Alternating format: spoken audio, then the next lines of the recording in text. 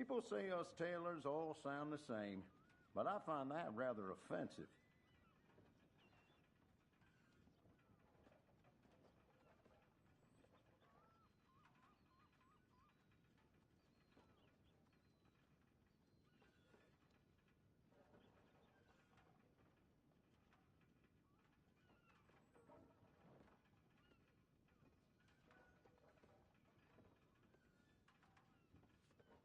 I only stock the best in my shop.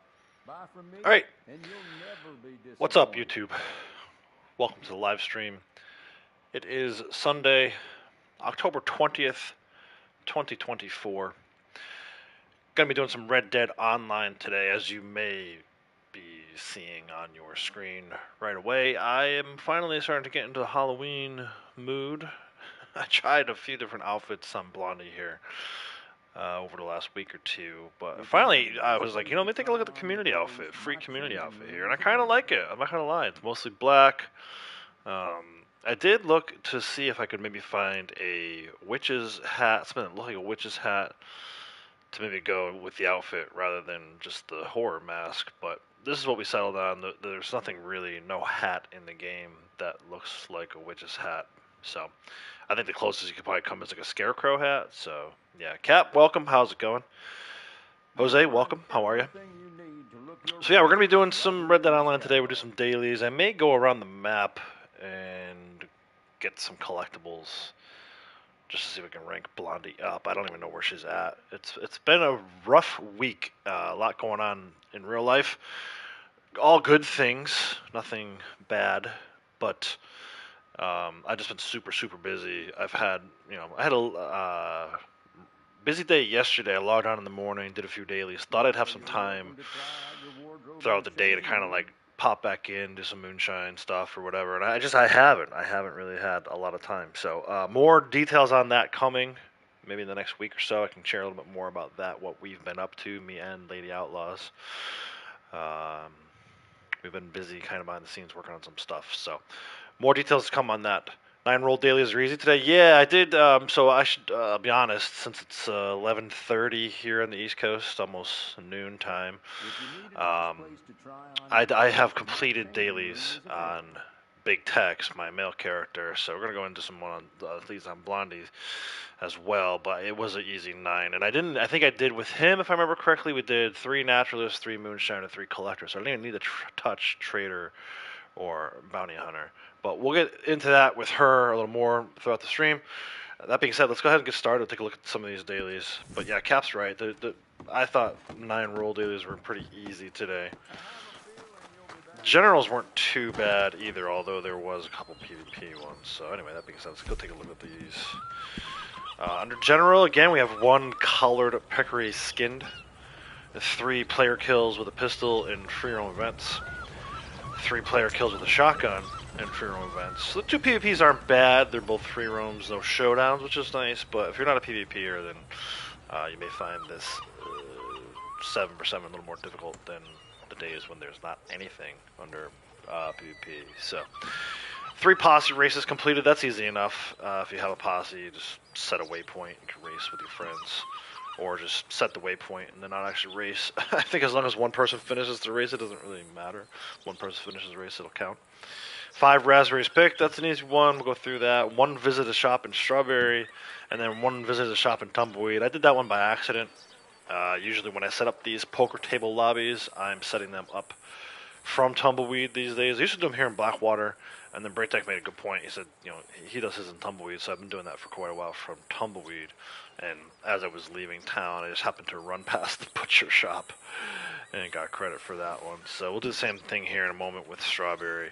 And then the peccaries are out in the desert. You're going to want to do those at night. I'll wait maybe a little while to do those.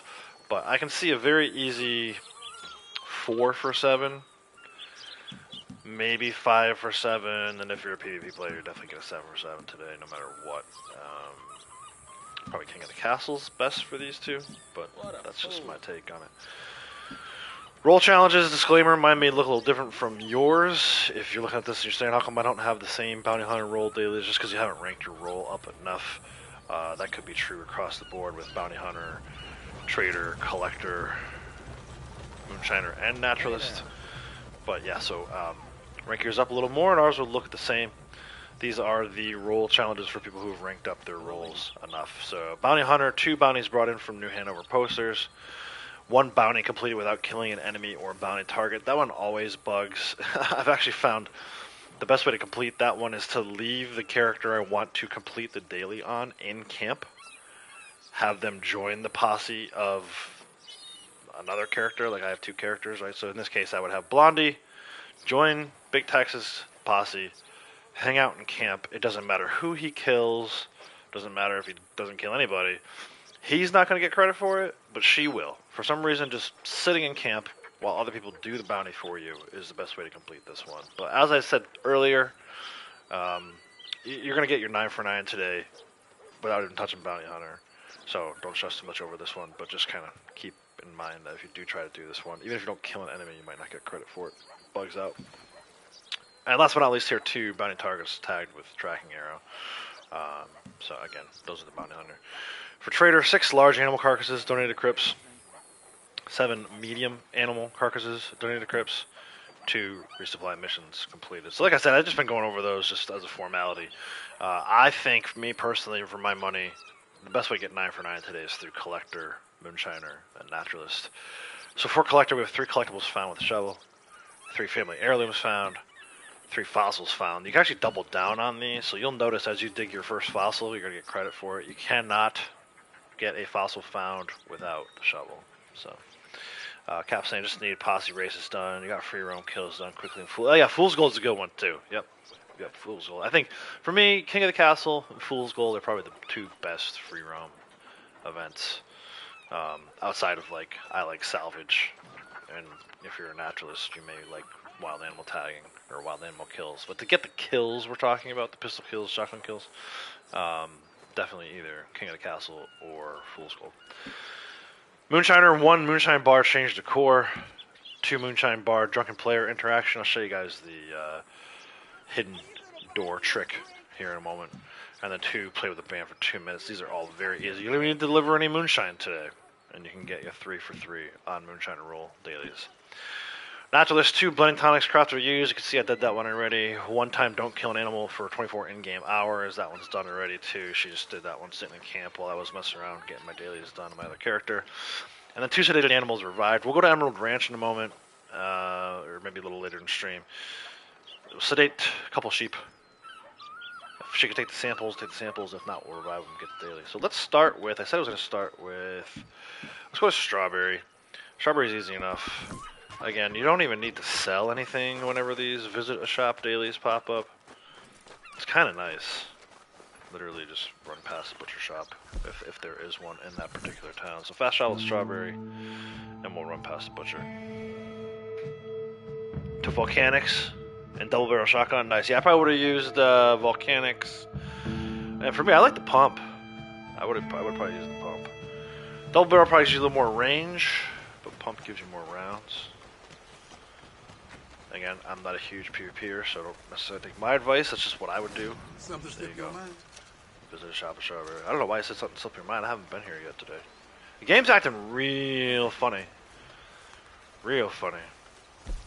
So that's your visit a shop. You can do the same thing in Tumbleweed. Like I said, I did by accident earlier. So if you haven't done that one yet, fast travel Tumbleweed here and go do that same thing. Just run right past the butcher. Raspberries picked. We gotta go out to Emerald for our reviving of sheep anyway. So we'll start with some raspberries picked out that way too. Again, we're kind of waiting for nightfall to do our peccary. So let's go do some other stuff. Emerald Station.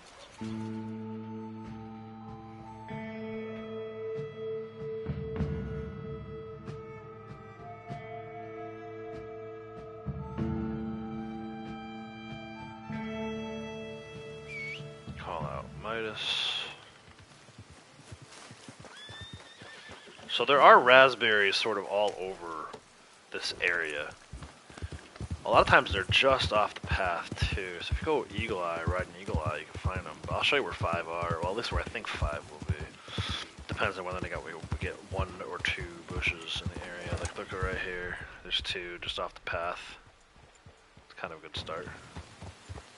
You won't see more than 2. So The fact that we got 2 here is pretty cool. Oh, she's trying to put her gun away. This is good too. I like to make a lot of berry cobbler for my moonshine, so I usually do this little like raspberry tour right here, even on a regular day if it's not a daily. But today we get credit toward the daily for it too, so that's pretty cool. So there's the sheep pen. Make sure I got my sender rounds on. I do. And then there's one more raspberry bush right here. So that should give us 3.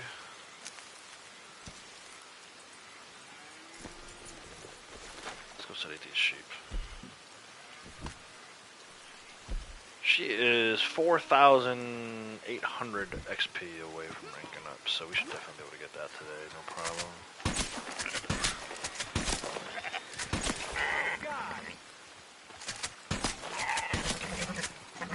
Nice. Only 2 rounds out of that one guy. I don't think she can take any. Yeah, that's fine. Revive him. We're here for the daily. I'm not here to do naturalist stuff, per se. But the naturalist dailies are easy today. I know I sound like a broken record to a lot of people who follow the channel closely. But rank up that naturalist role. It's maybe not the most exciting role in the world, but does give you easy dailies.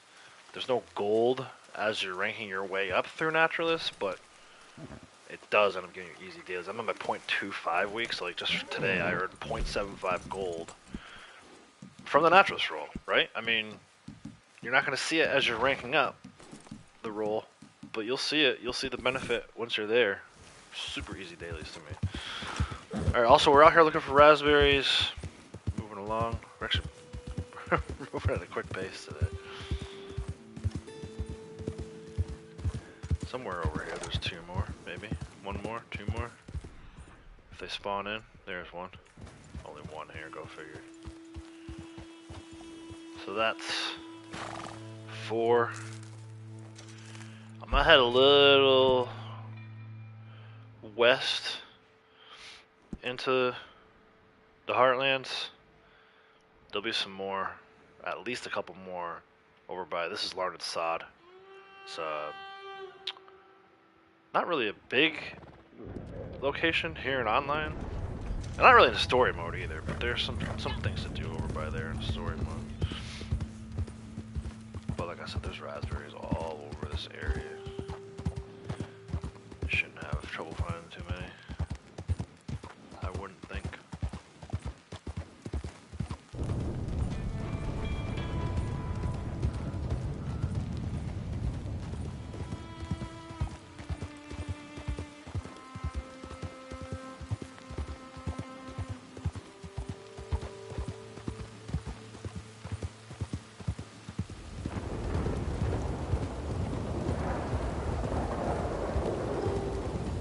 Tree is good for treasure maps sometimes. Nothing there right now, but yeah, just over to the left over here, there it is. Our 5th and final raspberry.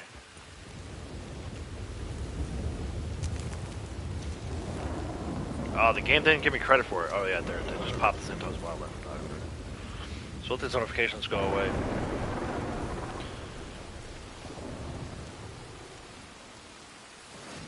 There you go, 5 of 5 on the raspberries. So that leaves for general dailies, just the Beckeries, right? Because I'm not going to do these PvP. I maybe do some posse race stuff, I don't know. I'm more interested in going do some collecting and riding around the map and seeing what other kind of trouble we can get into. So yeah, collar Beckeries are going to be, for me right now, it is 4:51 game time, right? I guess we're getting kind of close to nighttime. But I always fast travel to Armadillo. And then just outside of Armadillo, like you'll find them over here north of town. They'll be over here, kind of like northwest of town. If you're really struggling to find them, they love this little area right over here. This is Pleasant House. Just above the S in Springs. Almost always find them over there. We're going to see if we can't find them just north of Armadillo when we get there. But I'm going to let it get a little darker in-game first. So for now, let's go. We already did all our naturalist dailies.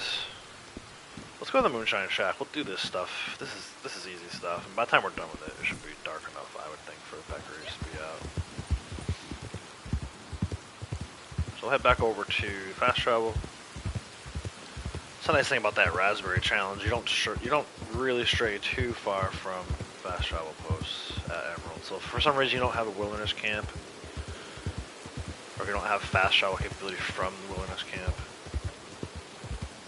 there's always fast travel ride right back over to Emerald and fast travel from there.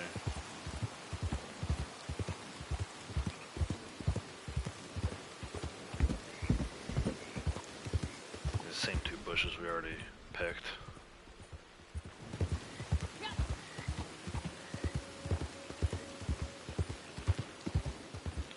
I might actually do a moonshine delivery while we're at the moonshine shack since I'm going to be there. It's good XP this month. You get like 1600, almost 1700 XP just for berry cobbler. If you do something like a poison poppy, you get 1900 XP.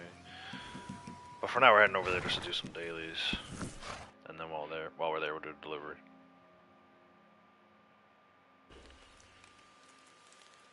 So we'll start with our drunken player interaction. If you're a solo player, this little trick comes in handy. It's a good way to get the daily done. You don't need to be drunk, nor do you need to have player interaction. In a moment, I'm just going to hold down triangle, and as soon as that little meter in the bottom right-hand corner is filled, I'm going to start spamming the circle button. It's on PlayStation. I forget what the corresponding buttons are on Xbox, but it's ultimately it's the button to invite the whole posse to the shack. So you're holding down just the regular enter, and then you start spamming the button to invite the whole posse. Here we go. There's one.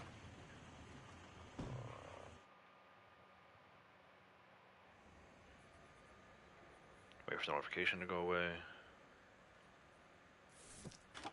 Head back out. I don't know who first figured this out, but it's a godsend, man. It's such a great little trick to get an extra daily done, especially in your 0.25 week. I mean, 0.25 gold just for doing this nonsense. Not having to invite anybody to your shack, not having to bother getting drunk, and then, you know, if you do it the right way, air quotes, right way, you have to leave the shack and then come back in anyway.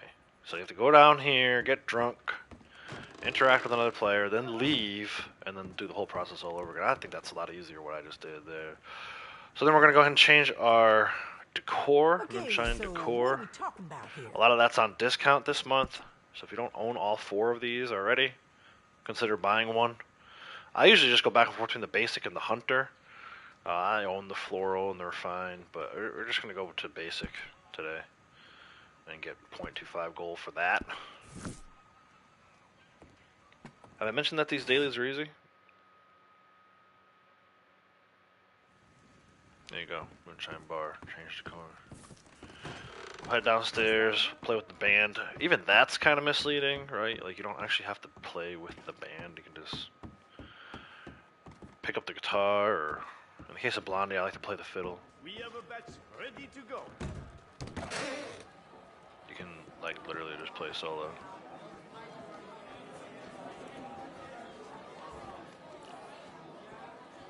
I hear no end to your kindnesses. Do my best Lindsay Sterling impression here. Slowdowns, ain't you?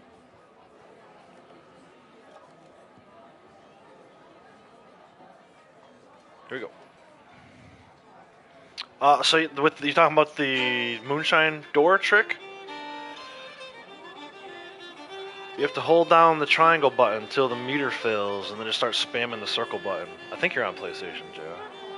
I wish I don't have my Xbox set up at the moment. Let me see if I can find a controller for the Xbox crew. Corresponding buttons are Y and B. So if you're on Xbox, you hold down the Y button in front of the door, and then start spamming the B button. PlayStation is triangle and circle.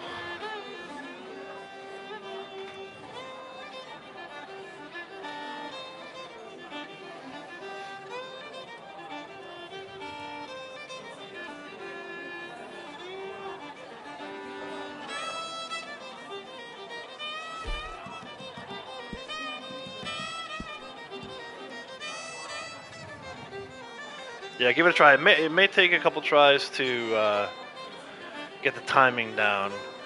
And I've noticed recently in the poker table lobbies, if you're a posse member and not the posse leader, and you're trying to do it at the posse leader's shack, that doesn't work quite as well.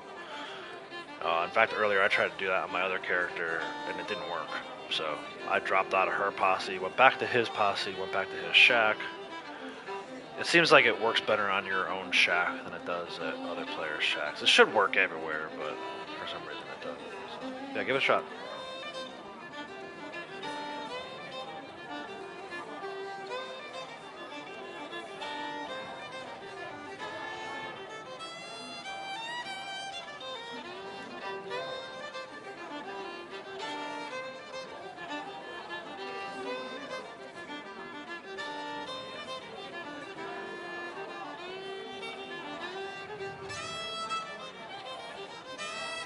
No, you do not.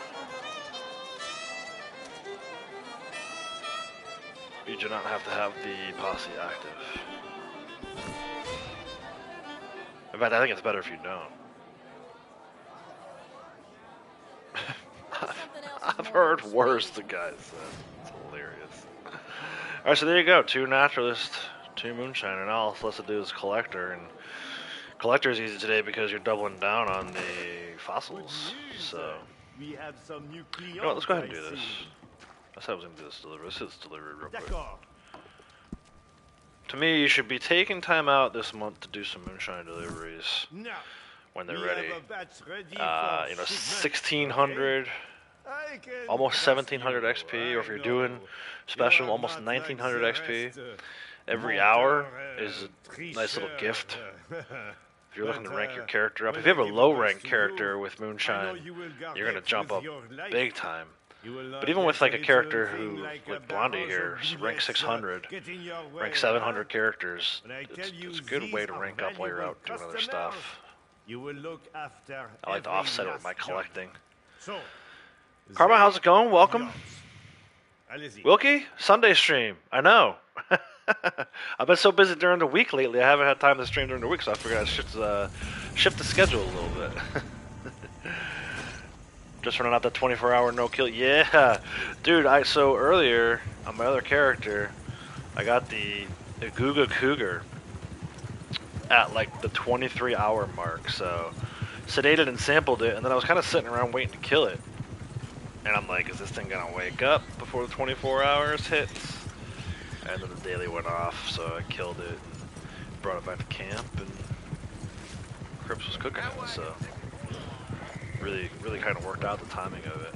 I was afraid I was going to either have to reset his timer, which even that, the timer for me, like, I spent so much time in the game, either just in my catalog in camp, or standing in front of Marcel waiting to do a moonshine delivery, that I usually get those 24-hour ones pretty easily. Like, she got it today, that's what she was doing. She was standing in front of Marcel for the last 3 hours, 4 hours, while I was working my other character.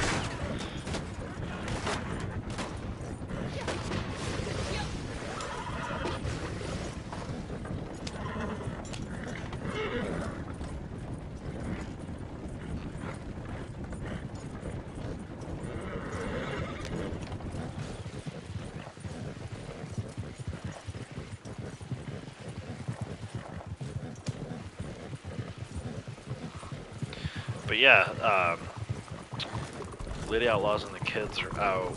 They are preparing bags of Halloween treats for the upcoming trunk or treat at the kids' school. The woman who is like the vice president of our PTO is a good friend, so she asked Jackie to come over and help out. That's what they're doing, so I got an empty house. Just me hanging out. So it's why not stream?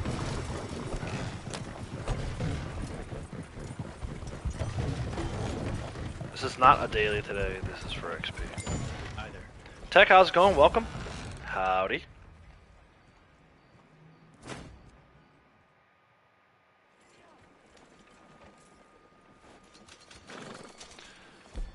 $31,716, oh, almost 2,000 more XP. So she's definitely gonna rank up today. I'm curious to see how far into. So she'll rank up to 654. We'll see how far into 654 we could get. I doubt we'll get to 655, but I haven't really done a collector run. Like I said, I haven't really had a time to do this kind of stuff. It's basically been like wake up, do a daily or two, leave the house, go work on some stuff, maybe come back, maybe do a moonshine delivery. Like I said, yesterday I was in the game all day yesterday, but didn't really do much. I think I did like 5 dailies between the 2 characters. I was planning on having a little more time yesterday, and then we didn't get home until pretty late last night, and I've been just so tired, just smoked from everything that's going on, so. Got some free time today. I would like to at some point sit down and watch some football, but I'm not gonna stress over football too much. I need some Red Dead time. This is my priority today.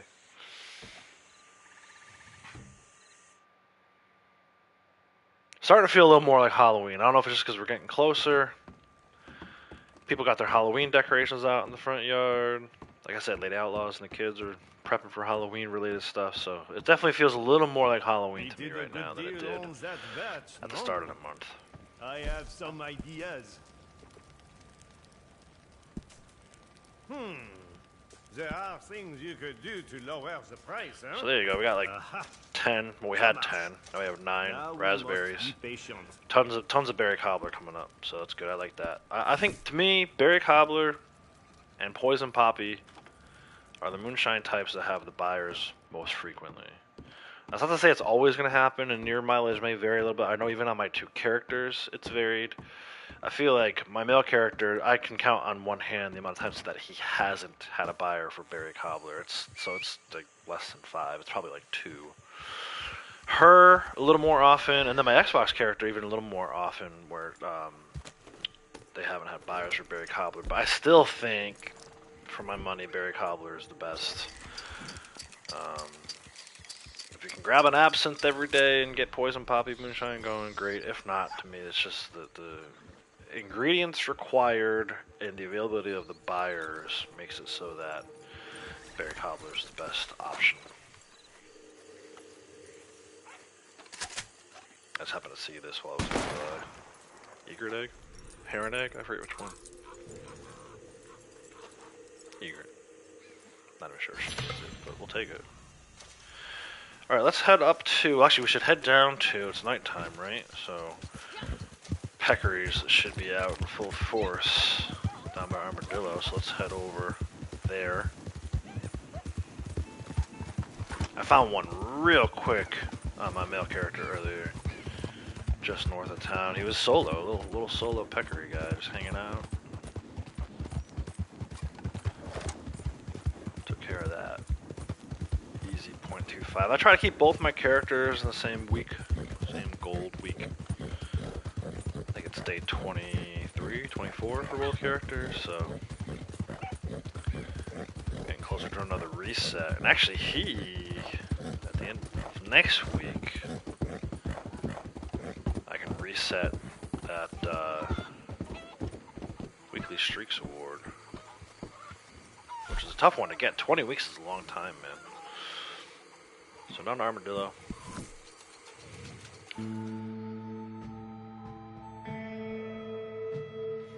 Just got back from getting kids' costumes. Nice. Yeah, so we were trying to figure that out. Like, we still don't have the kids' costumes. Normally we've already got costumes and have like a whole theme planned out by now. But we've just been so busy that Halloween's almost taken a backseat to everything else. So I'm gonna start north of town, like I said. Occasionally you'll see him over here. What's that? On the ground. Looks like maybe a pronghorn. Yeah, it's a 3-star pronghorn. I should take that. Alright, so I'm dead north of Armadillo. Let's go a little this way. Northwest-ish of town now. There's one. That's not a good skin at all. It's fine though. Doesn't matter. 1-star, 3-star, it all counts the same when you're doing it for a daily. Went to Gus last night and he said it's the season of the witches, so Harry will have some friends to hang out with. I heard him say something similar. I don't visit him very often, but I must have been doing something over that way. Maybe it was it a daily recently to visit him? And he said something, not that exact line, but something very close to that. That's funny. So anyway, there's your peccary. It yields a peccary skin, pork tenderloin, and a javelina tusk, which is kind of nice. But I was just doing it for the daily, so that's done. Just gotta show you guys where I am on the map. Armadillo to me is the best. You can find them all over the desert, really. Nighttime, if you hear a pig in the desert, it's a peccary, right? Very similar to boars.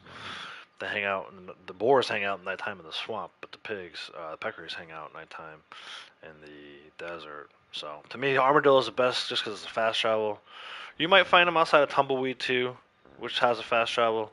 You got to go there anyway to go to the butcher or go to a shop for a daily today. So I don't know, explore that area maybe. I always seem to find them just off of the fast travel and armadillo.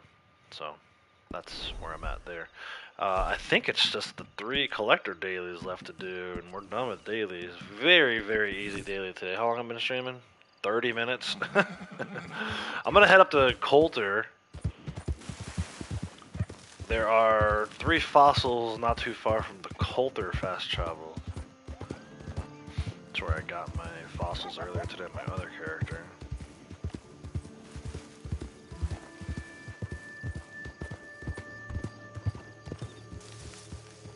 Let's head up that way. No, don't hit you. Coulter.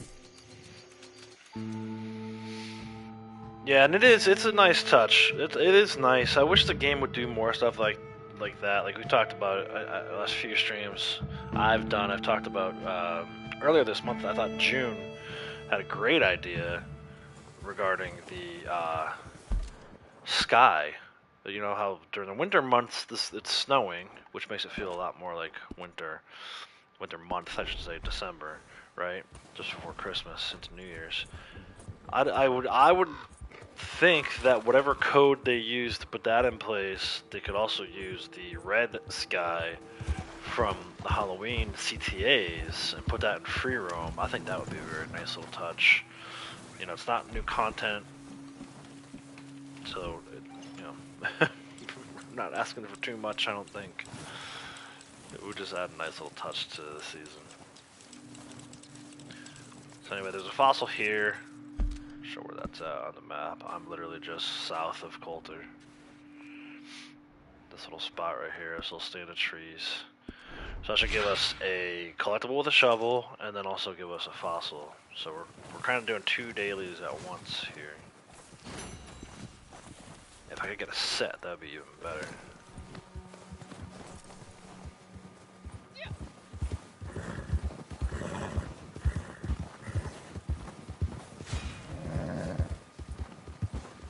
Second one's gonna be up the hill here.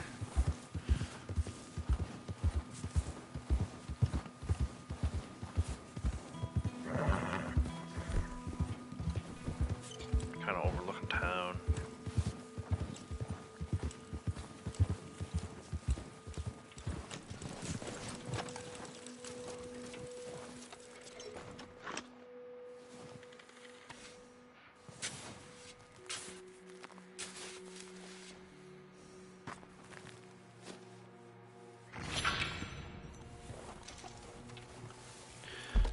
Last one's a little bit in the distance. Still not too far from Coulter, over by Flaco Hernandez here. There'll be a 3rd one. But most of your fossils you're going to find up in the snow. Occasionally there'll be some in like the swamps. Today I wasn't really happy with the locations of the ones in the swamps. I figured just come to Coulter instead. It seemed more efficient to just knock all 3 of them out up this way.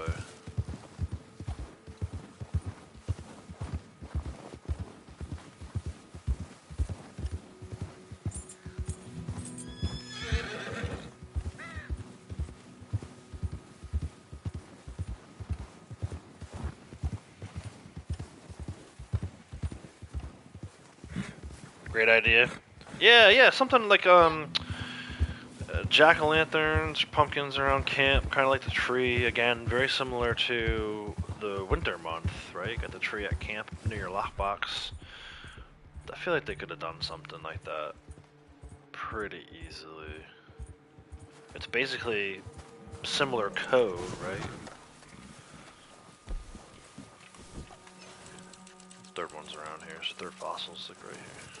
So we should get 3 collectibles with daily, shovel daily complete, and then the 3 fossils complete as well. Very easy.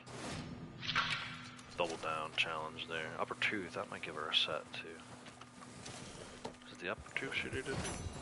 Yeah, 6 of 6. Nice. Fossil set, that'll work. Alright, let's go back to Coulter. I also found what I thought was a pretty easy family heirloom run today. At least I'm a male character. He needs a lot of foot mileage for that last award. Or that travel award. It's not the last award, travel award. I think he's in the final round of it though. So I like to go on foot and kind of run around Saint Denis. There's 2 there today. So we'll go back to Coulter. I'm actually going to go with Wapiti first. There's one right near the Wapiti fast travel. And then we'll go on to Saint Denis for those 2 that are there. And while we're there, maybe I'll sell this peccary skin pork to the butcher. He's up to like 775 items. I don't know about her. Yeah, we'll go to Wapiti first.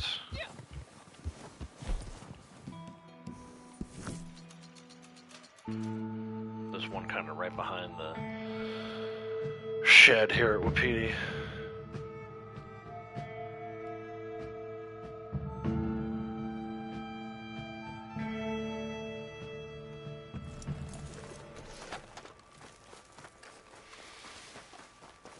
I say shed, I don't know what this building up here is supposed to be.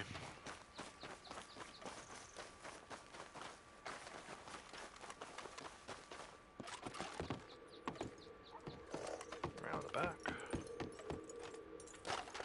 And Dick.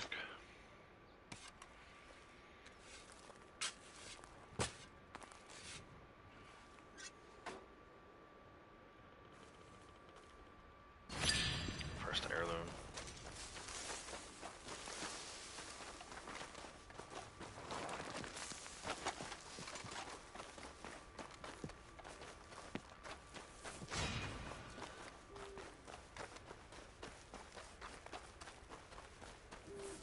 And we'll fast travel to Saint Denis.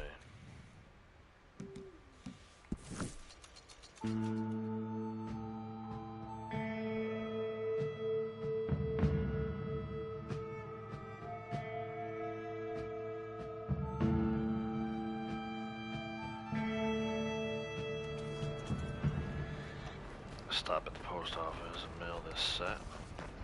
This fossil set.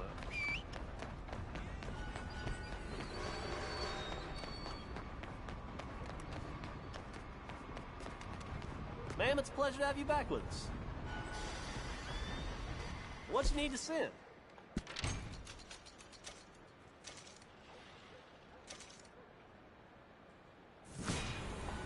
$654. And she shot past it a little bit, 1386. So yeah, cool. See how far we get. Let's see how close we can get to 655 today. Which hasn't ranked up in a while. Like I said, I just haven't really been playing that much. Thanks for traveling with us. I have been doing moonshine when I have been playing, so that's helped, but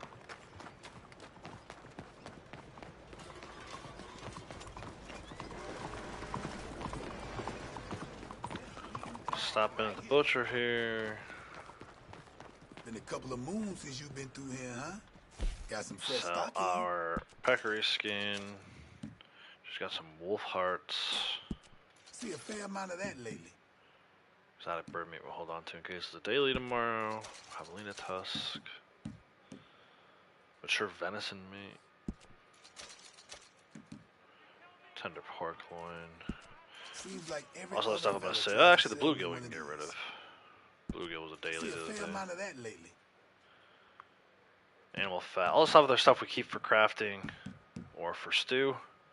Or in the case of this one, if 5 perfect pelts is a daily, I want to make sure I have that on me. So we can take a look at her pinned. She's still trying to close in on the travel by horse. We're still looking for coin sets. Not really, though. Large animals killed with a knife. Animals killed overall. Time is lost of wanted level. Hideouts. People help to need. Alcohol bottle sets.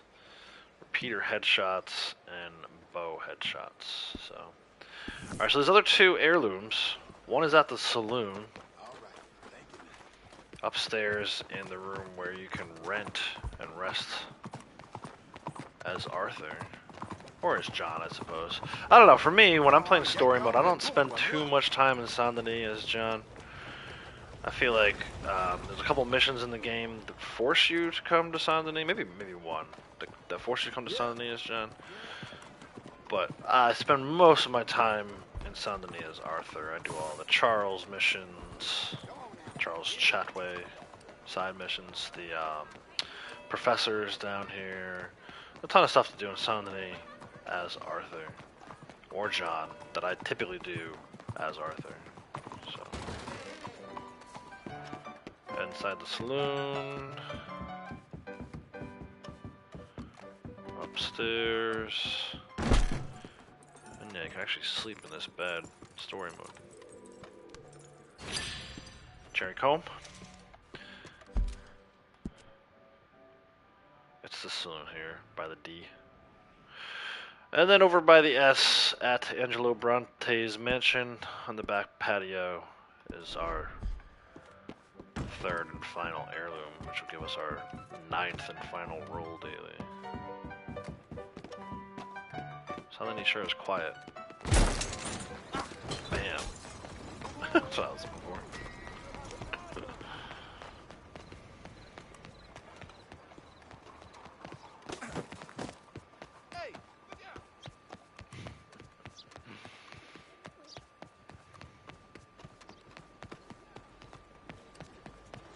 Season of the Witch.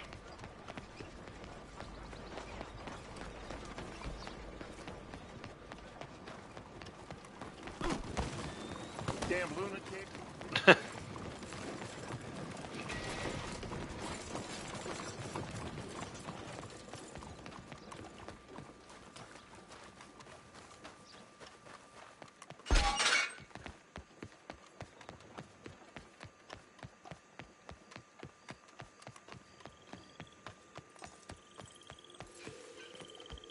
This is the ebony hairbrush. You've completed 9 of 9 daily roll challenges. New roll challenges will become available after challenges reset. Still 1 a.m. Coming up here soon, though. We set the clocks back. It'll be midnight for me. Very family heirloom sound. So, like I said at the very start of the stream, 9 of 9 today is doable through Naturalist, Moonshiner, and Collector. Didn't even need to touch Trader or Bounty Hunter. These are all very easy dailies. These are all very easy dailies. These are all very easy dailies. If you need one to fall back on for some reason, this resupply one's not too bad. You just gotta do a bit of hunting, which if you're gonna do hunting anyway, you might as well do the large animal one too. But I don't know. For me, for my money, it's always Naturalist, Moonshiner, Collector. If I can get my 9 through those rolls, what I do. So it's almost like I work in reverse, right? You start with the Naturalist, then do Moonshiner, then Collector if I have to, then I go to Trader. And then if for some reason the Trader ones aren't good and I have to go to Bounty Hunter, and that's how I do it. But that's a 4 for 7, 9 for 9 day. So I'm going to actually, that's it for dailies for me. You see, I got a little bit of stick drift going on. I mentioned this during Cap's stream. It's almost like if I even just tap my right joystick, it starts to spin a little bit, and I'll stop, of course. So we're starting to lose this controller, which isn't very exciting. But there's a new game I want to buy anyway soon, so I think if I go to like GameStop and buy that game, I might as well just grab a controller while I'm there. But yeah, so let's look at 654, top left corner, rank 654, 1786 XP now. So we need 32,000-ish to rank up again. We're going to see how we do collectors and sets. The glitch, that should, yeah, that little moonshine trick should work in MTU lobby. I know it works in poker table. I know it works in public. I believe it should work for you and up to you. So yeah, I'm going to do some collecting. We're going to do our little collector run. We'll get it set up here. Probably going to take us a while today because I feel like the cards are getting low.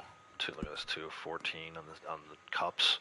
So let me set up. I am using the Jean Ropke map. I don't know how you want to say it.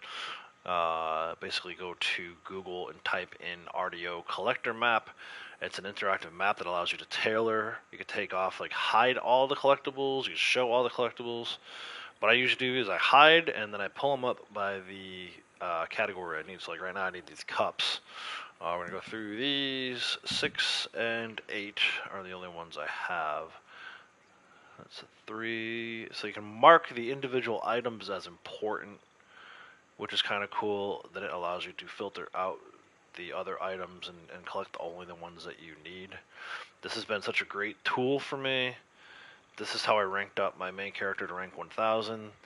This is how, when I have time, I plan to rank up Blondie here as well. So for those of you who are joining for the first time, you're seeing rank 654. This is actually my secondary character. My main character is a rank 1000.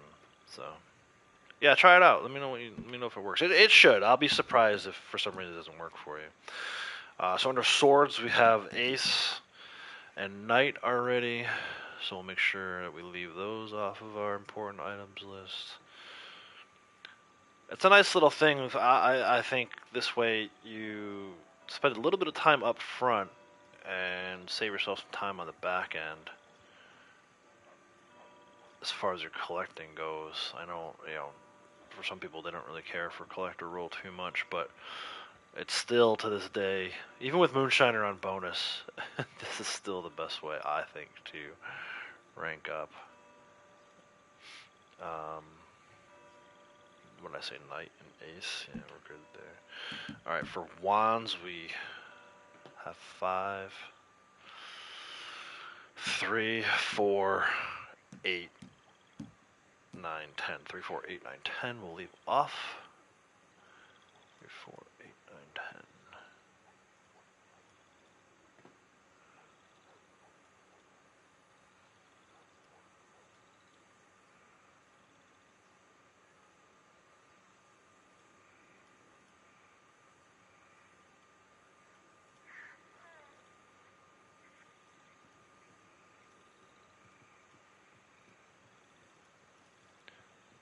And then the last of the cards is Pentacles.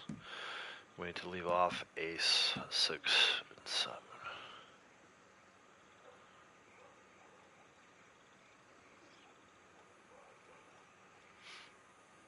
As we're going around the map, we'll see what else we can get into. Hopefully hideouts and things of that nature.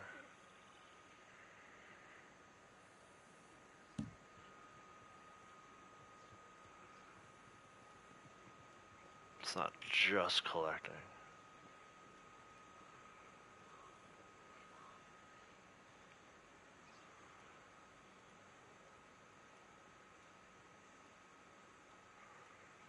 Alright, bracelets. We only need the Infanta. I feel like every time I stream, it's never on the map. It's not on the map again today. So we'll skip the earrings. This earrings, there's only a few earrings that are on the map, and this isn't one of them. What do I need, though? I'll check.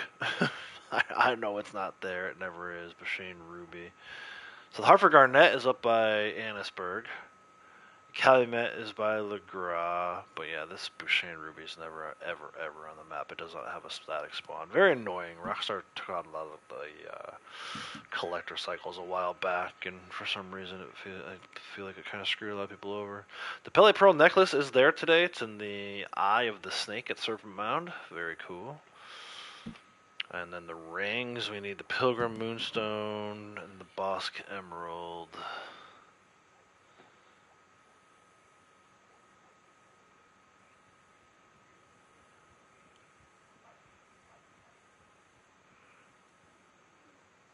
Neither one of those. There's a ton of static rings on the map today, but none of the ones that I need. There's 1, 2, 3, 4, 5, 6. 1, 2, 3, 4. Oh yeah, 6 static rings on the map today, and none of them help me. Go figure.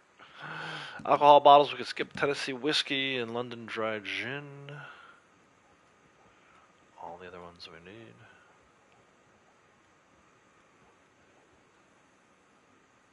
And actually the scotch is... Gotta swim to the scotch today, so I may not actually do that one. We'll see when we get there how I feel. Bird eggs. We need the spoonbill, the heron, and the eagle.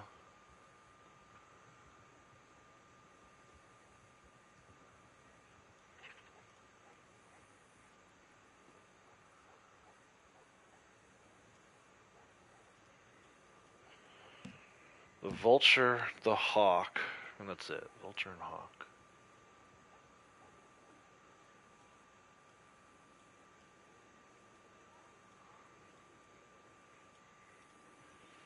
And then last is the heirlooms.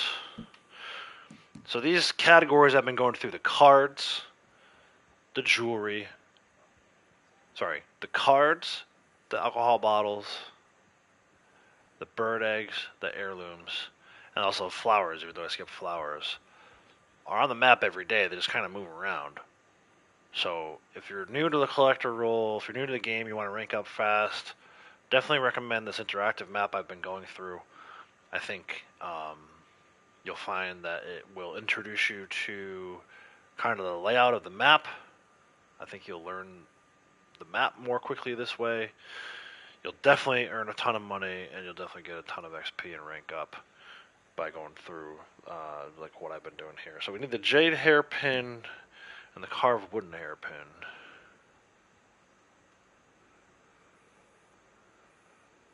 Carved wooden's like way outside the map today too, go figure.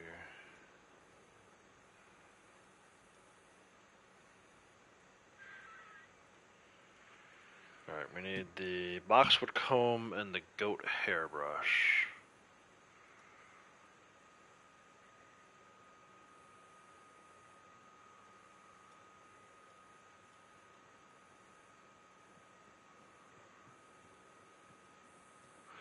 We need the rosewood hairbrush and the ivory comb.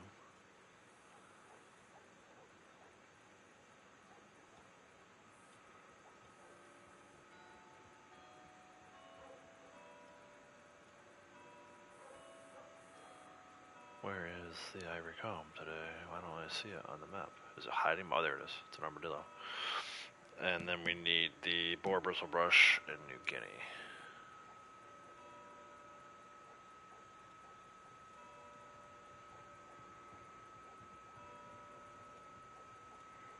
Alright, so let me do show all on the map, interactive map.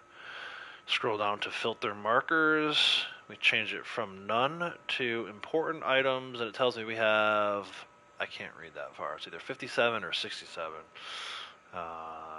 collectibles to do today. The other cool thing about this map is it will generate a route for you. Maybe not the most reliable route, but certainly gives you an idea of the path that you want to take in order to get all these different collectibles. So yeah, so we're going to start in the desert. I always like to go from southwest to northeast, or whatever the map allows me to do. We're going to start at Tumbleweed and make our way west, east rather, through the desert. Kratos, how's it going? Welcome. Tech got a couple new subs, almost close to 100. Nice.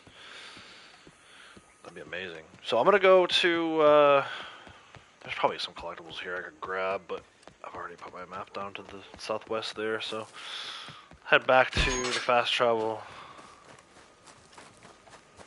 I have a little fun with it along the way by running into people.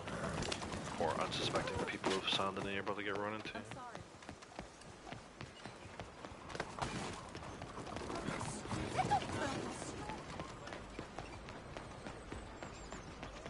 Get back to work.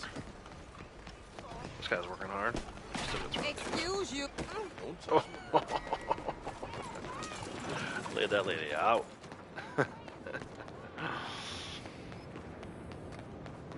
But yeah, I like this part, you know.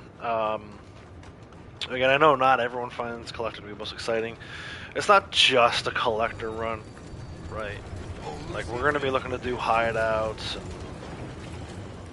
ambushes, defend the campsites, pretty much any kind of shooting we can get into. We're definitely going to get into that as well. So. Watch your step. The collector route just kind of gives me an excuse to go around looking for that stuff. What are you doing?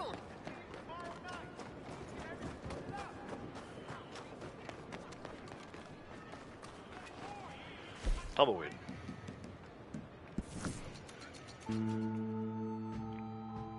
You still don't know how to use the map properly? I have a video. You know what, man? I did a video a while back. I'll see if I can find it while we're doing other stuff. I mean, it's so long ago. It could take me all day to try and find it. But I wonder if I did like a search. Alright, so on the back of the wagon here at Ridgewood Farm will be a card. We'll start there, I guess. What did I say before? Bonnie still needs like 120 miles? 180 miles traveled by Horse horse. like that will sure bring in a pretty penny.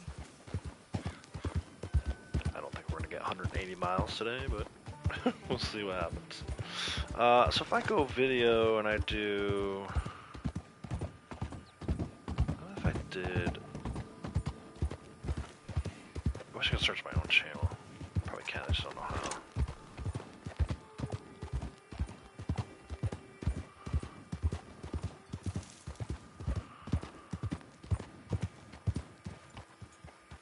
We are stopping here. We are gonna do...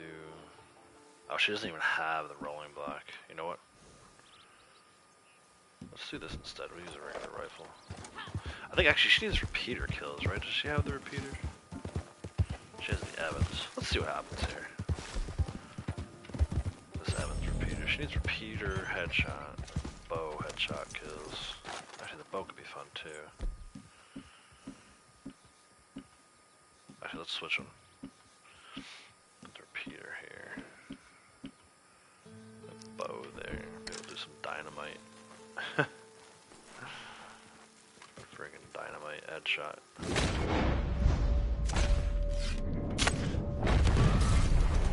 Oh man, that was nasty.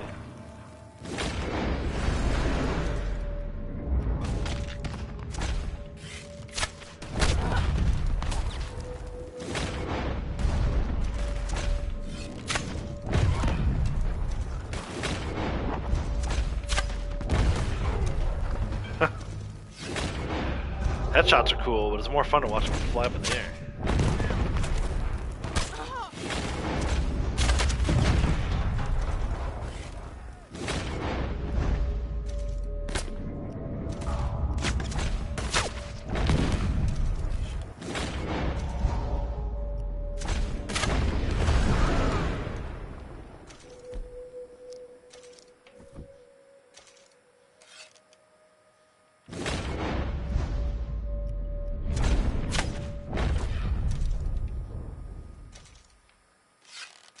This is way out.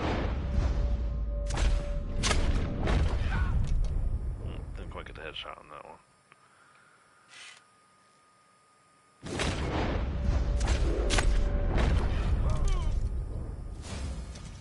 Nice. Been ready to use the repeater. 90 enemies killed with a bow headshot.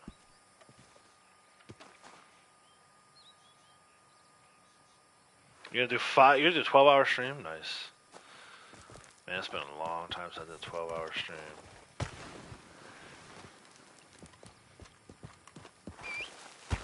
Keep the bow and the repeater out. It looks weird with the winter wrap on it, but I'm gonna try to remind myself to get some bow kills and some headshot or no, repeater kills here on this character at least. I have these both maxed out on my main character.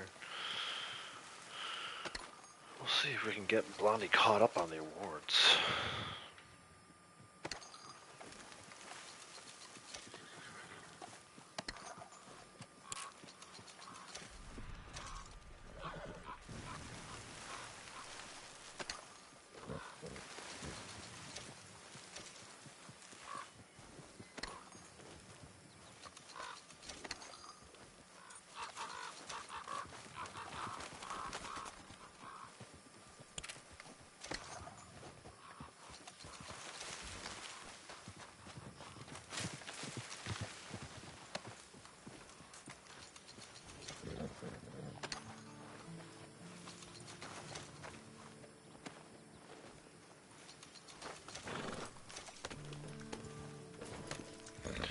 Actually wonder if we can create more dynamos right now. No. Alright. Yep. Back to it. Go get this card.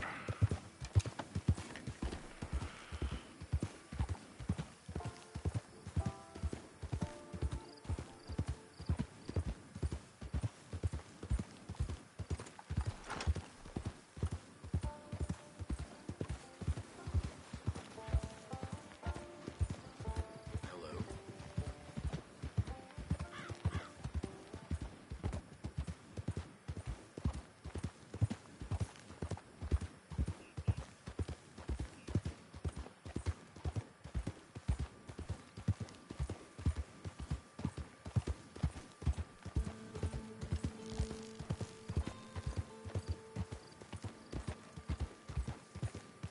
Tech is up to 96. Nice. Actually, you know what I can do? I can help that out too. Let me do this. Let's see if we can't get you to 100.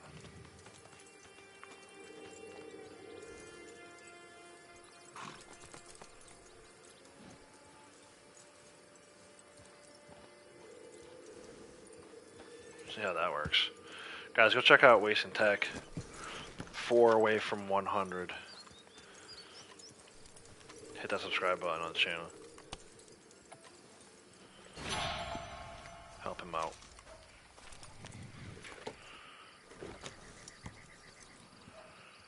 Alright, let's go up to Pleasant House. Right here. Another card there today. We'll grab that one.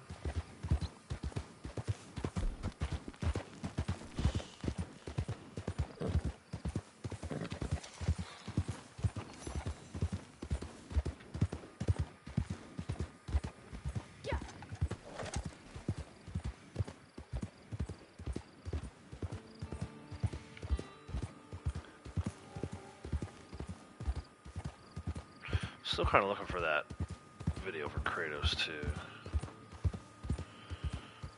I wish I could remember when I actually posted that. It's been a long time. There's 1,000 videos in between.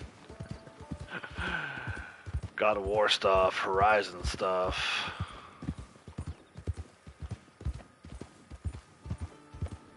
It's probably a 2-year-old video. Prince of Persia stuff was around January. Red Dead 1 stuff. Assassin's Creed Mirage. Guys, I played a ton of videos. This is only 8-9 months ago, so just in the last year. Spider-Man 2. I always forget about these kinds of videos. The new Halloween Call to Arms from last year. Starfield.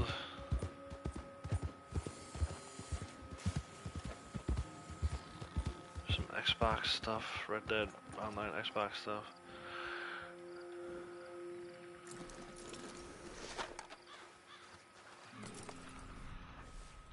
Back of the wagon here is going to be a card. There's an alcohol bottle over by Shaky. I gotta grab it real quick.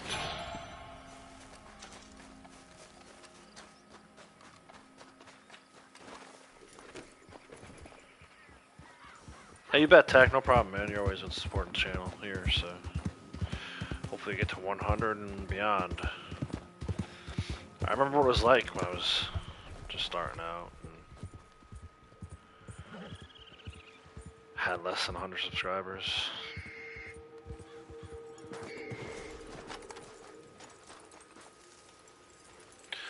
Alright, Caribbean Rums here. Alright, then we gotta go into Armadillo.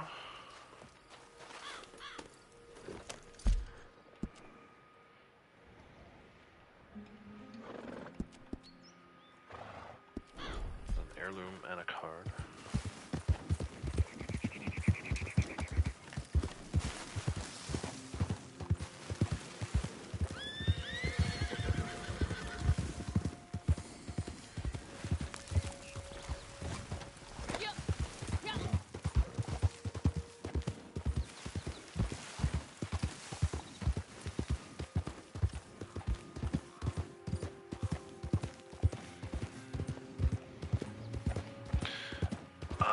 keep searching for this video.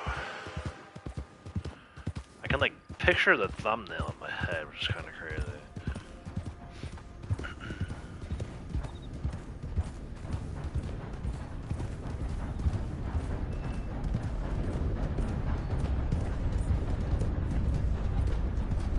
First God of War playthrough.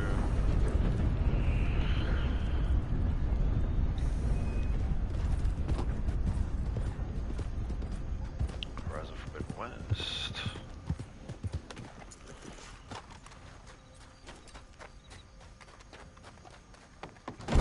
Well, hello to you. Oh, man, and drunk.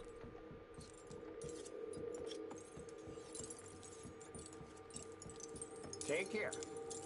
Hello.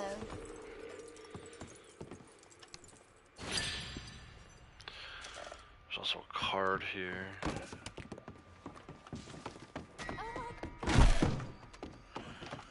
Over by the sheriff's office.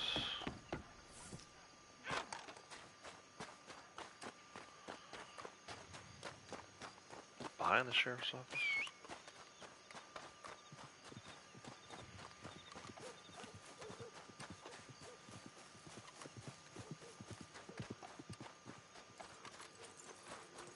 And casket.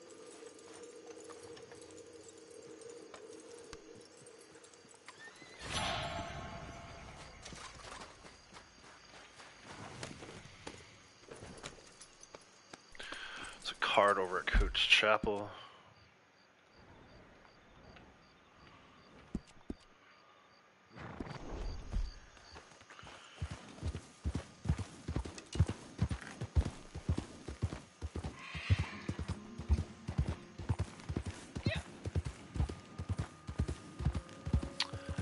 There we go, I found it for you, Kratos.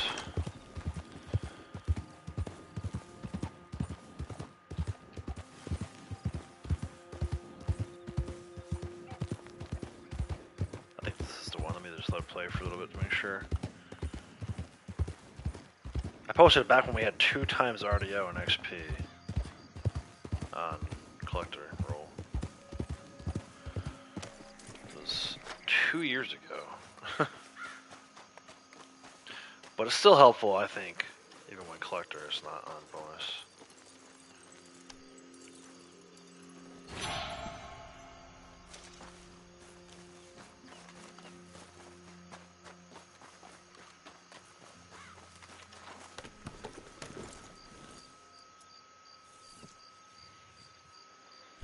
We gotta go all the way up to Bear Claw Camp. We're gonna ride because, as I said before, Bloody needs some distance. Ultra Egg is there today. It's so funny, I actually used Morgan's character as part of this video. She was only ranked 10 back then.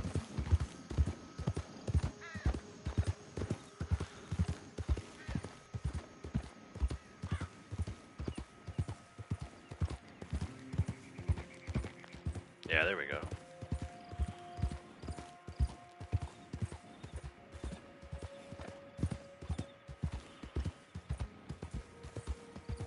I think this is the one.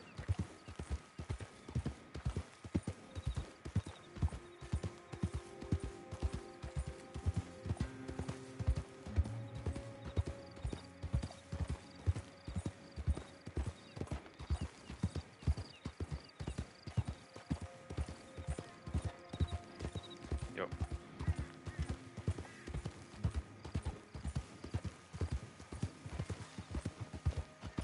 Yeah.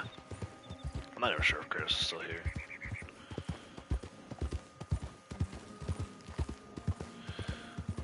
But this is the video. So I did a pretty deep dive in that video I just posted there of collector role information, including the interactive rope key map, RDO collector map. Again, go to Google, type in RDO collector map, and you can see the interactive map I use for all my collector runs. You know, even when I was doing coins only, right? Just turn all the other ones off, turn the coins on. or if you only want to do like a family heirloom run, which is what I started doing initially. So if I look at these awards here, it's gonna look a little different on this character than on my main character. On my main character, I have all of these filled in with gold. We used to do family heirloom run every night. The cycle would change over. The first thing I would go out and do, get all 15 family heirlooms and sell them and call it a night. She still hasn't even maxed out this one yet. That's funny. This looks so weird, man. These cards should be done soon enough, though. Get 4 more today. Alcohol bottles, maybe get 1 today. We'll see if I want to swim for that Scotch whiskey or not. Like that fossil set she just turned in, that helped out a little bit. But yeah, like I said in the video that I just posted, cards, flowers, alcohol bottles, bird eggs, and family heirlooms are all on the map every day. A lot of them have static spawns. The flowers, on the surface it's easy because there's so many of them on the map, but really you're going to run into issues with the creek plums and agaritas and blood flowers. You can do 3 flower sets every day. You can do 4 card sets every day. So these 2 could potentially go quickly for you. It just depends how motivated you are to collect flowers. For some reason the flowers are always boring to me. So you could potentially have all these maxed out pretty quickly.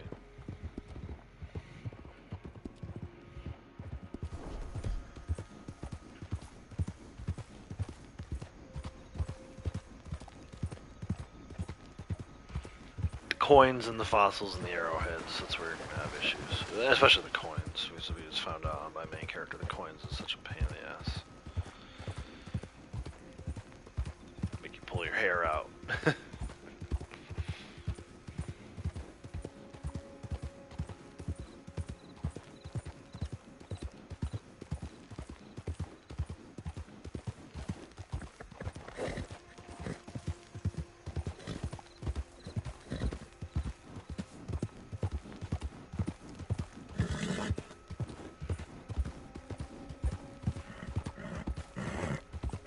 I'm surprised so far the only thing that spawned in has been that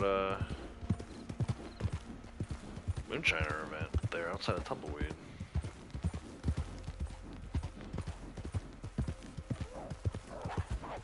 Wolves. I'll have my rifle out for that. I mean, you can kill wolves with a repeater, but it's potentially cleaner to kill with a rifle. Oh, and now there's a bear. Get off the horse. Freaking grizzly's gonna charge me. Okay, that works. 4 wolves and a grizzly. Some good pelts. Some good things to sell to a butcher. So I think, you know, part of it maybe is just me. But I feel like perhaps the reason why I still enjoy this game all these years later, almost 6 years later at this point, is that I feel like the way I play the game allows me to experience a more complete game. That's not to say that one way is right and one way is wrong or whatever, that my way is the right way. It's just I think the way that I play the game allows me to experience a more complete game. Like, how many people are going to actually stop and skin all these wolf pelts, right? Like, if you just want to log in for an hour and just go, then that's fine. That's up to you. That's one way the game allows you to play it. But I've always felt like, you know, I don't think that's the way the game was intended to be played. I feel like it's intended for you to slow down, enjoy it, like, don't rush through the missions. There's actually negative consequences of rushing through the missions, is you get a worse payout. You don't get as much money, as much XP, or as much gold. I think the game was intentionally designed for everyone to kind of pump the brakes and just, like, sit in it. You know, Tech's talking about doing a 12-hour stream when he hits 100 subs. Like, this is the perfect game for that. I've done it before. There's so much stuff for you to be able to do. Take your time with it. Just rush from one thing to the next. I don't think that's a very good way to play this game. I think a lot of the people who kind of faded out, that's part of the reason why. Like, yeah, there's no new content and stuff like that, but it's also that perhaps maybe they didn't just enjoy just riding around. I mean, I literally, before I started playing online, I would spend hours in this game just riding around the map as John, looking for stuff to do. And then once all the little, you know, story mode, random encounters ran out, then I would start over again as Arthur from chapter 1. Just do that. So I actually really like the idea that there's different stuff to do every day. Or that the map kind of recycles every day, refreshes every day.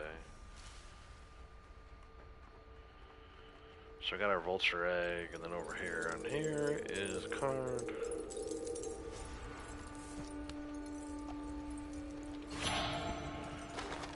Something else over here too, flower or something, I can hear it. Or is it a heirloom on the other side that I already have, so I didn't put it on the map. What is this? Where is it? Oh, is it a ring? It's a jewelry inside this little shack here. Let me see if I remember how to get this one. I think you have to like squat down. The fireplace, right? Crazy. I don't know what this is. I don't need it, but I'll take it. It's additional XP. Bolio diamond ring. Yeah, we need the Bosk emerald. And the pilgrim glintstone. Either one of those are on the map today. But there you go. A little extra XP from taking a piece of jewelry. Alright, let me mark these off the map now. Egg and card are done. We're going on to Quaker's Cove. There's a card down there today. I was here earlier on my other character. He had a moonshine delivery here. He got this card as well.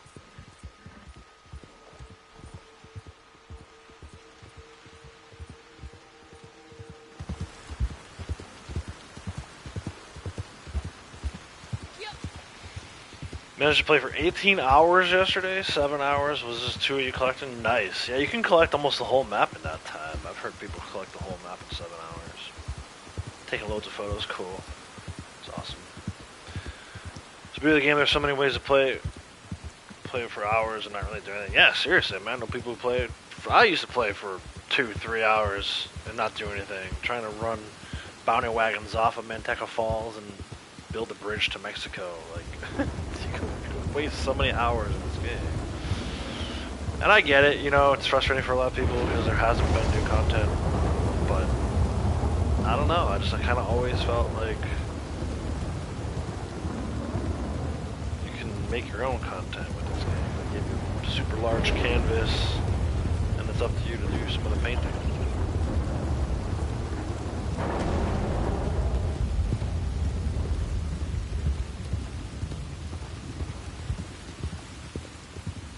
I never felt so married to this game that I wasn't able to play other games I wanted to play in the same breath, right? It's nice that you can, like, when new games come out, a lot of times I'll log in, do a daily, log back out, play however many hours I want to spend on the new game, and then maybe I'll log back into Red Dead afterwards. But I never really felt like a true burnout where it was like, oh, I gotta take multiple weeks off, or felt like I was giving up on the game completely. I may still take a day off here and there, but I don't know. Man, you heard me as I was going through looking for that video for Kratos. I was kind of rattling off all the different games I played just in the last year or two. Starting with like Starfield, right? Starfield, Spider-Man 2, both God of Wars, both Horizons, Prince of Persia, Assassin's Creed Mirage. I mean, the list goes on and on and on. I've never felt so. And then even with all that going on, like, I'm a dad. I have 2 young twins. one that has special needs. It's like, you know, it's not like I'm just sitting here playing video games all day. A lot of it is, but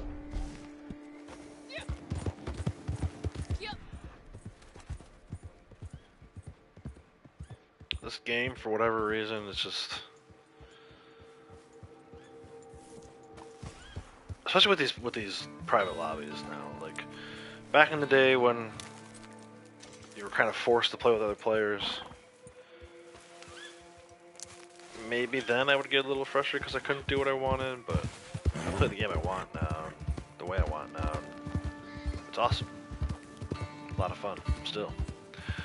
Southwatch Man, how's it going? Welcome. UConn Wake Forest game was a good game yesterday. Tough all. Yeah, it was weird. They were favored by 2, and they lost. They ran out of time. That's really what it came down to. But yeah, I watched a little bit of it. We were actually out that way. We were out at UConn last night for a volleyball game. Well, I shouldn't say last night. Yesterday afternoon. It was 4 o'clock start time for their volleyball team. And on the way out there, we decided to stop kind of just off campus. There's a little bar. We stopped and watched the football game a little bit. Watched the last, 10 minutes. I put it on, there was 23-13, and 2 seconds later they scored to make it 23-20, and I was like, oh, here we go. They're going to come back. And then when they got the ball back, I was like, oh yeah, they're going to drive down, at least tie this game.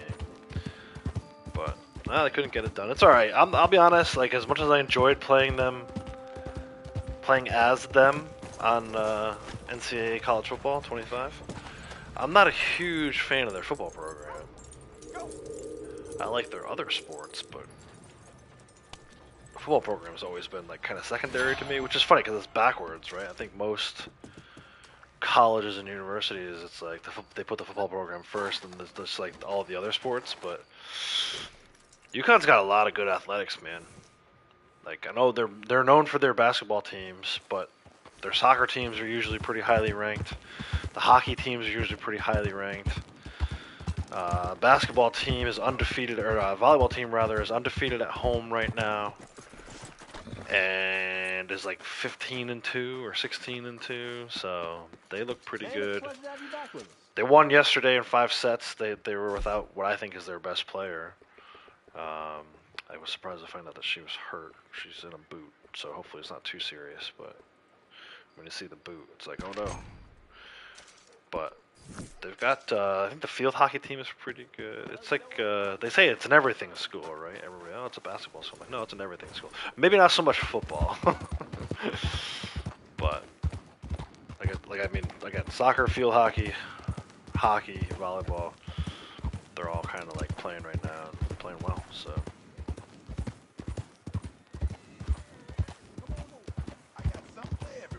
Sell this stuff to the butcher. Just take a look and see where she's at, too. Hey, now, why you wearing that thing? Good bear pelt. 2 good wolf pelts. 2 poor wolf pelts. 4 wolf hearts. Seems like every other fella tries to sell me one of these. Let's see where she's at. I know he's closing in on another reset. I checked it earlier while I was messing around with his character. But she, I think it's kind of dragging behind a little bit. Yeah, 195. Even with those I just sold, she's only reset this one time. That's funny. I think he's closing in on. He's past the halfway mark with that one. She doesn't even own 10 unique legendary animal garments. It's funny. Alright, we gotta go over to Riggs for another card here. We'll get that auto ride set up in just a second. You have a good day. What's she up to for XP? 4,000. I'm curious to see how close we can get to 655. We were so close to 654 when I started the stream today. I feel like we can maybe get close to 655. I should be keeping an eye on my moonshine more. But we'll see how it goes with just collecting.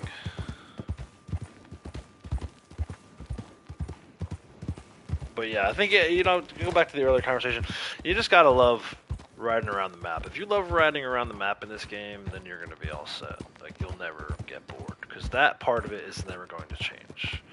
They've done such a good job of creating these environments. I've talked about this before. I feel like the settlements, right, like the towns and the cities and the other, like, kind of named locations are spread out evenly enough. Like, there's some open world games that have the same size map, but don't have as much in between, or too much in between. I feel like they did a really good job of spreading out the map. Tide went down, huge win for the Vols. Nice. Yeah, I didn't even see that. So Alabama, I think that's like their second loss in a row, right? Didn't they lose? Because IPA is an Oregon fan. I think that's who they were playing the week before, right? Wasn't that Alabama, Oregon the week before?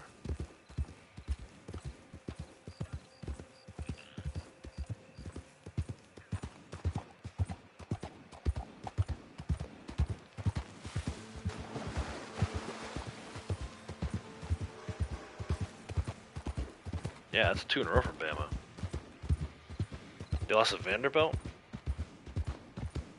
Alabama did it. Then who did Oregon beat? Was that Thursday night? I'm trying to remember when that was. That IPA was all excited about the Ducks.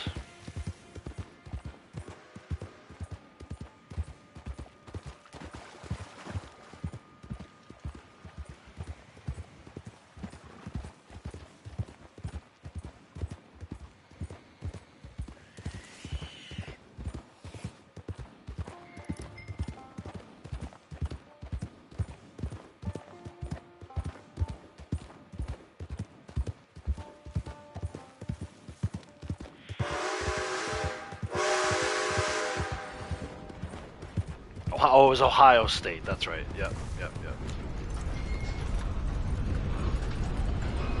I got my red teams confused.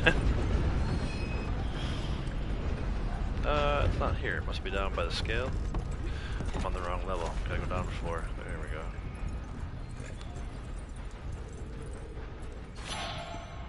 Yeah, mine too. I mean, I love playing these other games. Like, I was scrolling through some of the other games I played recently, looking for a specific video. But like God of War, love it. Horizon, love it. All the other games I pretty much listed off, I loved. Even Prince of Persia, that was like not typically my style of game. This most recent Prince of Persia, I loved it. But at the end of the day, my go-to is always going to be Red Dead. I was going through, finally got a chance to sit down this morning after I finished doing my dailies on my male character. I sat down and started editing some of that Arthur Warriors video I've been working on. And, you know, just re-watching the story cinematics, you know, like of Dutch talking prior to a mission or after a mission. Like, I can hear them in my head, even though I have when I'm editing, I keep it on mute. I can hear them, like, saying certain lines. Like, the one I just watched was the trolley car mission with Dutch and Lenny, when at the end of it, Arthur says, "Oh, and the quarter. Don't forget about the quarter." Dude, the fact that sticks with you so much, and it's not just that I've played it 1,000 times. That line stuck with me after the first time I played it. It's just so well written and acted, and like all of it. It's just, it'll never get old. I think the only thing that could potentially replace it would be a Red Dead 3, and even then I don't know. Because I went back to playing Red Dead 1, you know, just recently too, and there's something about this particular game that just kind of sticks. For all my frustrations with it, you know, I've been known to complain about it too, but it's a damn near perfect game. And I don't know how long it'll be before we see anything like it.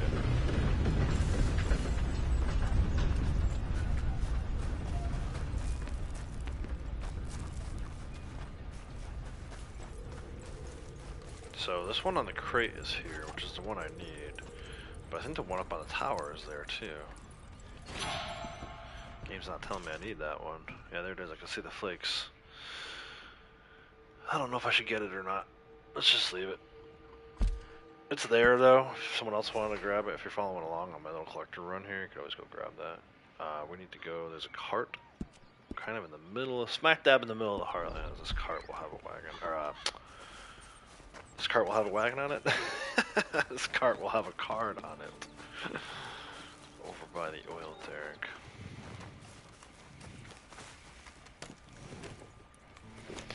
Pretty envious of people who can play the game over and over and really wish you could 100. Yeah, it's and I'm envious of people who can play different games all the time. Like I look at other channels. You know, I basically wanted to start a YouTube channel. I think my main inspiration is probably Rad Brad. I don't know if you guys are familiar. I think most people on YouTube who follow gaming channels are familiar with Rad Brad. And part of what I wanted to do was, you know, he always does the story walkthroughs. The reason why I started this channel, the original reason why I started this channel, was to do like a more in-depth dive for Red Dead, because I felt like at the time, only being aware of his channel, he not that he did a disservice or anything, but he doesn't have time to really dive into side quests of games, and maybe he does. Maybe it's not fair to say he doesn't have time. He doesn't upload to his channel if he does side quests and stuff like that. Like his whole channel's based around like the main story walkthroughs. And I kind of feel like when he's done with a game, like you're talking about Karma, when he's done with the game, that's it. He's on to the next one. Oh, this is Big Texas camp. He's in the Moonshine Shack though right now. This is his camp though. It's the one other camp in the lobby. I stumbled across it. Love it. So you say you're envious of people who can play games over and over again. I'm envious of people who can just move on. Like I almost wish I didn't have the emotional attachment to the games that I do. I would love to have, you know, more and more games on the channel here, because once a month or twice a month I'm turning it over and going on to the next game, as opposed to playing the same game for 6+ years, or almost 6+ years at this point. Like, but it's it's like, I don't want to say 6.5 dozen. I guess it depends on your personality. Like, I don't know that I could even do that. I don't know that I have the time to learn new games all over. But when I play a game, I wanna get like fully immersed in it. And if it doesn't pull me in right away to like 3 levels down, like I want to get pulled in so deeply that I'm like, okay, this is all I care about at the moment. If it doesn't do that in like the first hour or two, then odds are I'm gonna check out and come back to this or whatever. But it's just different styles, I guess. One friend has been playing Conan since it came out. Progress we made. You want to play, unfortunately. Yeah.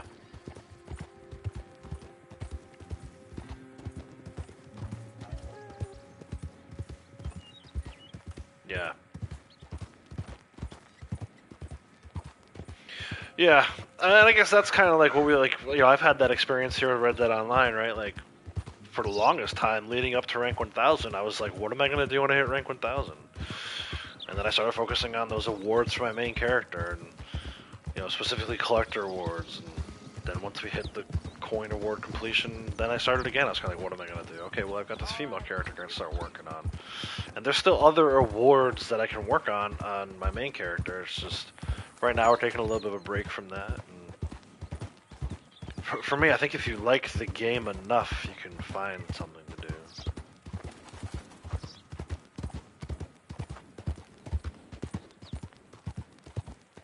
And there'll come time, you know, I think it's just been this year, I don't want to say it's been a slow year, because there's been a lot of games, but just nothing that really drew me in. Even right now, there's a game that just came out last week that I thought I was going to jump into, but I just haven't had time to even get to GameStop to purchase the game. But you know, next month Lego Horizon Adventures comes out, so there's a very good possibility that I won't be online as much for Red Dead, because I'll be playing that. You know, it seems like Whenever there's a new game that comes out, I'm always trying to capture the footage for that and upload videos of that. And usually Red Dead. I still stay involved in Red Dead, but I may only stream for a couple of hours instead of streaming for 4, 5, 6 hours.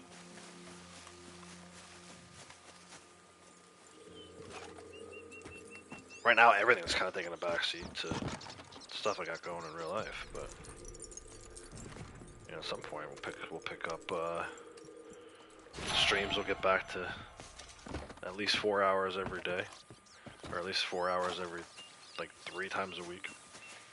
Now it's kind of like I'm just trying to find one day that I can just set aside and play for hours on end. Special kind of weirdo. You don't have burnout, Gene? Yeah. I'm surprised.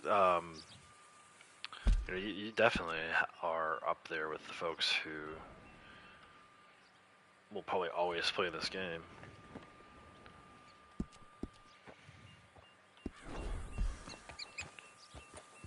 I find it interesting that you use the name from a game and you haven't played that game. Like, I feel like if someone came in here named Arthur Morgan and told me that they hadn't played Red Dead 2, I'd be like, what? Gonna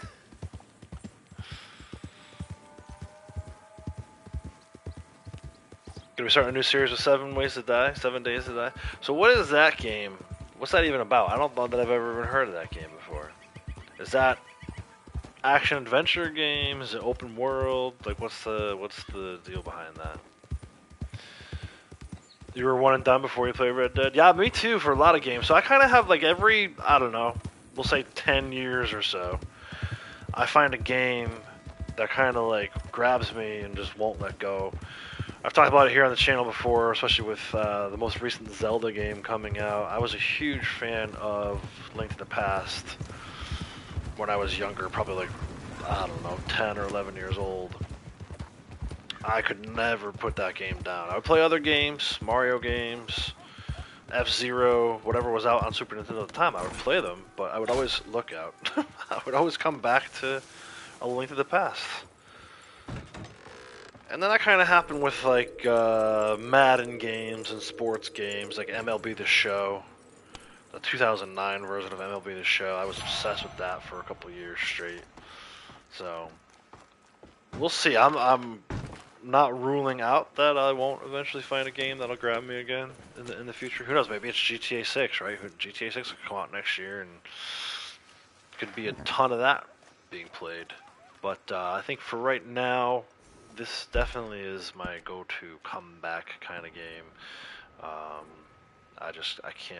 can't get enough of it. Like, I'm probably gonna play it for another couple hours today at least.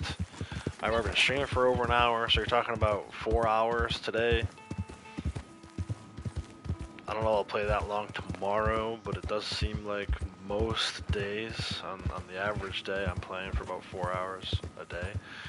And I can't say that I've done that with a video game since probably one of the Madden games.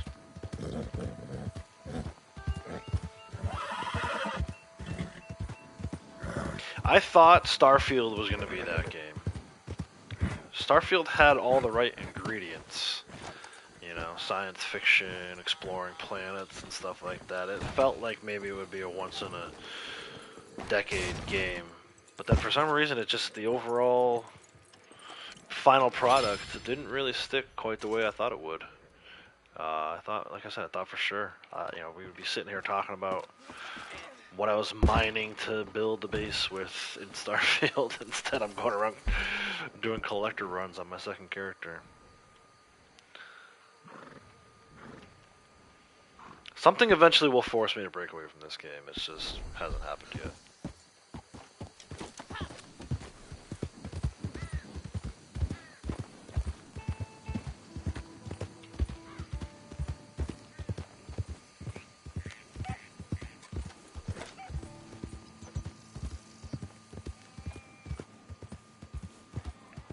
Oh yeah, your son made the gamer tag.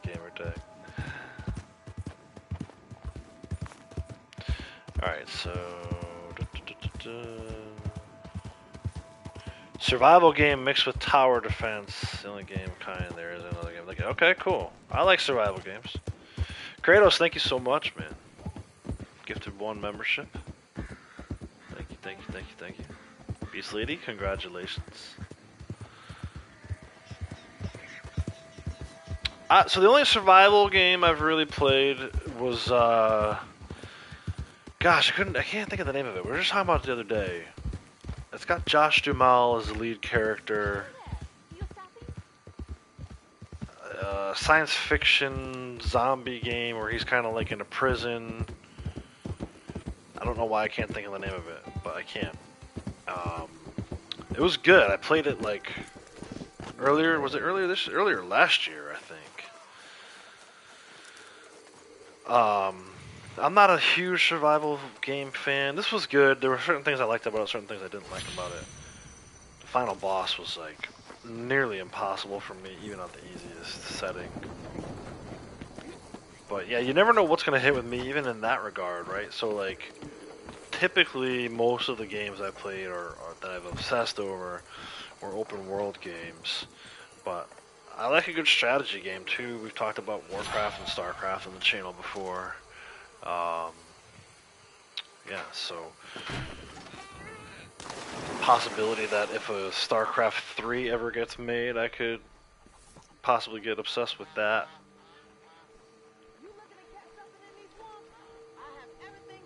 GTA 5, I was obsessed with that for a while. I'm gonna say that probably the lead, like if it were a horse race, the favorite would be GTA 6. I think when that comes out, I'll probably be focused on that quite a bit. That might be what finally pulls me away from this. But it depends too. Like, I'm not the same person that I was when GTA 5 came out. I mean, the first game came out, what, 10 years ago? The PS3 version, right before there was a PS4 version. You know, in that time, I've had kids. I feel like I've grown up a lot. Not only in terms of like age, but like maturity. Maybe I don't find the same things funny anymore that I would have 10 years ago, right? It's like sense of humor maybe a little different. Although I don't know, still have a tendency to get a little sophomoric with my humor. But yeah, I'm just wondering. I'm curious to see when Red Dead or GTA 6 comes out, if it still appeals to me like it did, like GTA 3 and Vice City and San Andreas and 4. I mean, at this point, I've played every single GTA since the original GTA 3. So I'm definitely going to play it. It's just a question of whether or not it'll grab me like some of this other stuff has. Hey, June, how's it going? Welcome. Usually don't like watching people play games. You like watching people play Red Dead. It's almost like a movie. Yeah, no doubt. Star Citizen. I think I've heard of that before.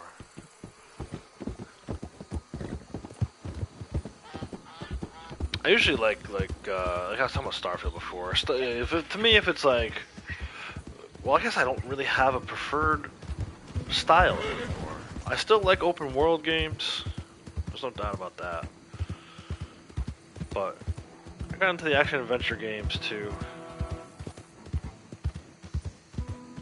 The platforming game like Prince of Persia, which was, you know, I don't know. People say that's like a Metrovania kind of game.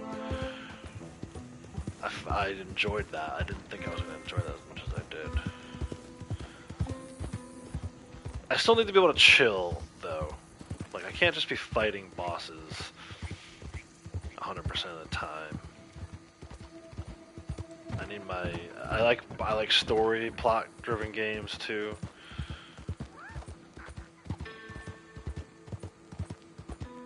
Like I said, I never know what's gonna hit for me.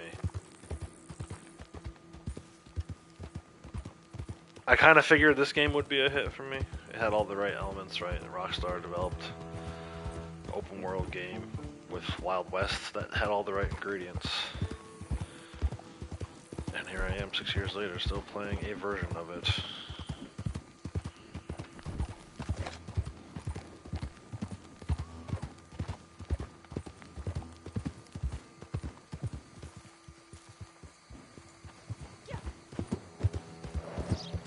probably still go back and play story mode. Start of the new year.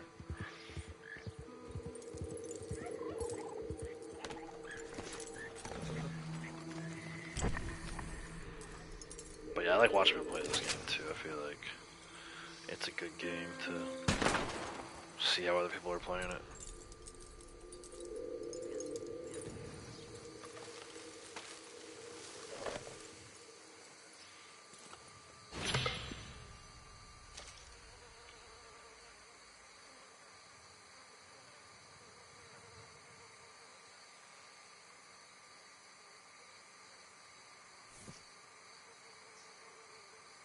I like playing with friends and online.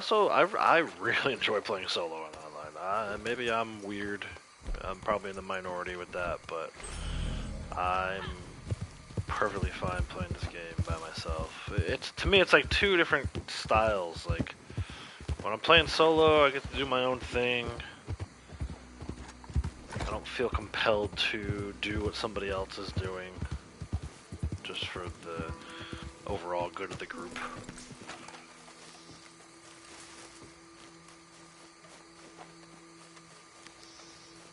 Doesn't mean I won't jump in with people, but for the most part, I kind of like playing Red Dead by myself. Where is this thing? Why can I hear it? Why can't I see it? It's right there. Is it not flaking? Yeah, it's not flaking. Alright, 7:14 on the Pentacles. Kind of heading towards Saint Denis at this point.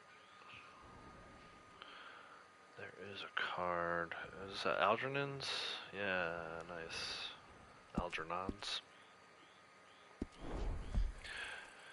30,000 something hours on this game on PlayStation and Xbox. You're obsessed with this game? Yeah, I've got, I mean, I don't know if it's quite 30,000. It's up there though. It's like 18, I think. I can't speak to Xbox. Xbox probably not nearly as much. I need to get the Xbox set back up. I wouldn't mind jumping back in, playing some Red Dead on Xbox at some point. But I have pretty much moved away from my Xbox character back to PlayStation only. I think at this point I need to get an updated Matrix with more inputs so I can get it set up. At this point, I'm using all four of my inputs. I've got the PS4, both PS5s, and the computer are all inputs into the Matrix.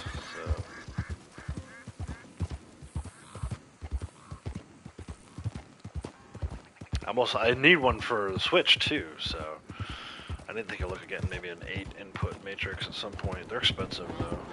Maybe like around Christmas time. If I can find some sales and maybe if somebody gives me some money for Christmas, like a little kid. Save up my money for a Matrix.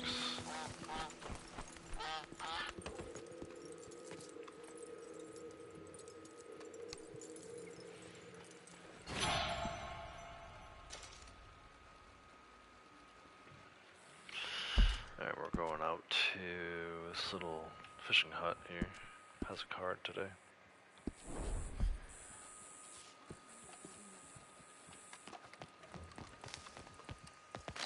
But yeah, I think, you know, for now, I'm just going to keep doing the same thing. Like, stream Red Dead when I can. If it's only one day a week for the foreseeable future, that's fine. I'd like to, at some point, get back to maybe 3 days a week. Like a Monday, Tuesday, Thursday kind of schedule. But in the meantime, play other games, capture other games in the capture card, and sort of upload those playthroughs after the fact. I'd like to get the microphone set back up, do like actual playthroughs, walkthroughs with commentary. For now, I just use my headset attached to the controller when I'm streaming, and usually I have everything turned off for my other playthroughs. But we'll see. With things going on, we'll see what changes maybe I can make towards the end of this year for the start of 2025. I want to keep trying to grow the channel, you know. A lot of people say, oh, you gotta keep playing the same thing in order to get your audience growing. I haven't found that to be true. I actually found it to be better to explore other games. Maybe not like explore a ton of games, but if you can, like if you have one game that you're focused on, like as your main game, and then have some other games that you're playing. There's enemies in here. That means the lady's looking for her cousin or whatever. I'm gonna get out of here. I don't want to play that mission. But, no. I guess we're doing this mission.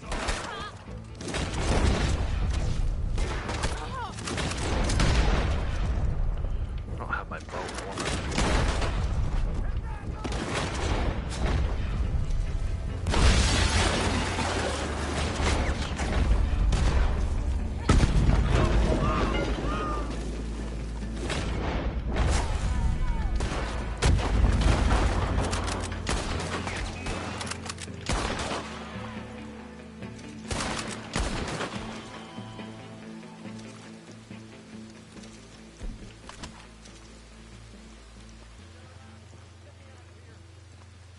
I think I'm just gonna loot these guys and then leave.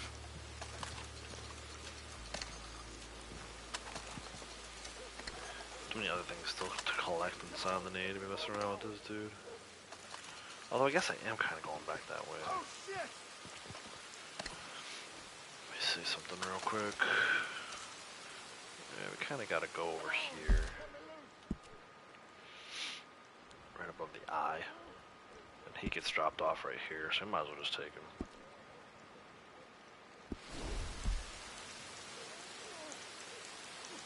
Oh, thanks, man. Appreciate that.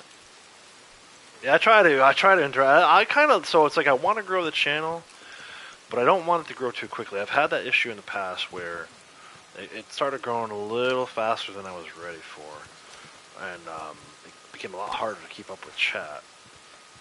And I'm not saying I don't ever want to have a large channel, but I like the fact that I can interact with everybody.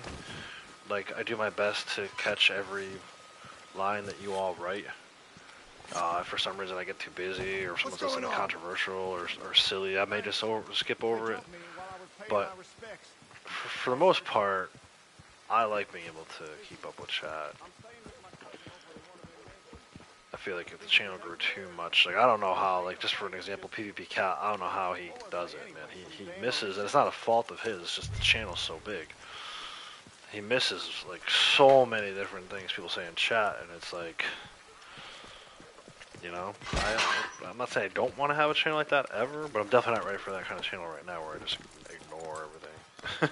And it's not, I don't mean ignore, because I don't think he means to ignore it. I don't think he's doing it purposely. I think it's just sort of the nature of the beast. Like, there's so many different people trying to chat in those chats. But it's good. It's at a good size right now. Maybe double. If we could like double in size, that'd be cool. Maybe have like 30 people. Are we walking now? In chat. But like 2,000 subs. I don't know.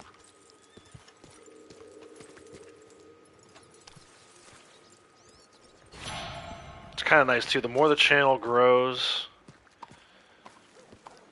the more it's like, I don't want to rely on money per se, but making money from YouTube allows me sort of to take my attention away from making money from more conventional methods. Like, I may not necessarily have to ever work a full-time job ever again. I can work part-time, which allows me to get the kids off the bus and do all the like the you know, real life stuff. But then also, like I said, making enough money on YouTube to keep putting money back into YouTube would be nice too.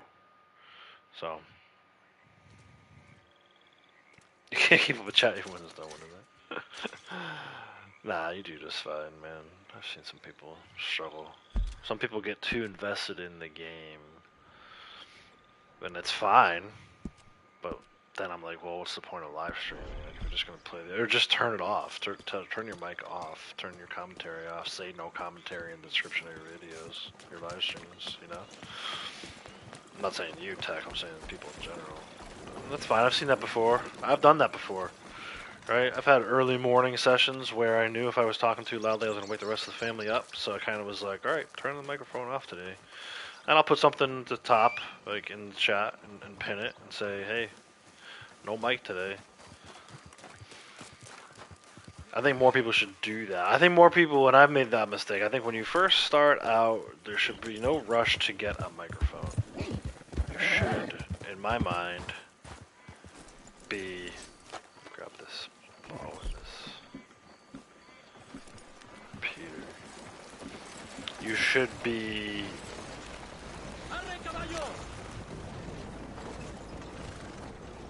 on mute, say in your title that you're going to be on mute, no commentary or whatever it is. I should have done this on the other one.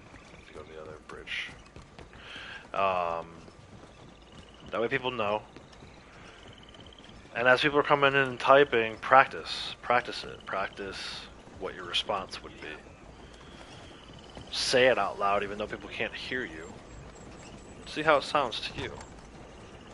And get comfortable with it that way.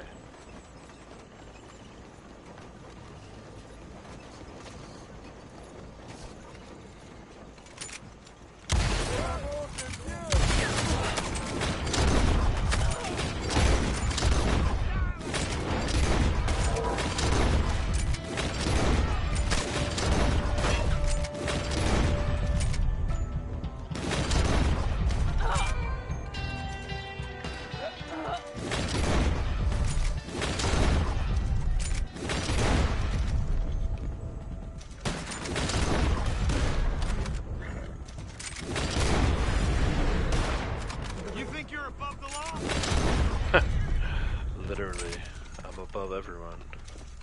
Where is this last guy?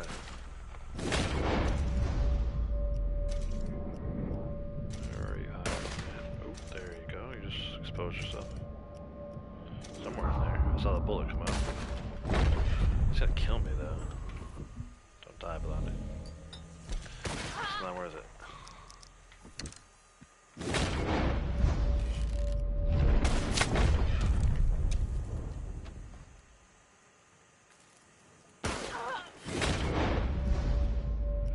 Where the hell is it? There you go.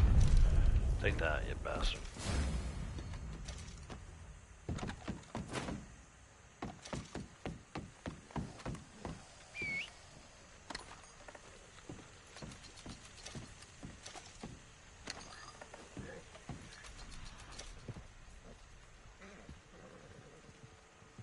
But yeah, just kind of like get used to it, right? Like,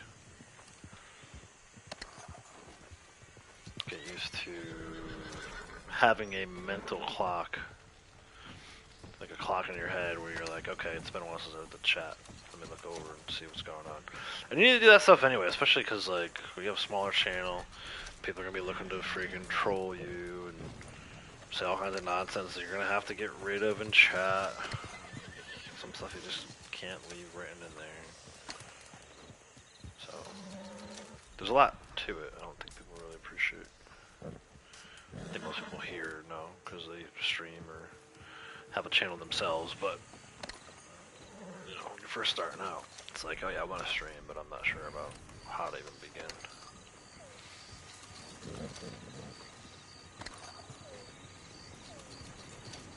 You see people have a good amount of success with having a show. Like June create a show every Thursday night. Yeah. It depends. Like so, like even that's like a different style thing. Like when I first started, kind of playing and streaming video games, I would watch a lot of Austin BMX, and he kind of had it was like a show. Like him and his crew, they had like whatever it was, Tuesday, Thursday nights, 8 o'clock Eastern, pretty much locked down. And if you wanted to try and go against them with a Red Dead stream, you could, but you're kind of beating your head against the door, against the wall. but they had like not necessarily a planned thing. I think part of the appeal of Awesome BMX was that there was this kind of chaos to it, right? But he definitely had it at least scheduled and had maybe an outline of a plan for what he wanted to do. Maybe they found something off stream that they thought was interesting that they would share with the group once he did go live. But it was never like, it wasn't a daily thing. And he definitely, like I said, he had like an event planned versus, kind of like what I do is I try to do daily streams and do live streams. So it's like, you can do both. You either have like a couple hours where you have it scheduled, everyone kind of knows you're going live for those 2 hours, and then see you next week kind of deal, or you have it like, like what I do. I never know how long I'm gonna stream for. I have a rough idea, but I'm gonna be here pretty much daily. Pretty much, you guys know what to expect. I'm gonna go through the daily challenges for that day, try and help out the newer players, get them good information for how they can complete their dailies, and then I'm gonna take a look at what I want to do. And I think part of my sort of learning over time has been like I thought I had to play the game the way other people played it. Some people would say to me, "Oh, collector's boring. You can't do a whole live stream every day of going around doing collector." And I'm like, "Yeah, you can." Like now, I would tell you, 2 years later, I would tell you, you absolutely can do that. You just like you guys have been talking about, you have to be paying attention to chat. You have to be have a little bit something different. Bring something a little bit different to the table. And for me, it's like I'm constantly trying to just share information from people. And, Which whiskey grew on trees? so you have to do. It's called YouTube, right? So you have to do what you want to do, what excites you. If you spend your life in your videos trying to do something that people want to see and not what you want to present, you're going to drive yourself nuts. It took me a long time to figure that out, and it's unfortunate because I kind of knew that already. That was kind of like when we started making music with our band, we didn't necessarily write songs for other people. It took us like 10 years to figure that out. Like the second we started making music for ourselves that we enjoy and going through the process the way that we enjoyed it is when we started to actually see some success with our music. And again, I'm not gonna sit here and tell you I'm like some famous rock star or whatever, because I'm not. But we've made enough of a name for ourselves in the music world that I'm happy with where we're at. It's like I wouldn't trade it at this point. But I wish I had taken those experiences and brought them over to YouTube. Unfortunately, I didn't, so I kind of went through the same thing again. I think I got there. I think I learned it faster with YouTube than I did with music. It only took me 2 years to figure it out on YouTube, whereas with the music it took 10 years. But you have to do what you want to do, and it has to be something that interests you, because if it doesn't, then you're going to lose interest. And you see all these dead channels here on YouTube where it's like, what happened there? Why did this person just stop making YouTube videos? It's because they didn't start out with something that they were passionate about, or they just kind of gave up because they lost passion for something that they thought was going to make them money or whatever. I'll be honest with you, even with the money that I make here on YouTube, it's enough to like barely pay one bill. So I know people who have 5,000-6,000 sub channels that aren't making enough money from YouTube. So if you're here to try and make money, you're gonna fail before you ever even get started. My limbs don't work right.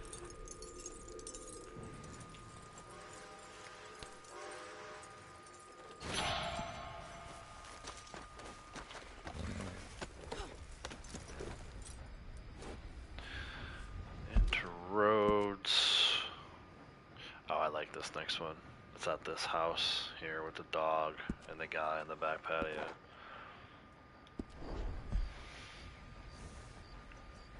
vertical lives will give you a bunch of subscribers. What's a vertical live? I've never heard that term before. You mod for a lot of big channels, and they told you how to do certain things to grow your channel. Having a short for your upcoming live is a big one. Yeah, the shorts thing. So that was a tough pill for me to swallow at first, because it was like, this isn't TikTok, but that's what YouTube wanted to compete with. I think ultimately you've got to have a balance of shorts, lives, and long form videos. For me, that's where I started to really see subscriber numbers grow, was when I started doing all three of those. Because, like it or not, and I didn't like it at first, there are people who love those shorts videos, so I've gained quite a few subs from that. There's the guy and the dog. Always loves to get in your way. Just go back. Like, why can't you just keep staring out the window? As soon as I come up here to get this card, he starts walking around. Freaking guy. The dog, thankfully, has stayed there the last few times I've been here. But yeah, so like, you know, again, and I don't think there's any like magic bullet either. Like I said, don't go into YouTube to have the most subs or to make the most money. Your goal should be to have fun and present things in a way that you wish they had been presented to you. So for me, it's like, when I started playing Red Dead, I had ideas for strategy videos and stuff like that, and I wish that they existed when I started playing, and they didn't. You know? So, anyway. I still think my most successful video on the channel has been that how to make 3 Capitale notes. I saw that was a daily, I think Saturday, Friday, I don't know, sometime recently, last week maybe, that was a daily. And I always see an uptick in numbers on that. It usually gets about 200 views or so every time that daily pops. And I usually see subscribers kick up. That's not something I ever planned. It was something that I had an idea for. I saw that there wasn't a video on YouTube that existed in that form. Even to this day, if you go and search RDO 3 Capitale notes, my video is the first one to pop up. So it's just, that was nice. But it wasn't, again, it wasn't that I wanted to get a ton of views. It was, I thought I figured out a pretty good way to complete that 3 Capitale notes video, and I wanted to share it with everybody. It was intended to be helpful for everyone. So, I don't care if I ever have 100,000 subscribers. I know I've helped at least a few people out playing this game, and that means more than anything else to me. So.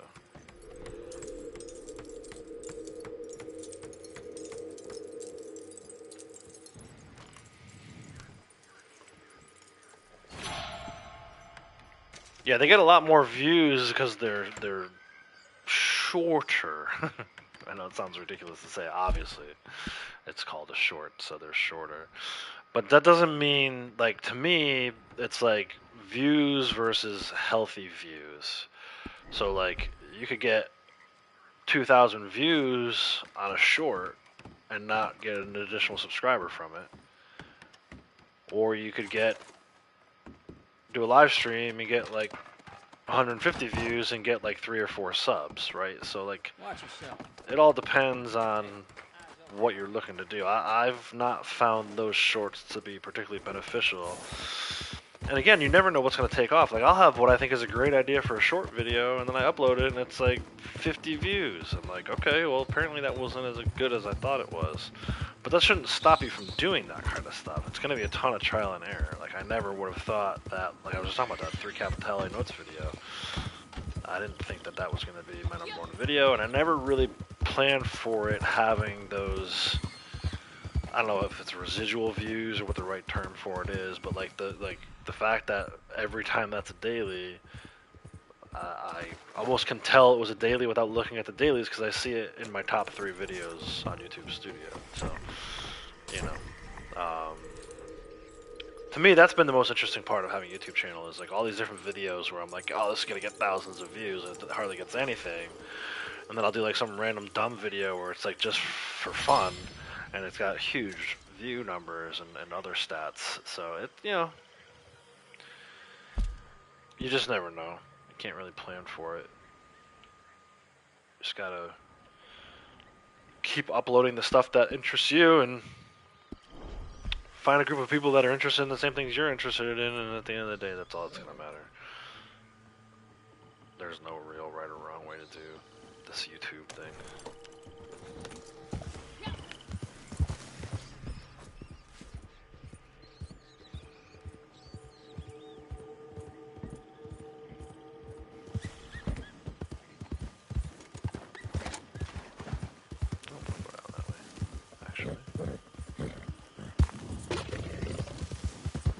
Let's go across this bridge. Because there's an actual bridge here versus whatever that thing is down the other way there. Where the gator always scares your horse off.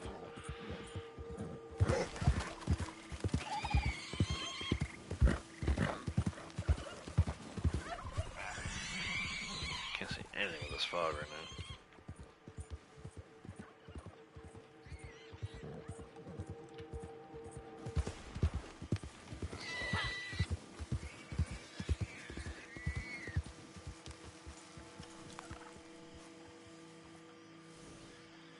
But it is, especially in the gaming world, right? Like, again, one last thing I guess I'll say about the whole thing is I thought that when I started playing, that people were going to come to the channel because they wanted to learn or share an exciting piece of information. And that does happen. Thankfully, I've kind of fostered my channel in a way that that's what 90% of it is.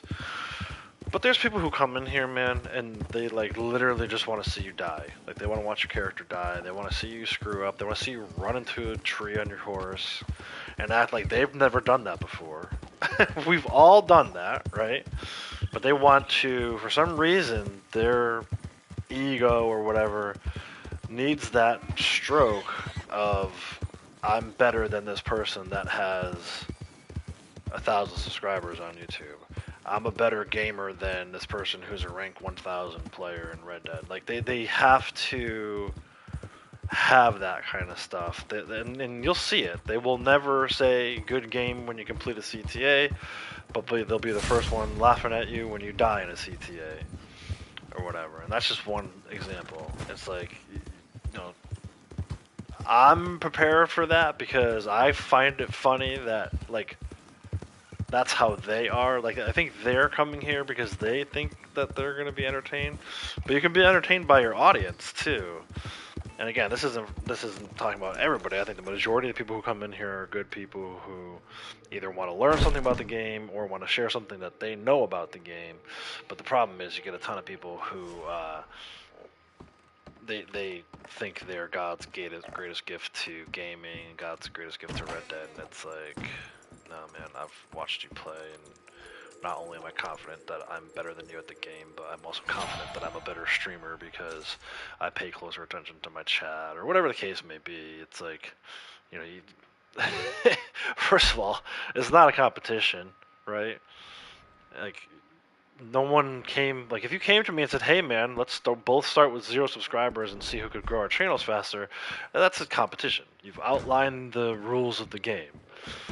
But to come in here and kind of be like, oh, I can do a better channel than you, and I'm looking at your channel, and I'm like, no, like, I'm not going to say mine's better, but you're not as good as you think you are. I know I'm not a good player. I know I'm not necessarily a great gamer.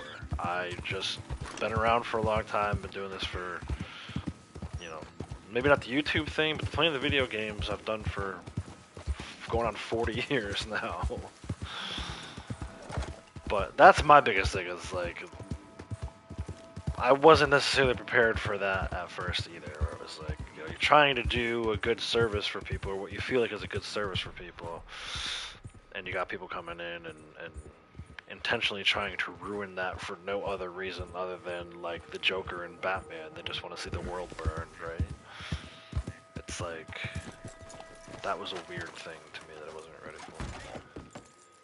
But I do like reflecting on all this stuff. It's like, I find it interesting to look back on some of the older streams and things I've learned over time that, you know, go back and tell younger outlaws before he started streaming that this was how it's gonna be.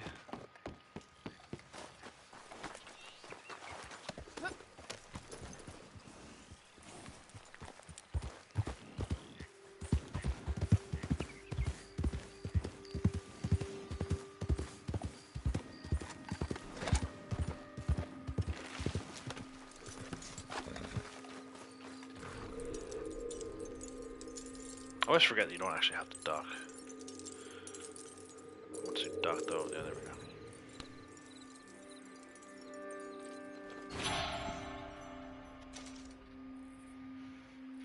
So Kratos, I think the best thing you can do for shorts, if you don't know how to make them yourself, is use your live streams, which is what I started doing recently. I don't have the means to upload individual shorts, so what I usually do as I'm live streaming, if something interesting happens or something I haven't seen before in the game, like what is even my most recent short? Let me see if I can pull it up on here. I don't think I can pull it up on this. Yeah, there we go, shorts. Most recent shorts for me was, when I was blowing Blondie up that day. Right, so I didn't intend to upload a short that day. I was live streaming. Blondie got stuck in God mode, and I came over with my other character and started blowing her up.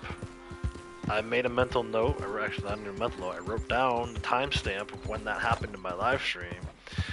And then using my phone, my mobile phone, iPhone, I went back later and made a short from it. So most of my shorts at this point are clips from when I was streaming. It does two things. One, it introduces you to a larger audience with the shorts. Maybe somebody's not interested in watching a 4-hour live stream, but they're interested in watching a 30 to 60 second clip of something funny. Am I in the right spot here? No, it's on the gazebo. But also what you can do is you can tag the live stream that was from. So maybe they will pop into a live stream, right? Because some people like shorts only, some people like live streams only, some people like both.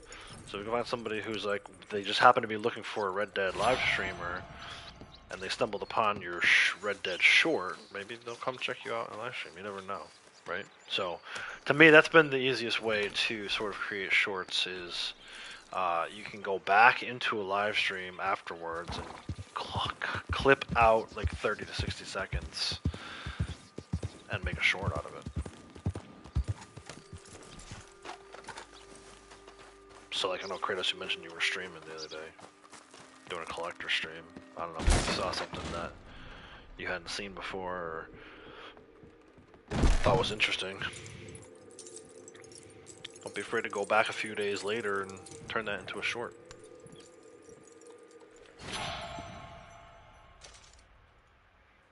And like I said, you can do it right from your phone. Man, let's go out and do this. We'll swim out to the island here. I didn't really want to do this, but we're over here. It's during the daytime. We shouldn't have to worry about that bounty.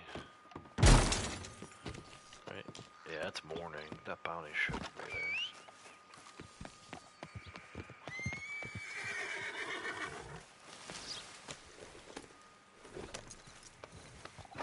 Doing on XP. 8,000 XP just from the collecting portion of it.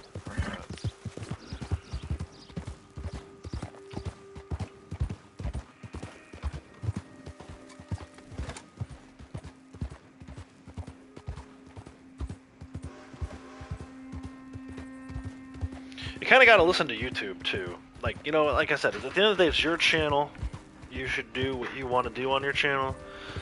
But YouTube will guide you to, like, I already know these Red Dead videos for me are going to always get the most views.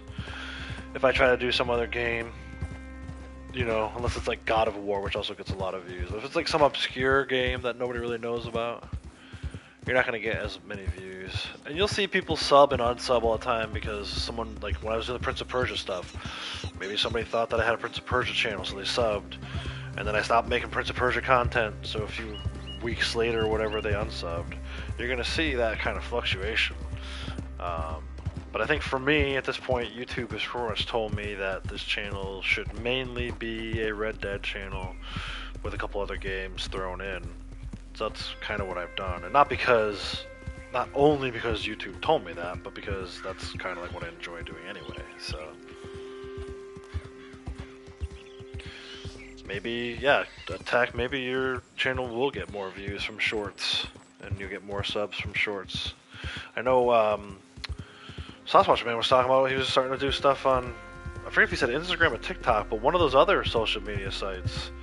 I think that's a good thing you can do too. Like I got a buddy who live streams on Facebook. He doesn't even do YouTube, but he made a YouTube channel to kind of direct traffic there. And I have a Facebook channel that I direct traffic to YouTube from Facebook. I think you should have all these other social media platforms. If you want to have a successful channel, the plan is for you to build out your channel and grow it as much as possible. You know, you'll never know who's going to come over from Twitter or Instagram or Facebook. I try to once a month or so I try to post a picture or like a link or the other social media sites. You gotta be careful with that stuff too though, because they don't like you promoting other social media sites. So if you're on Facebook and you're posting a bunch of links to YouTube, they're not gonna give you as much of a reach on those posts. So maybe the best thing to do would be like post a picture of the game that you're playing, and then in the comment section of that picture say, you know, link in bio or check me out over on YouTube, something like that, something along those lines. But don't rely just on YouTube to grow your YouTube audience. That's like a weird thing to say, but again, my experience has been once I started posting to other platforms, I saw this channel grow. We need to go over to Tammy and Tommy, right? That's so funny, she's never actually interacted with Tammy before. Just a stranger. Dude, this character. I love her, but she's not done too much.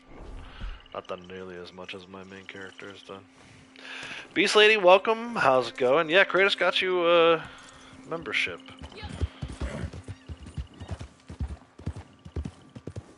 Gifted you a membership. Can I run to this boat? You really need that piece on display?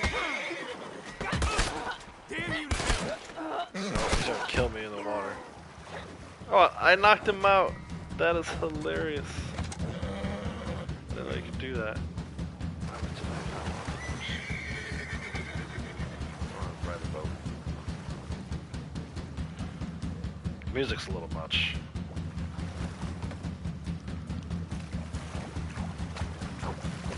You can punch someone on a boat from a horse.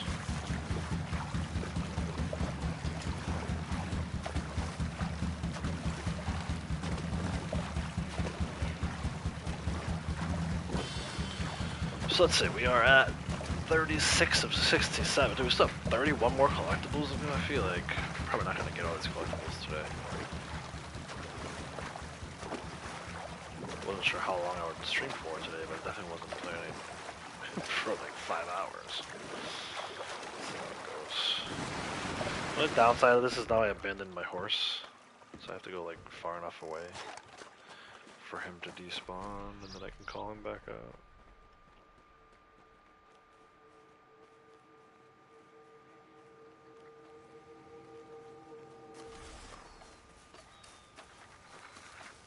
There he goes. And here it comes.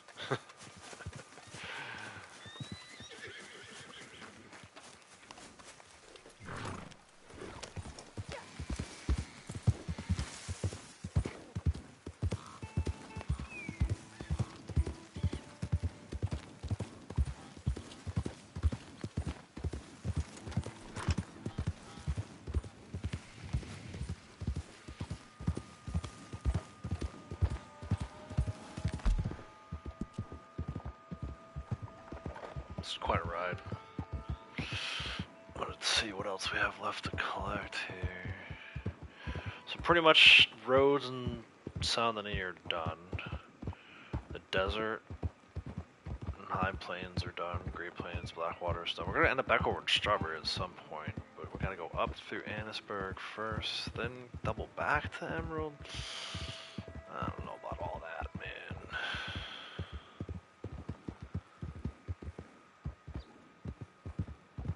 Quite a few collectibles still to go. Let's see how it goes.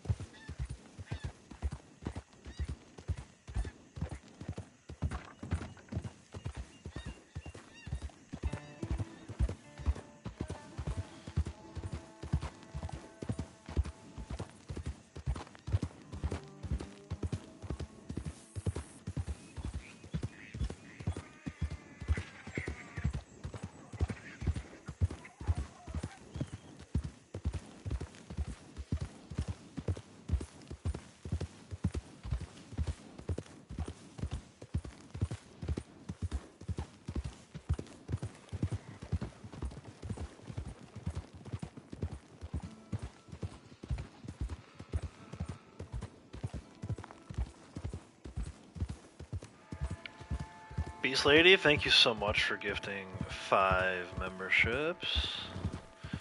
That is awesome. Thank you so much. Devil Plays, GM Ghost, Gen X Gaming, Orchid Fudge, and Xbox Criminal. Congratulations. Braytech, how's it going? Welcome. Howdy. How did your stream go? Apologies I didn't stop by. I didn't notice you were streaming until like right before I went live. I don't know why I didn't get notified, but I did not get notified that you were streaming.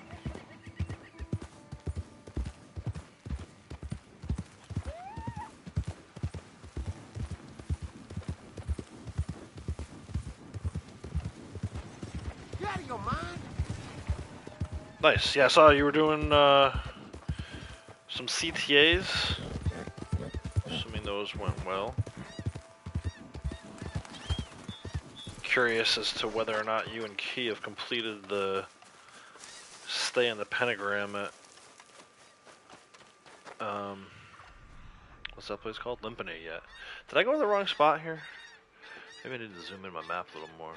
I thought it was on a barrel outside the shed. Did I just not go far enough in? Oh, there it is. Now I see it. Sometimes this is here, then there's another one that is on the wagon back here too, some days. 10 of 14 on the cups.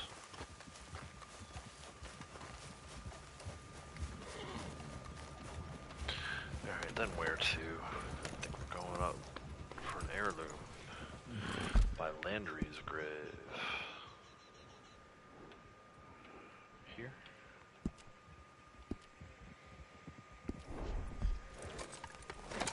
You did Plantation and Sissica boat only. Nice. You did complete Limpany and Butcher Creek inside the pentagram yesterday. Nice. Oh, man. That was nuts. I still can't believe that friggin' sniper. I'm so mad. I had a golden core and a full health ring, and somehow a sniper took me out. I need someone to explain that one to me. Someone at Rockstar got some splaining to do.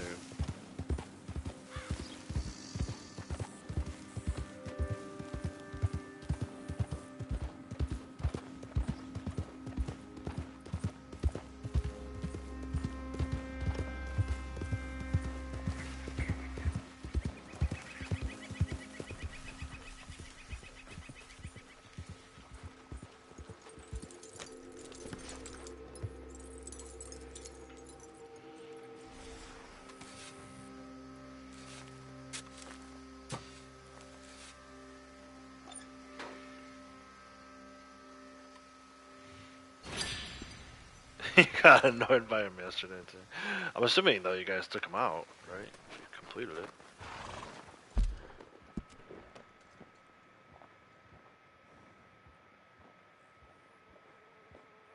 Siska boat only sounds fun.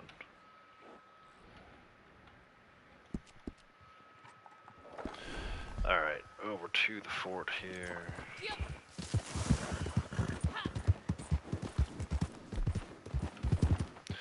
We are past the quarter-way point on the way to 655. Like I said, I don't know if we'll get there today, but we're gonna get darn close. Once we start turning these sets in. It feels so good to sit down and finally have a chance to play this at length as opposed to... I mean, even what... Did I stream Thursday? What day did I stream? Whatever day I streamed for like an hour. It just felt like so rushed. Things are starting to slow down for me though. It's good. It's good to finally sit, man.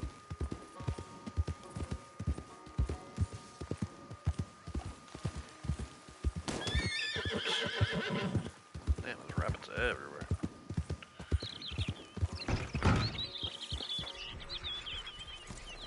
Which tower is behind me?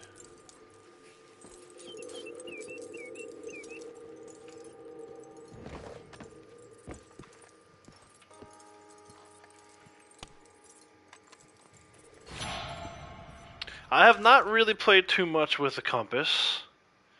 I did mess around with it a little bit. I actually prefer, it's funny, I either prefer the giant mini-map the way I have it set up now, or no mini-map at all. If I were going to switch it off of the large compass, or large map, I would do no mini-map. I really enjoy the way the game looks with no mini-map. But for like what I'm doing right now, I don't know.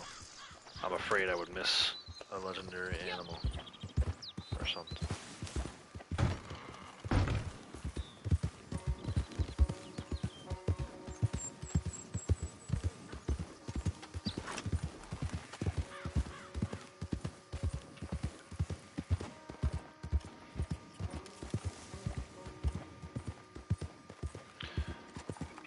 Both kitties came in together.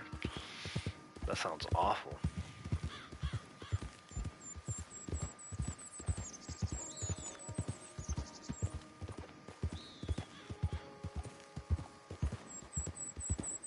Yeah, and I like that they give you options on that kind of stuff. Too many games force you to use minimap. But it is cool how there's obviously the option to turn it off. I actually really like turning off the HUD altogether. And it's cool for people who like using the compass, they can use that feature. Kind of gives it more of a realistic feel, right? If you were out and about.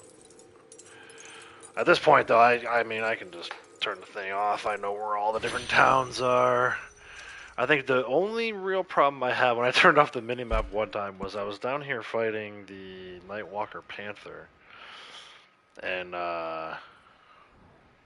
it was so foggy out with the minimap off, I had no real point of reference to kind of figure out where I was. That's like, when I first started playing the game, I got lost a bunch, and then kind of like over time, you get lost and less turned around. For some reason, when I had the minimap off and I was fighting the Nightwalker Panther, and it kept killing me, every time I spawned back in, I was like, crap, now I don't know where I am. I can't see anything. So I forget if I end up turning the minimap back on for that little adventure, but yeah, that was a wild one for sure. Alright, let's go down. We kind of, I don't know why this game does this. It's not the game's fault. It's the route generator on the Ropke map. We gotta go back down here for an alcohol bottle. Took us kind of out of the way. It's making me double back a bunch of times. I don't like that.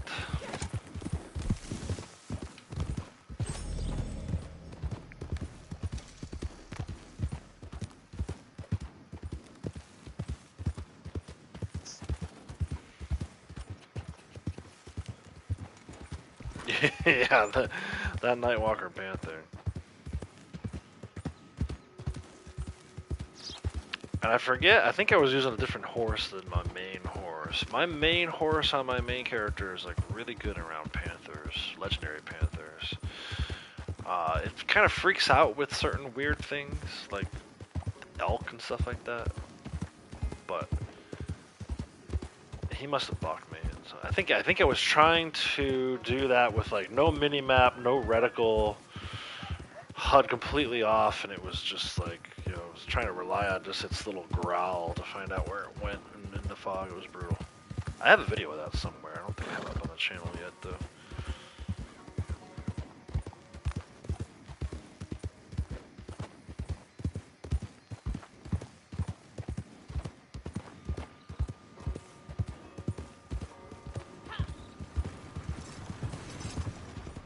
Head up this way for the alcohol bottle.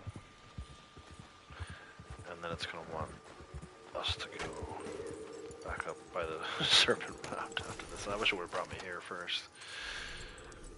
I've talked about it before. The route generator on the Roki map is not the most reliable thing. It's good, but it's not. It could be a little better to be 100%.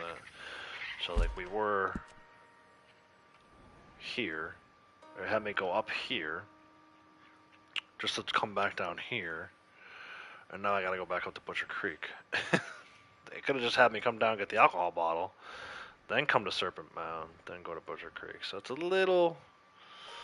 I feel like the more collectibles you have on the map, the wonkier the route generator gets. But that's alright. It's a good little tool for us to at least get us in the ballpark.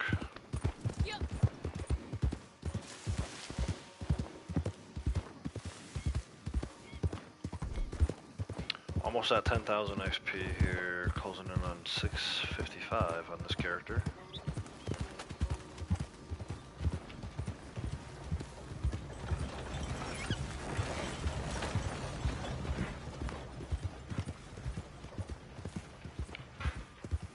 $26 more collectibles to go. I don't think we're gonna get all 26 of them though. It's got both eagle eggs and both hawk eggs marked. I probably won't get both of them.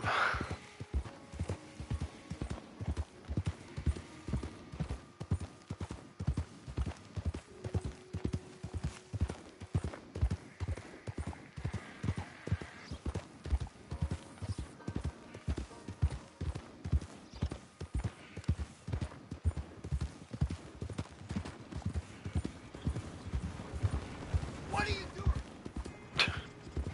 What are you doing?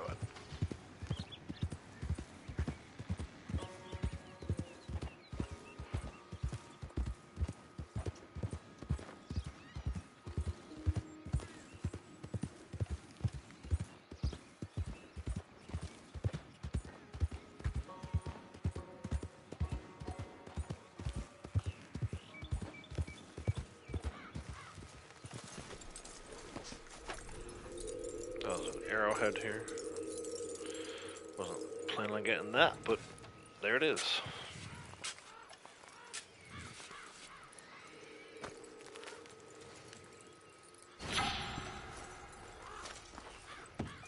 What does she need?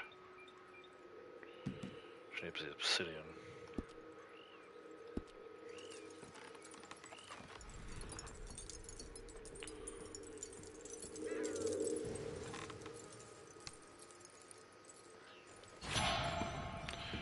Nine of 14 pentacles. Alright, where to? Board bristle brush is here. It's gonna make me double back again, because we have to go to Van Horn for a card.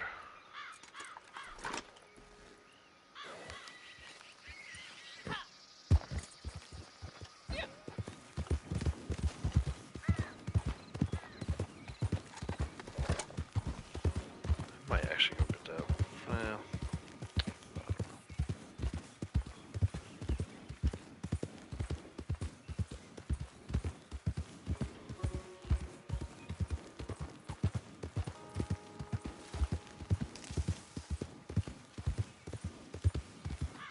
it's been quiet as far as like random encounters.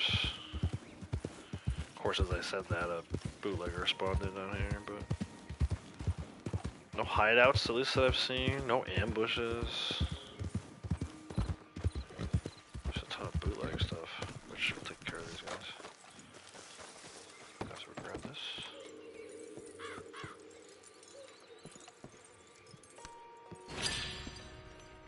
(11 of 14 heirlooms. I'm gonna switch over, grab the repeater. She needs more bow kills and repeater kills than anything else.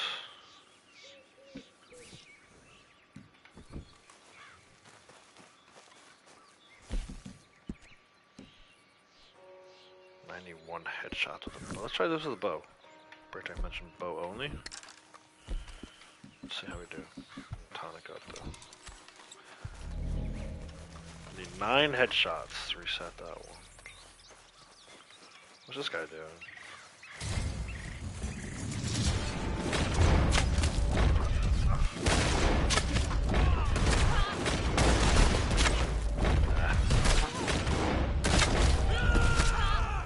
What?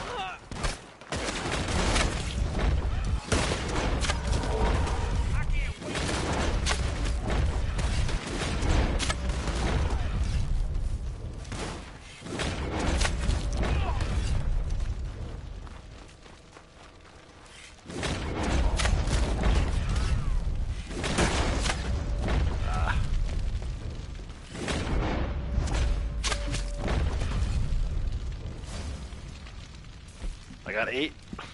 I can almost guarantee I got 7. I'm blue. Zoe, how's it going? It's been a long time. Welcome.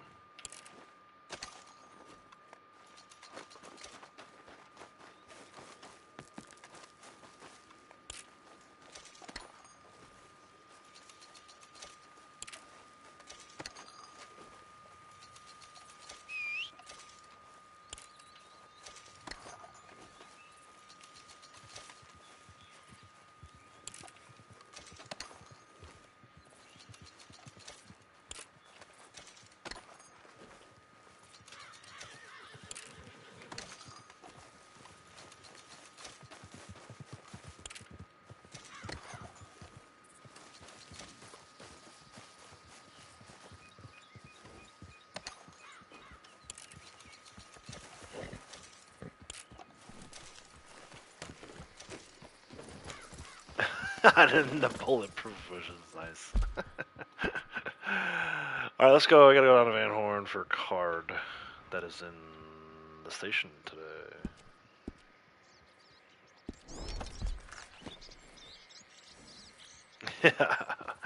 Yeah, I'm having an amazing day. It's been good. Like I said, it's just good to be able to settle in. I felt rushed during that last stream, and even that stream hasn't been, there hasn't been too many streams lately, like once a week. And whether I'm streaming or not, it just feels good to kind of sit in the game for a minute. Actually play it a little bit. So I'll be honest, I've been trying to do as many moonshine deliveries as possible on this character, get her ranked up with the moonshine bonuses being so good, but it's like, I feel like I'm just so busy. I'll do that, I'll have her do her own moonshine, and then I'll have her jump into my main character's posse to do his moonshine, so she gets credit for those two.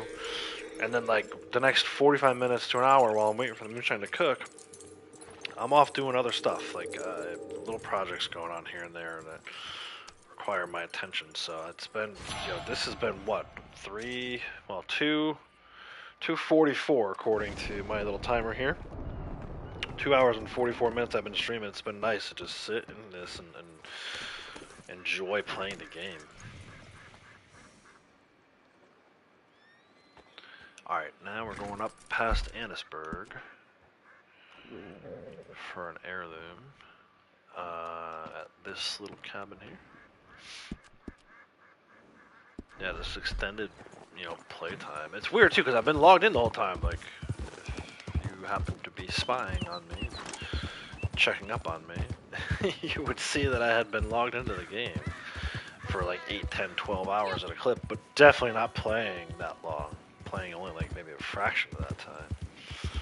So it's good to actually play the game for an extended period of time.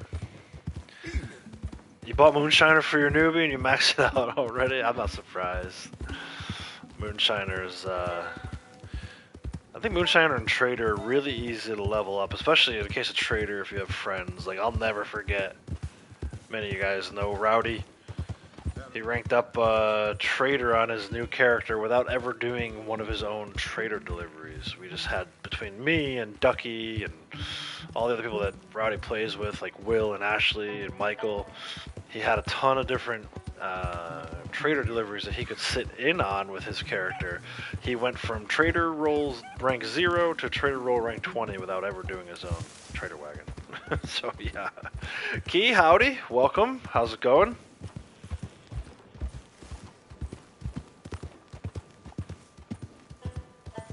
I feel like Moonshiner could be the same way.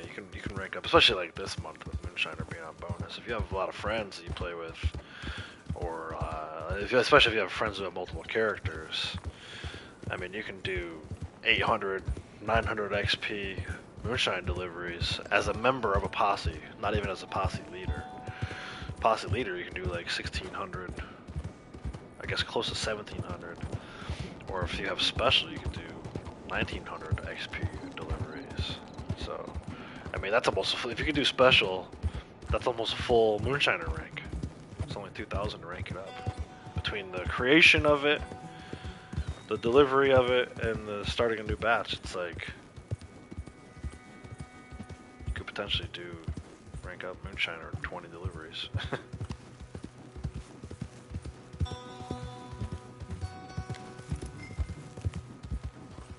And you're doing other stuff too, man. You've been doing a lot of CTAs, so you were able to rank that up while doing a lot of other CTAs. It's pretty impressive. That's one thing I like about, like, that, again, going back to like YouTube and creation of the channel and creation of the community, or fostering of the community, I guess. I feel like a lot of us like know how to do this stuff now, so that when we go back and start new characters, it doesn't feel quite as grindy as it did. When we all had these brand new characters.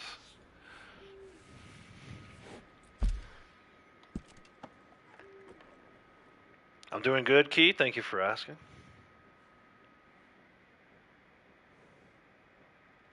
Did oil fields too. Nice. All right, let's go. We gotta go to Viking Tomb for another card. Starting to check these boxes off quickly here. 22 more to go, but like I said, it's probably truly 20. I'm not gonna stress too much about getting both hawk eggs and both eagle eggs, especially when I think one of them is up past Coulter. So. Just kind of hanging out, doing some collecting, some light collecting on this Sunday afternoon. Sunday afternoon for me here in the Northeast U.S. It is 2:20 where I am.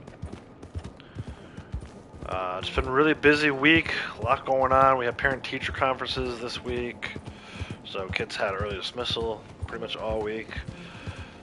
A couple holidays, well, not really a couple holidays. They had Friday of last week off, and then Monday of last week off. So it's just been nuts, man. But yeah, just finally getting to do what I love to do best and ride around the map in Red Dead and do some collecting while ranking up in the process. We hit 654 on Blondie earlier in the stream. I was thinking maybe there was a outside chance we get to 655. I don't know, we'll have to see about that. I think it's like 17,000 XP if we do all the sets. So we could get close. Maybe we'll get there with collectible sales. If not, she has Moonshine. My main character's sitting on the Moonshine. I would like to get to 655 before the end of the stream today, so we'll see how that goes. I think I'm being hunted by a cougar. I am. Oh, I don't have my... Where's my bolt? Quick, get the bolt. 2 now? There's definitely one over here. That other one might be there. They're both riding away, or running away. The cats have been doing that, and I don't really care for it too much. They come after you, and the second you pull out your rifle, they run off.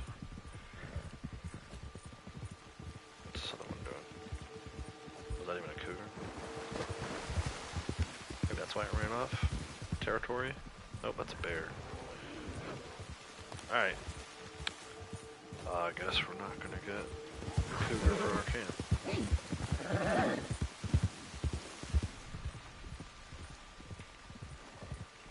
I am gonna get this card though. That's for sure.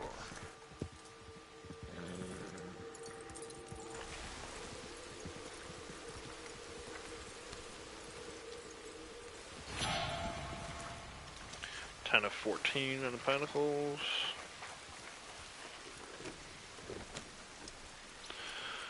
Up to the old trading post. Another card there. Queen of Swords.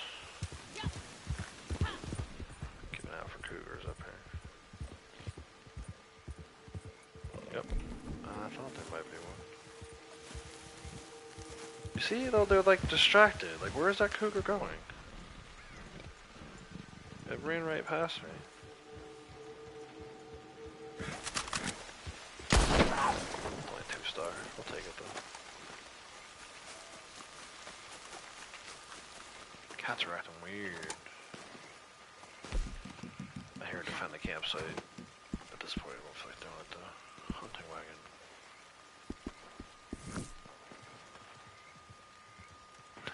Key. I think Key's met Braid Deck before. Once or twice.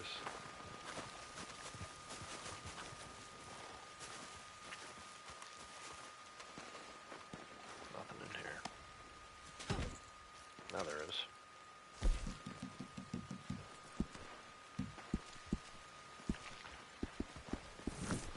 Well, shit!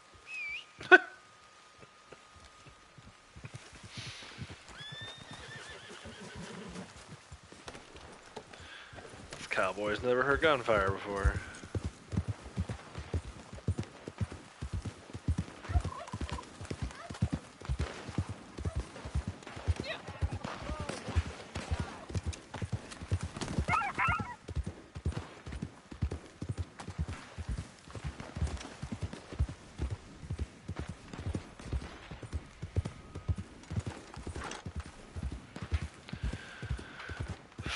Six of 67.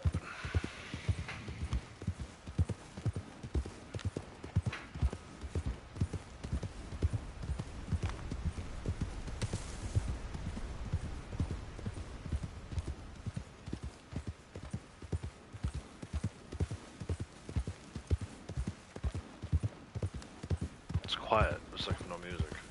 It's weird.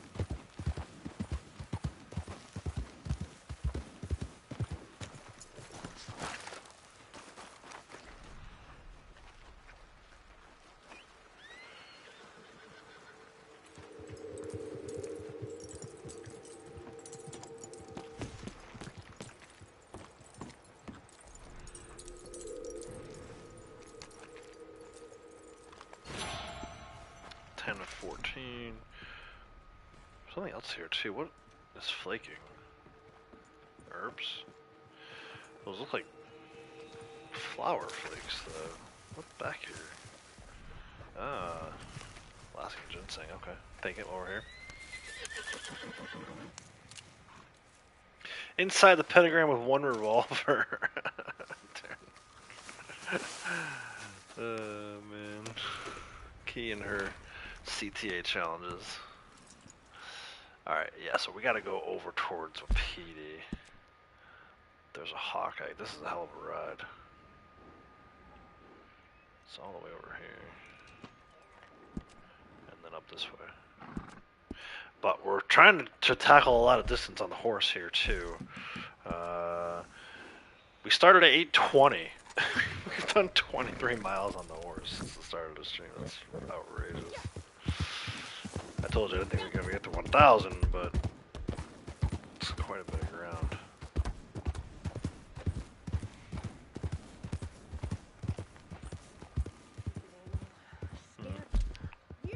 Going the opposite direction from what she wants.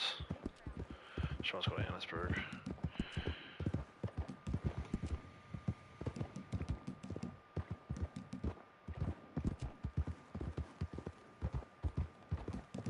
She still has to do another 1,000 after this too. That's wild.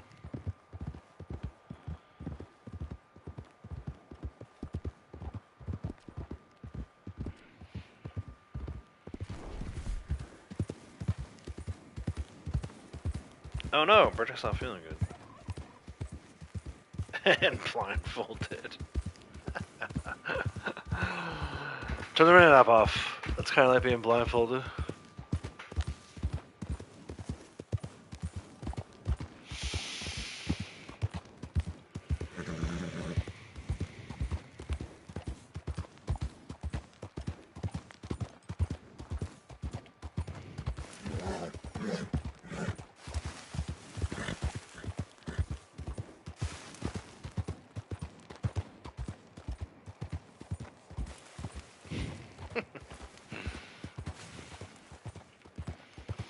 Hideout up here?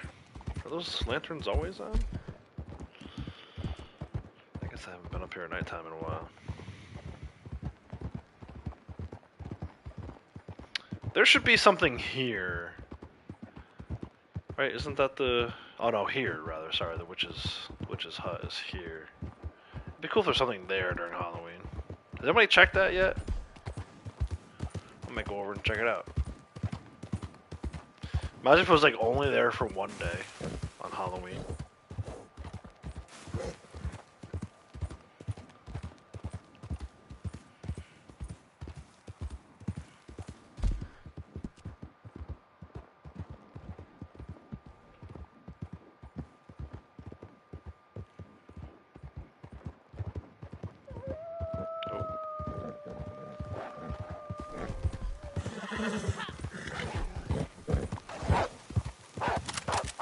Oh, they're gray wolves.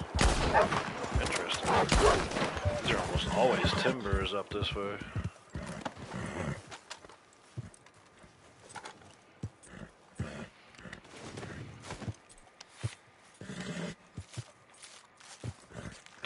Revolver got the bent barrel.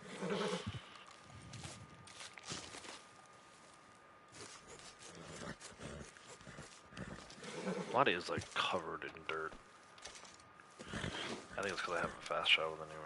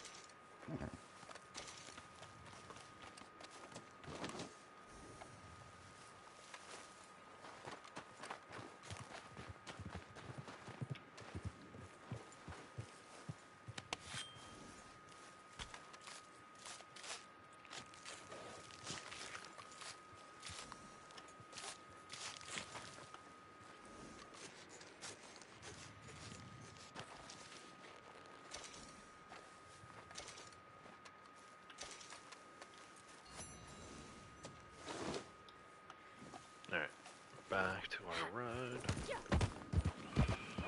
I'm just gonna go check. Forget where it is exactly. Oh, more wolves. These are timbers. Oh! Got shot there.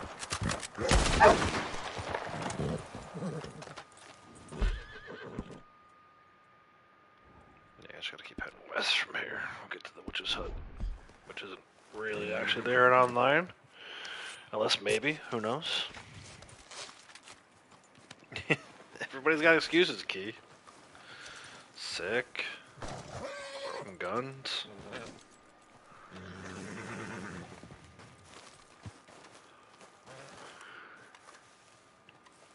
I should probably check on the score of the football game. Oh, Packers are losing. Surprise, surprise.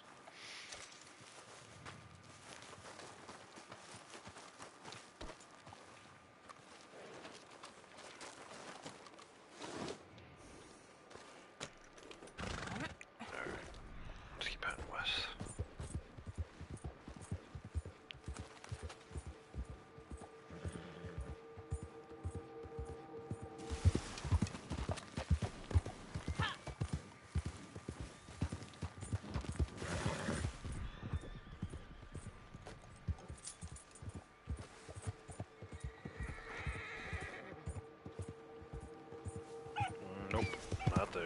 Just an empty patch of forest. I'm gonna have to make a mental note to come back and check on Halloween.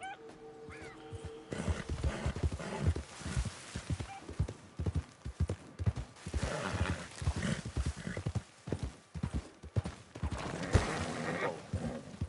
Subtle. Can you not go up this way? Am I too far north on the map? No.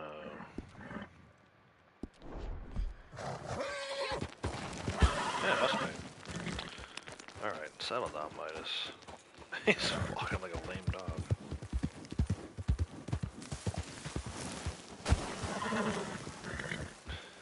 Come on. We're just like sliding all over the place.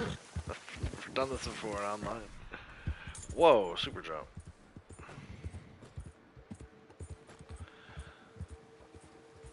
I just want to keep going west to get to the freaking egg. Nice sunrise over here,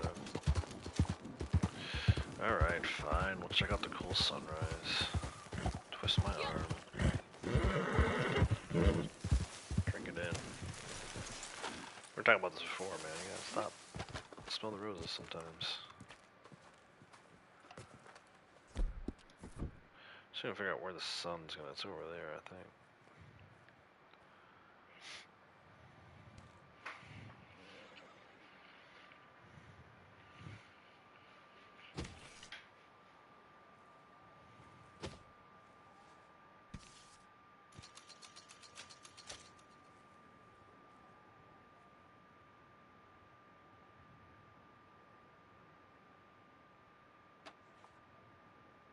It's a little cloudy for my taste.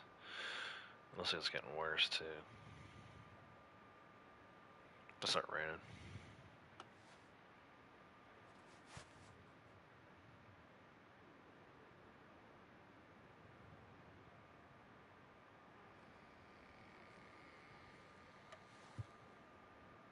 Oh, actually, there's a loft over there. I just realized that.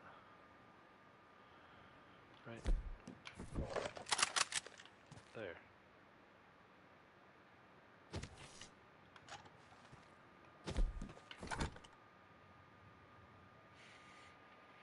Yeah, hell of a view here. Can see all the way down to the pond. I'm assuming that's actually, I don't know what that is down there. It's getting too cloudy though. It's almost like sunlight got canceled. Oh, here we go. Look at this purple, pink beauty coming up. Come on, man. Orange.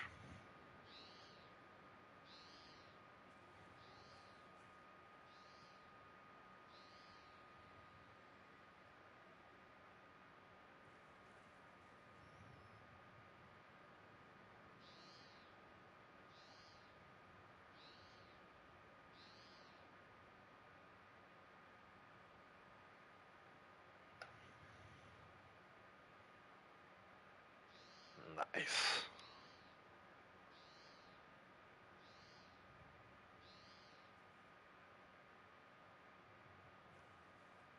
There it is. That's freaking awesome.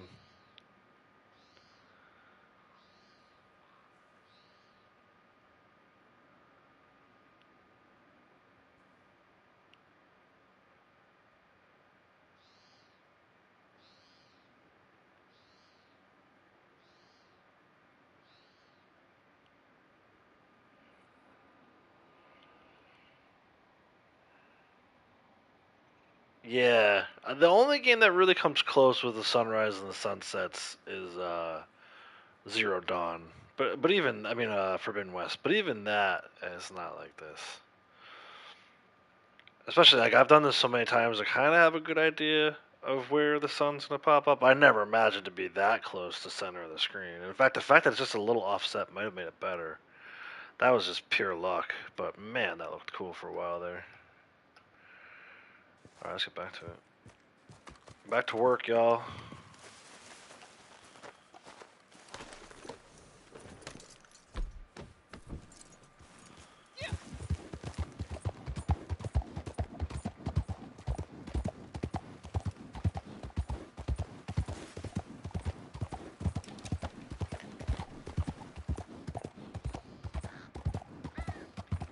There's a really cool moment in Forbidden West. If you follow those games, there's these things called tall necks. One of the robots is called a tall neck. It looks kind of like a giraffe with a big disc on its head, but it's a robot, right? And in Horizon, that's how you go about clearing off like the map space, unless you go around, like walk or ride around the entire map. The tall necks will give you like a good glimpse into like what's in the area. In Forbidden West, there's this one tall neck mission. It's kind of like a side mission. You go through this cauldron, and when you come out, Aloy's on top of the tall neck, and it's like kind of overlooking a sunset. It's freaking amazing. It's the only thing, the only thing that's ever come close to this. I actually want my varmint rifle, not my bow. But I love stuff like that, man. The lighting in this game, that was one of the very first things. I was making my way through Cumberland Forest, and kind of like right now, how the light kind of comes to the trees like that. Like, that is so lifelike and realistic. The team that did the lighting on this game did a phenomenal job.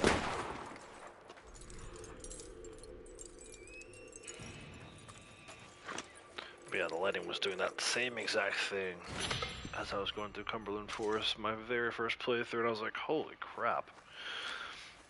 Put on a whole other level. It's hard to imagine, like, it's still good like that 6 years later. It's like, these other games haven't caught up yet, somehow. Alright, we need to go over to 6 Point Cabin. That's a heck of a ride. There is a card there and a tent. Yeah, Ghost of Tsushima has some good ones too. That's a really good point. I can't speak to Last of Us 2. I haven't actually played it, and the walkthrough I watched was basically just a story playthrough. The person clearly wasn't interested in that kind of stuff like we all are. But Ghost of Tsushima, man, I remember I got some really good pictures on the PS4 even of that. I can't wait. Have you guys seen the trailer for the new one? Karma, have you seen the trailer for the new one? Looks freaking amazing. Somehow it looks even better. Assassin's Creed Valhalla. Yeah, Assassin's Creed has had some good ones. Not just Valhalla, but like Odyssey and Origins. They did some good stuff with the lighting. But again, nothing quite like this. I would still say all the things we're talking about are second best silver medal type stuff.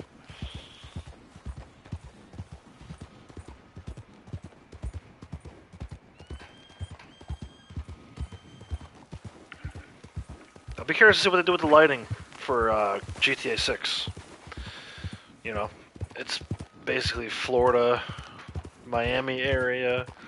Should get some really good oranges and pinks, I would think, for that game too. Those South Florida sunrises are in real life or something else. See if they can capture it in the game.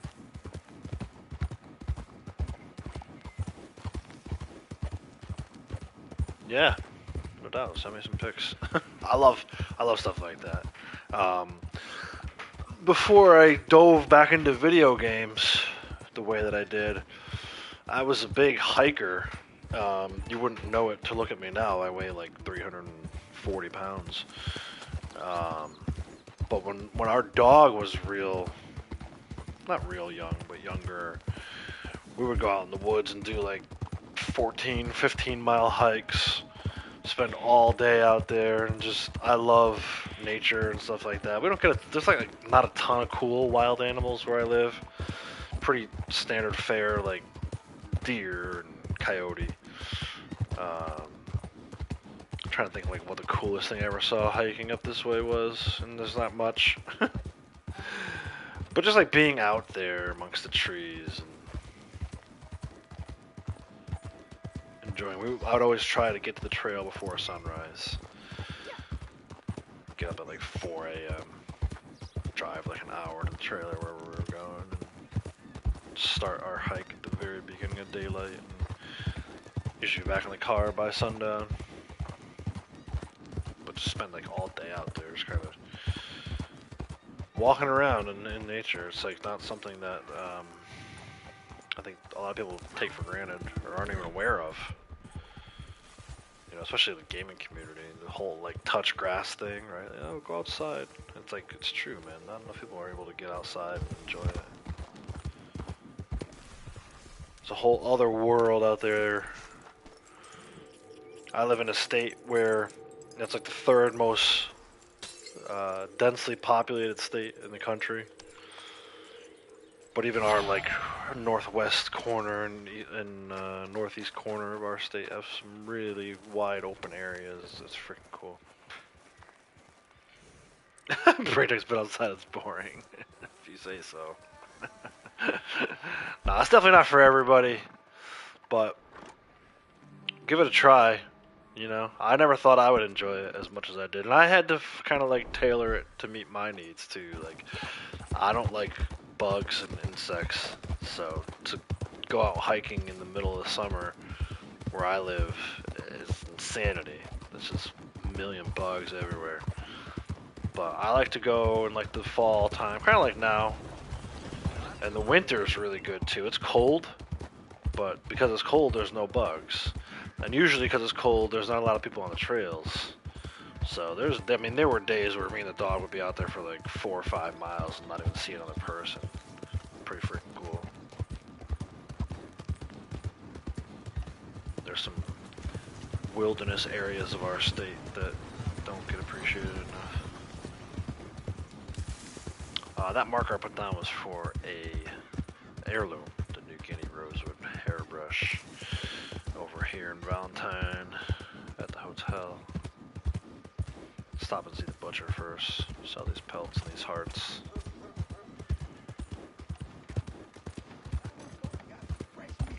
But I gotta be honest, this is the next best thing. Like, if you're unable to get outside, or if you just don't like being outside, but you still want to kind of experience it, they did such a good job with the wilderness aspect of this game. There's times where like you forget you're playing a video game. Some tend to flip through this iron. Too perfect. Shot the damn dirt and ran. Too poor. One good. 5 hearts. Alligator teeth. I forgot it's in them alligators over in the swamp. Cool. Alright, and then heirloom. It is room 1B. Oh my god! Oh my god!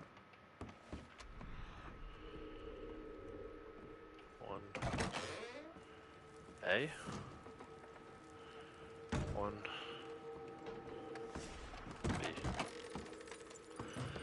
Heirloom. New Guinea rosewood hairbrush.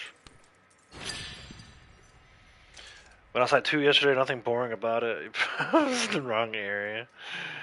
Red light district, oh my gosh. You live in nature, you have 40 acres of wooded property. Dude, jealous, that's nice. I always wondered what it would be like. We had, I mean, when I say half an acre, that's probably being super generous. But it's where we live is like kind of hard to come by. We have one of the biggest yards in our neighborhood at half an acre, so it just kind of gives you an idea. Something slip your mind? But you can definitely find some areas in our state where, you know, you go for 3 or 4 hours and not cross a road. That's pretty cool. It's rare where I live, but it's doable, it's findable, and it's very cool when you do find it. I've hiked all of the Connecticut miles of the Appalachian Trail, so when I say I've been as wilderness as you can get in Connecticut, definitely wilderness. I didn't actually see a black bear myself while I was out there, but I saw people coming the other way on the trail who said they had seen one. So that's kind of interesting. You know, black bears are common in a lot of areas, but not necessarily this far south, and definitely not in our state. But yeah, I would love to. Yeah, you are the neighborhood. That's what that would be. That's like squad goals, man. That is. I would love to. I would have to have other people work it because I don't know shit about ranching other than what I learned from Red Dead. But I would love to have a ranch in like Wyoming or, you know, North or South Dakota, just because it's the opposite of what I grew up with. You know, I'm smack dab in the middle of Boston and New York City, so we would go on field trips to like the city. It's just concrete jungle just doesn't interest me. You know, it's cool to see when you were little, and it's cool to see from afar. Like when we go to my in-laws, we drive over some of the bridges you could see like downtown Manhattan from, but I don't find any interest in that anymore. I would much rather be out on a large property like what you're describing. One day, who knows, maybe one day, hit the lottery, go out west, some land.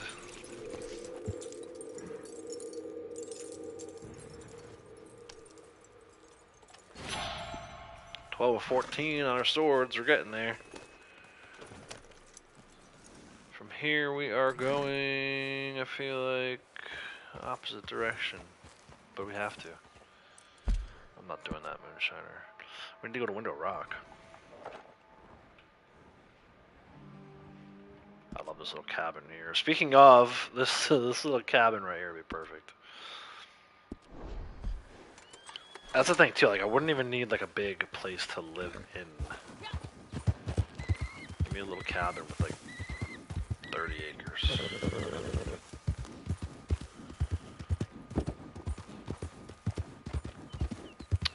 Total opposite ends of the spectrum. Either that, like a tiny little cabin, like a one-bedroom little cabin, or like a giant ranch house, like you see on one of those shows on like HGTV. It's like log cabin homes or something like that. They have those giant houses. It costs like 100 mil just to build it.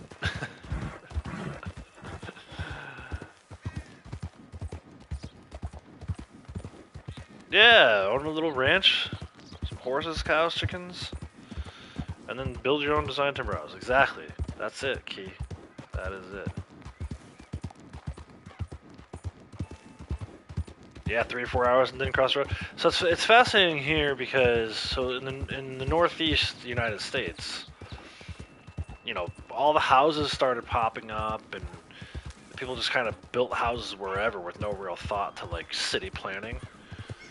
And then they put all the highways in afterwards. So you'll see like one of the main interstate highways that runs through my state.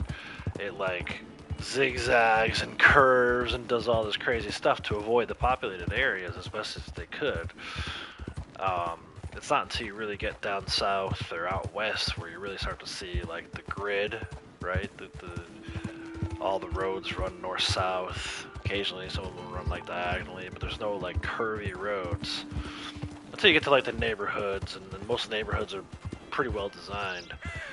But yeah, so where I live, it literally is just roads and roads and roads. But if you go out, like I said, northeast corner of our state or northwest corner of our state, you can encounter some pretty cool areas where there's not a ton of traffic.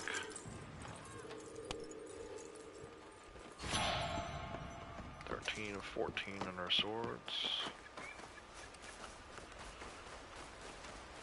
It's nice though. I mean, I grew up here. I left here. I lived in Dallas for a while. I lived in Baltimore for a while. I've definitely had my fill of cities at this point, and I would love to get out in the woods or the country or something.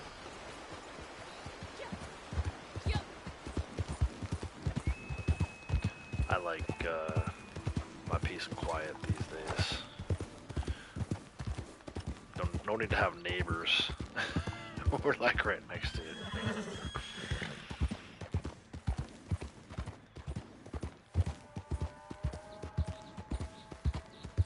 Yeah, the hell with the city life for sure. Used to be a hunter's camp when you bought it. Had one main cabin, 2 small ones. Nice. Yeah, that's cool. A couple different buildings. I would like to just go out there and do something like that, like a retreat for a week. I haven't done anything like that in forever.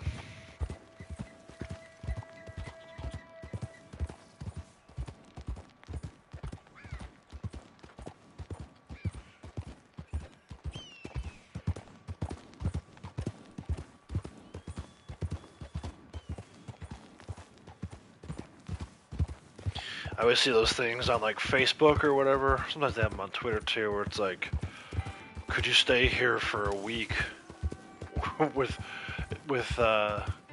you know, for $1 million? Could you live here for a year? And I'm like, dude, you're gonna pay me? Hell yeah, I'll do this shit for free. But if you're gonna pay me on top of it, I'll stay in like a nice log cabin, timber cabin or whatever.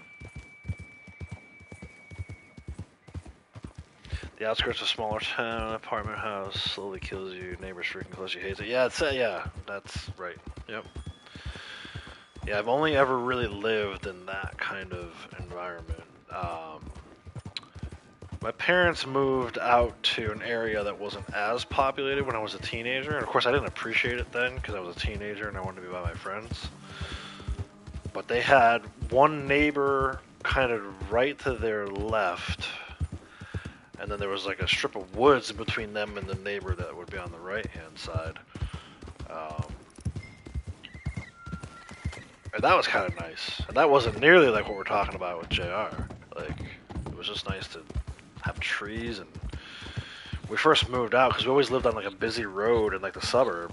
When we first moved out to this other place, it was like hard to fall asleep at night because it was too quiet. But now, you know, I would give anything for that now.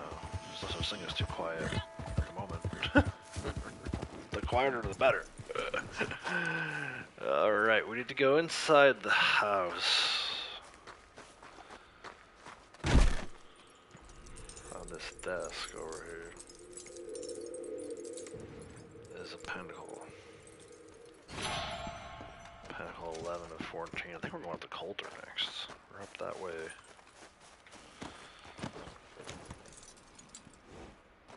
Yeah, Barrow Lagoon. Or an egg. And then there's a card at this little shack here. Kind of getting close now, I think. 53 or 67. Dozen or so more collectibles. We'll trade in our sets here. We'll see where that puts us for ranking up. You're not used to having neighbors yet. Lady Outlaws, howdy. Oh, Lady Outlaws sent me a text. Okay.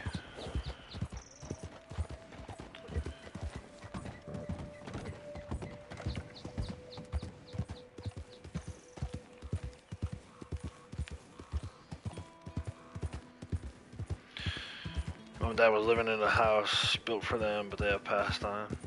Yeah, my parents are both still around. They're not together anymore. They actually, when they got divorced, it was kind of a tough spot because I really liked where they lived. By the time they got divorced, Lady Outlaws and I had already like had our family going. I think the kids were like maybe 2 years old when my parents got divorced. It would have. I always had these visions in my head of buying that house, but given what happened with my parents and their relationship, now it would like be weird. So we decided not to do that.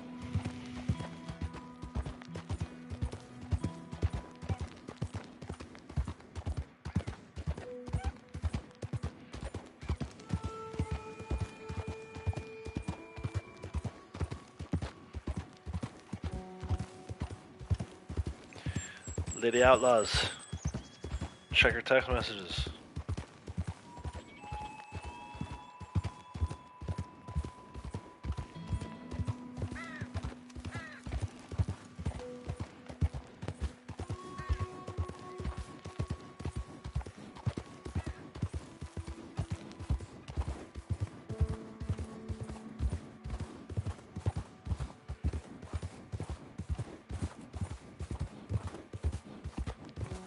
Okay.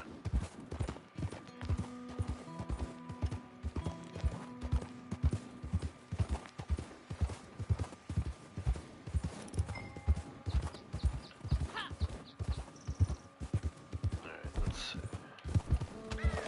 Should be an egg. Oh, this is friggin' bounties over here. Guess we're just gonna have to kill them and not turn them in. Because I'm not planning to head back towards Valentine just yet.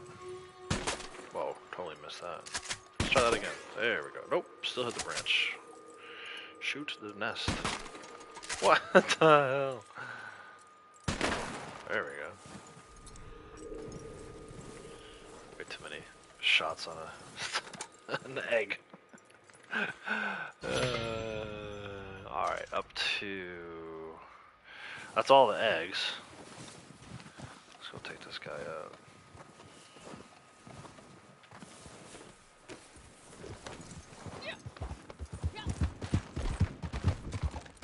I think he's got a couple friends with him too. I need to get in here. Normally I wouldn't even bother this, but I need to get into this cabin here for... Take it back!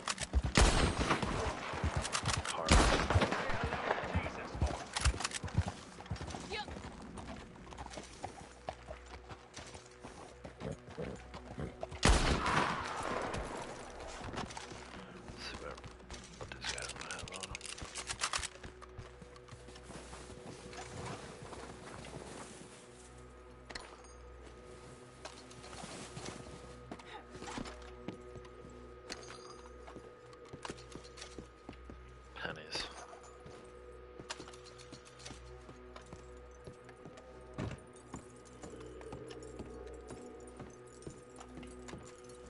Oh, I don't really want cigarettes, but take the card.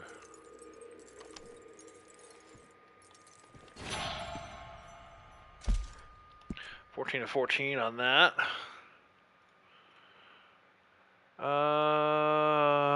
Wants me to go to Millsap Claim. I don't really want to do that. I was thinking I would go to Coulter instead. We're closer to Coulter, right? Oops. Let's go to Coulter. We were already there earlier.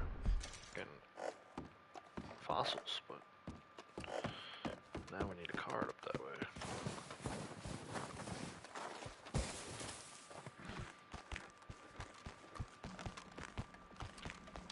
I thought they actually slide on the ice. I still think it'd be fun to have a CTA up here with them sliding on the ice. It would present a different challenge than what we're used to if we were trying to shoot enemies while slipping and sliding on ice.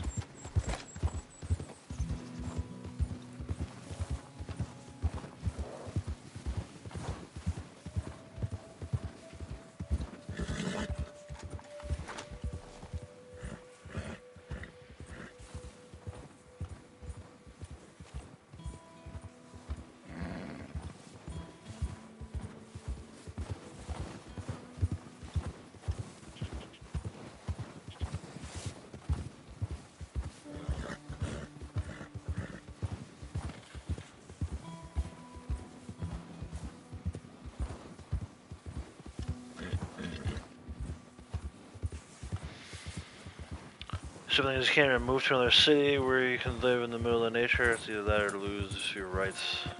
Yeah, that's tough. I don't really care for that too much. Obviously, you should be free to go wherever you want, live wherever you want. Too many restrictions on that, just in general, right? I mean, that's tough for sure.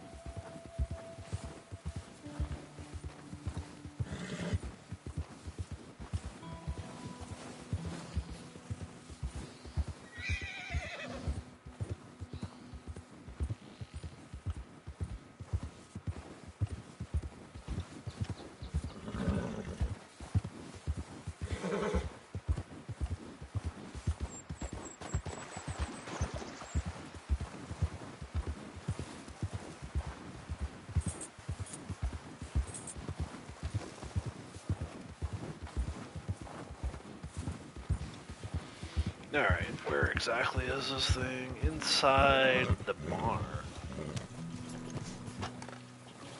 Here. Some hay bales.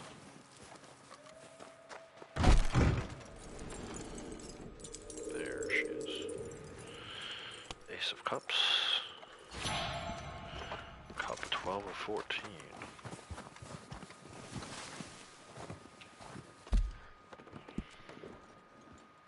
Alright, where to next? I guess still Millsap Claim. I don't really want to do that though. I'm going to go kind of in reverse order here. First, let's get this Irish whiskey. Whoops. I already had the map open. Dumbass. Irish whiskey at the Stilt Cabin here. And then we gotta go, I mentioned this a long time ago, the carved wooden hairpins up here today at the no trespassing house. So yeah. Let's go and get that eventually.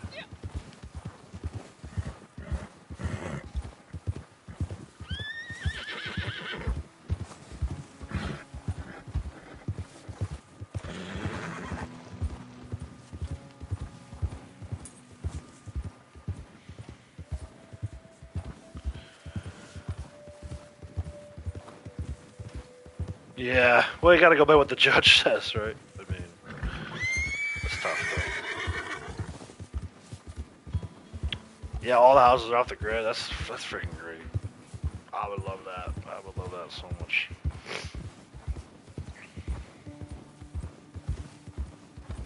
Obviously, to give up some of this stuff, right? Like live streaming or whatever, but I wouldn't mind.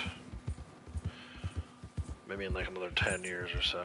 After I've had my fill of this, just going and turning off all the electronics. Same, forget about it.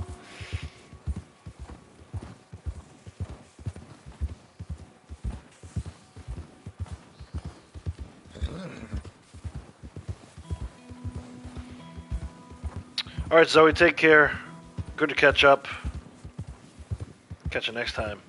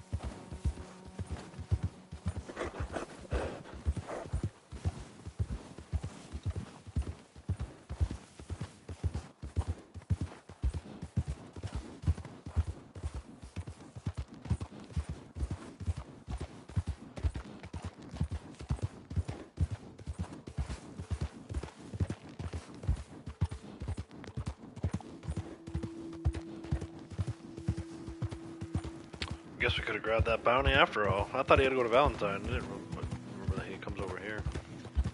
We would have had 10 seconds to turn him in, but still. We would have made it.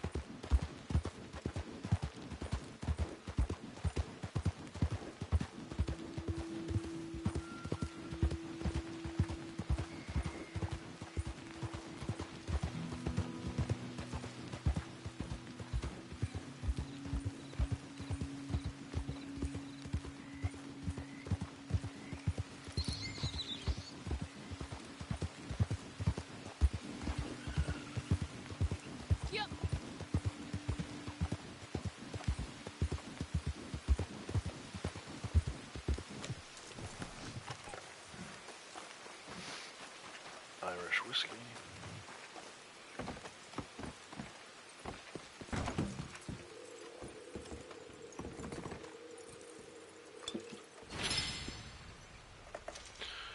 Nine of 9 of the alcohol bottles. Cool, we could sit up here. Take all your legs off, like what's his face does. Story mode.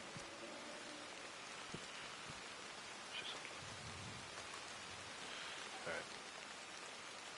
I'm gonna step away real quick, I'll be right back.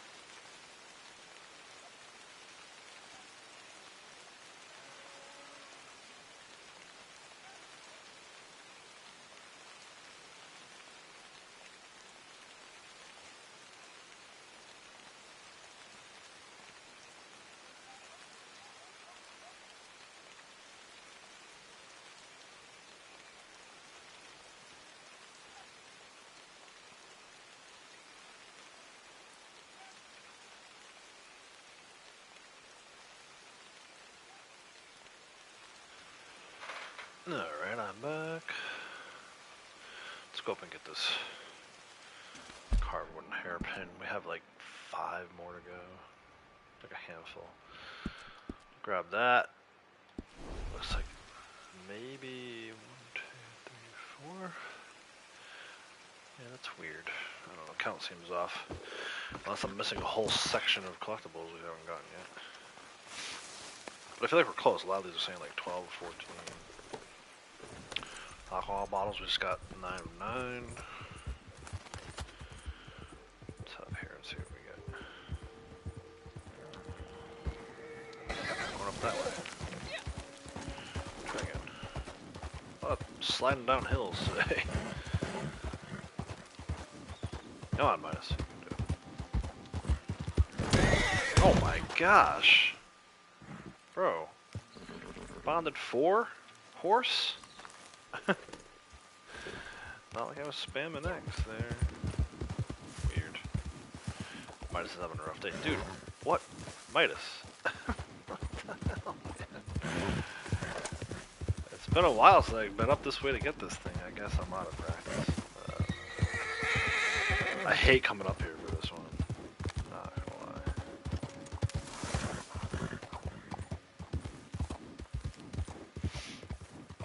Come on. We're gonna run into every rockin' tree up here, or maybe we can go around 1 or 2 of them. Problem solved. You know, now she's running into the trees too. Fallen trees.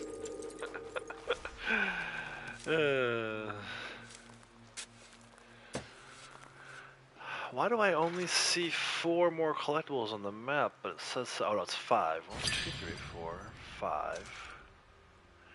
Is it because I marked the eggs off already? Are there 2 more I missed somewhere? I don't know, man. This is weird. I'm trying to like figure out the last portion of this. I feel like we'll go over to Millsap Claim.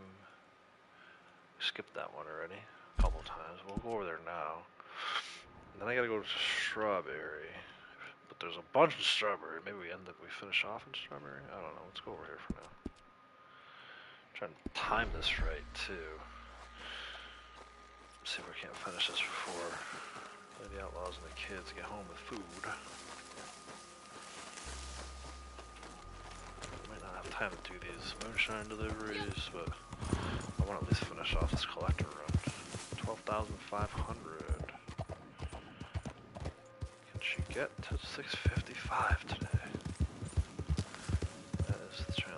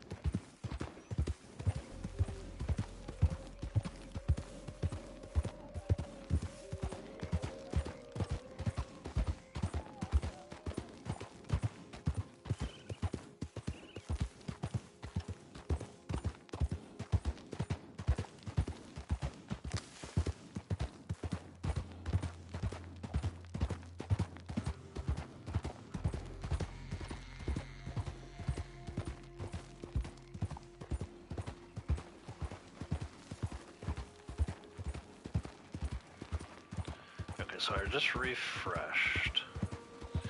I forgot about those two over my emerald, so at some point I'll do back for those. So it truly is 7 more collectibles. I do think it's Trader next month.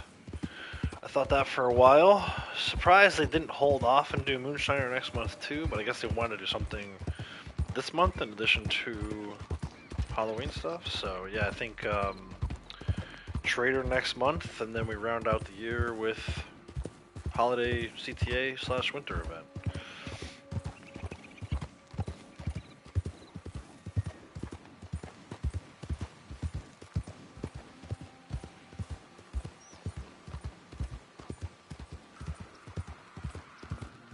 I think probably next month I might go back to streaming on my main character again while we do Trader month stuff. He's getting close-ish to having enough resupplies, finally, to reset that 1,000 resupply award. I feel like probably hit that at some point next month. I definitely would put a lot more focus on hunting if they made it a Trader month.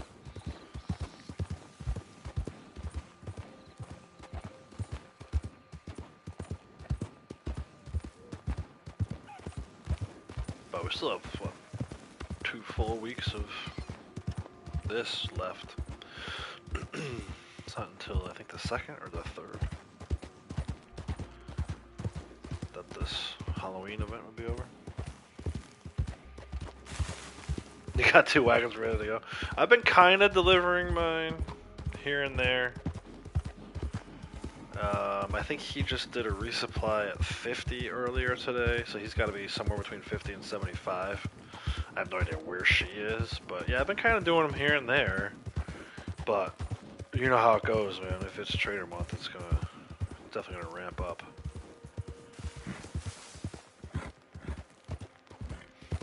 Try to do like 1 every day, but I definitely want to focus a lot more on hunting.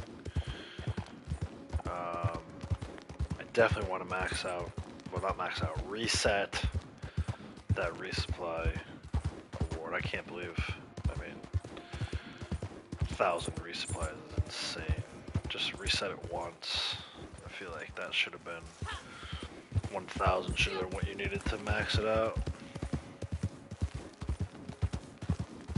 Of course, man, you can't come up here and not have something spawn at this location. It is impossible.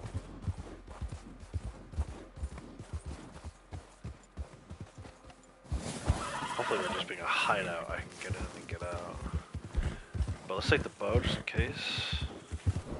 Just maybe get a few more headshots. Like she gets 2. Where is this card? That's the Eastern Cabin. Alright, so all you really gotta do is kill this one guy. So we can do it without getting spotted. there's a bunch of them here. Leave here.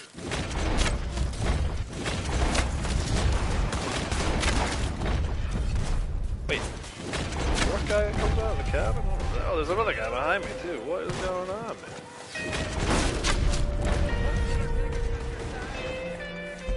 Can I reset it and not die? 8. She's only on wave 8 of this. She's definitely dying.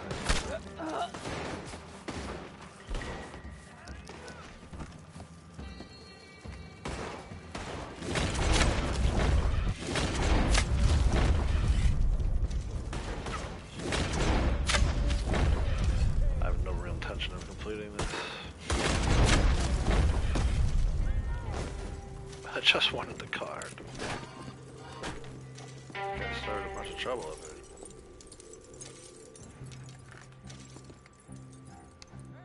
I met someone I couldn't kill yet. Well, you have now. Boy.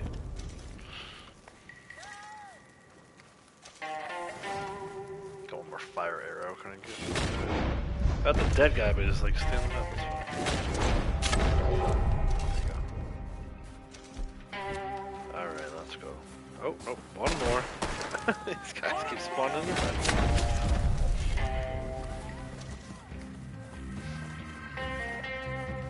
That's a lot of enemies for one little hideout. Brady, have you done this one yet? I don't remember seeing the video for this one. I know you're trying to do like all the different hideouts and stuff. Alright, where to? I think we gotta go to Strawberry now. At least on the way to Strawberry. Is this Lenora View? It's got a card at it. You did get this one, nice. It's a good one. A lot of enemies. Forgot how many enemies. I'm bailing on it, I don't really care. For it. It's like 150 XP, right? So. More interested in getting these collectibles done today. I don't want to run out of time.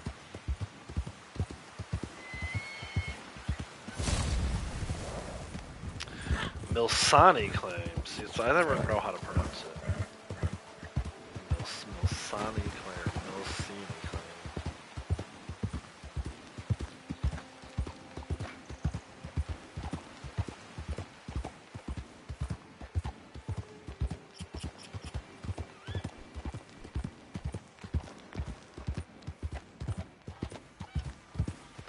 You need Fort Mercer, Backus Station, Cumberland Falls. Wow, nice. Key's got a wagon too, sweet. You have Mercer, but you don't like the way. Is it funny how you think about it that way, right? It's like I always think about now anyway. I never did until I had a YouTube channel. It's not like just completing it, right? It's completing. You have to like your performance. Like there's been times where I've completed something and I was like, yeah, I don't know, my performance wasn't that great. It'd be cool to have something with a little more style to it, right?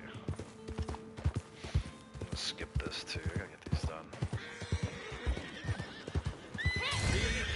Push on through. Oh! I was trying to kick the guy. Dude, Midas is having a rough day today. You know what?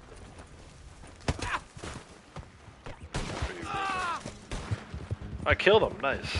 I got a trample. I need tramples on my other character, not on this character. Kick that dude in the face. Hell with that guy.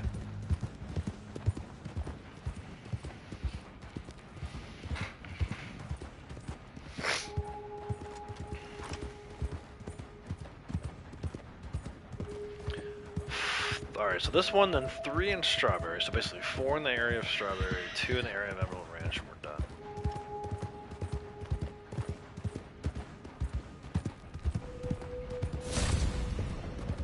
Posse abandoned the job.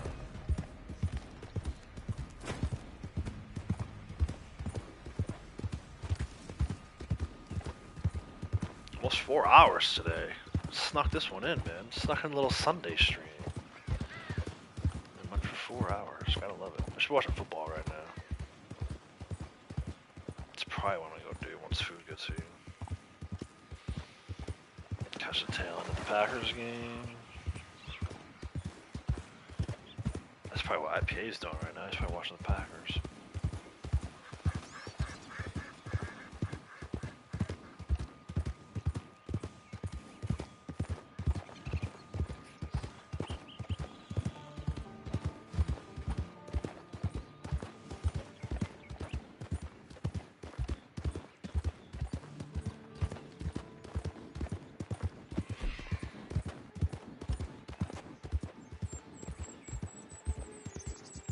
We're gonna be so close to Marriage Mountain, dude.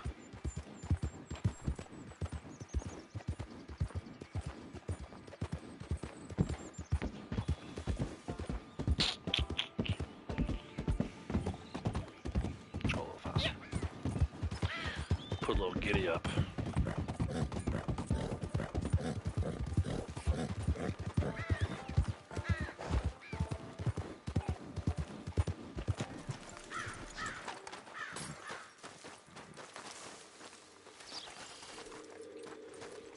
Back.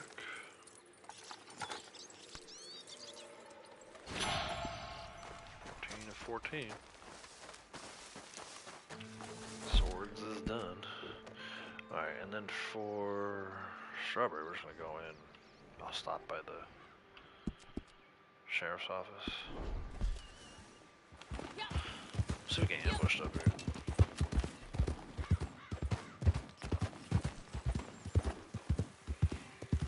Usually don't get it going this way. But let's see.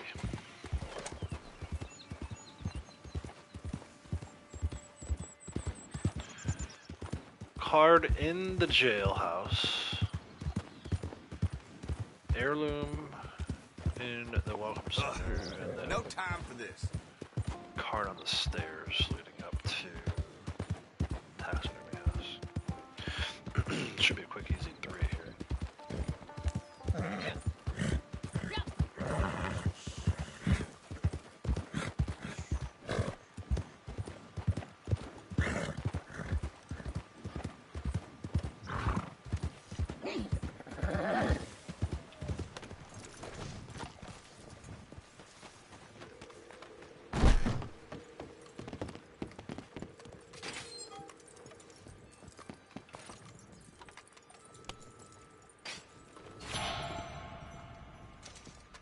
Only 12 is pentacles, huh? Must be all pentacles left. To the welcome center.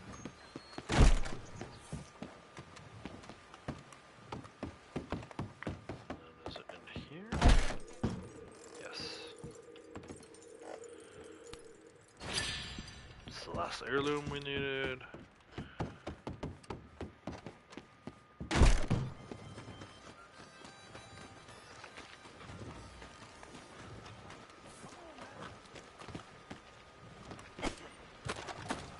Oh, he landed on his feet.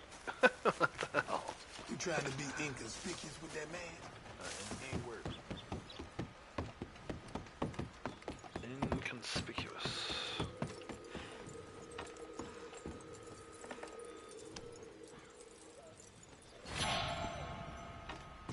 Alright, fast travel over to Emerald.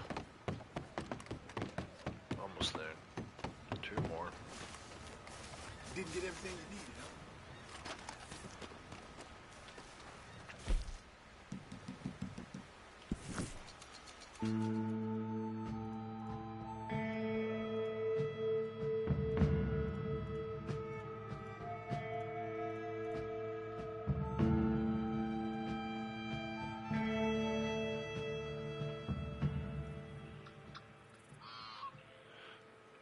There.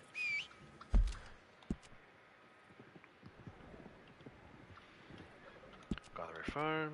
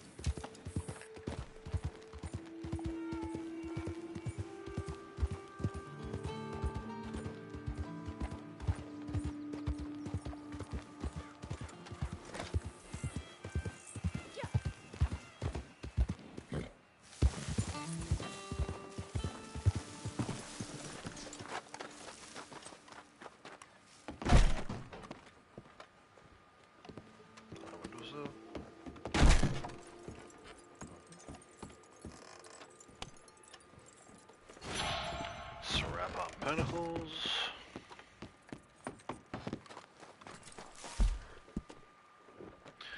Over to Hami's Bethel for the last one.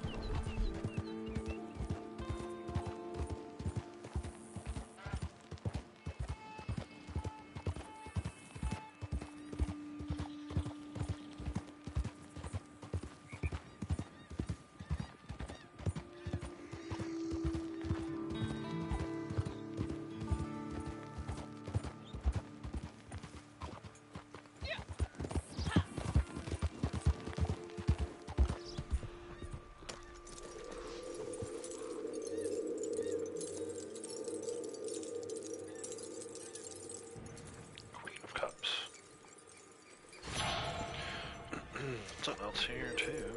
Heirlooms. Might as well grab it. I don't need it, but we'll probably need it tomorrow, so.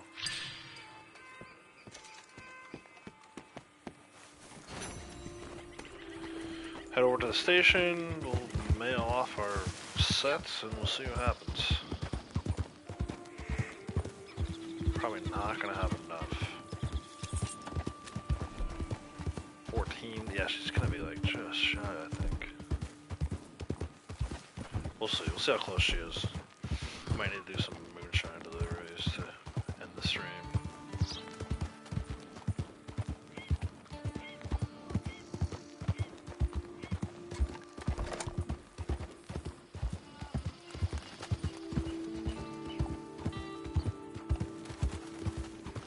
I'm curious how much riding she did today.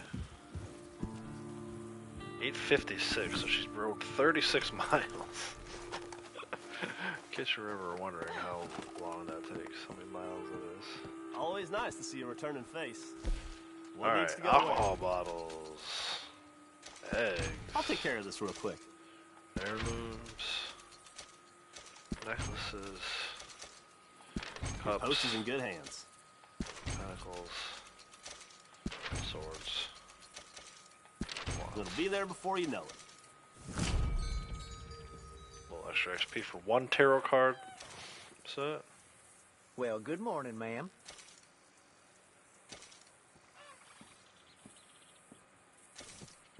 Definitely no rank up.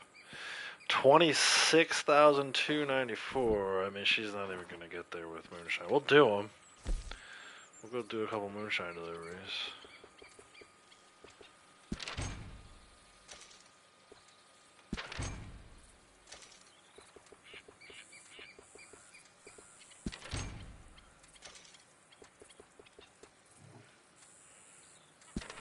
I'll probably get there before the end of the day today, but I don't think we're going to get there during this stream. Be seeing you. Unfortunately. Close, though. I made a good run at it. We definitely made a good run at it. 644.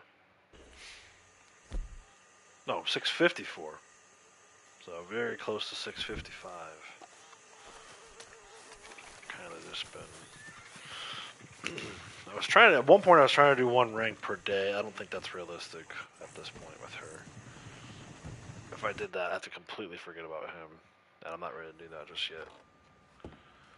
But doesn't mean we can't do our best to try and rank her up. Maybe every other day or something like that. Every We have a third batch day. ready to go. This will help. This is going to be like 1700 XP right here. Oh no, she doesn't have a buyer. Boo, boo. So it's not gonna be that much XP. That sucks. Your timing is Burt Higgins Oh, killing pick up. me. We have some We thirsty maybe peons, could and a fresh batch. look at Just getting a few one more collectibles more after this day. too. And it would be a trop mieux. Now is monsieur. It is See what happens. Corsair, eh? Your American friends will not see the difference, I think. But this is not the question. I am my father's son, and I will not compromise. Do not lose it. Drive with care. Okay? That's a lot of talking for Burt Higgins' delivery, man. Alright, to the shack. This is like her longest delivery. I keep meaning to move her back to Tall Trees. Forgetting.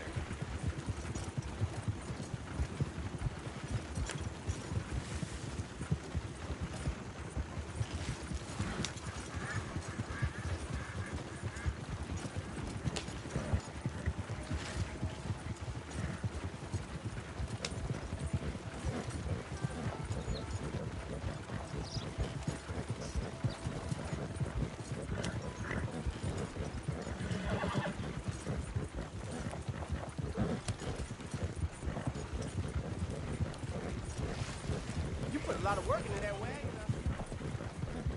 I didn't actually put any work into this wagon. The game won't let me. I would love to customize my moonshine wagon.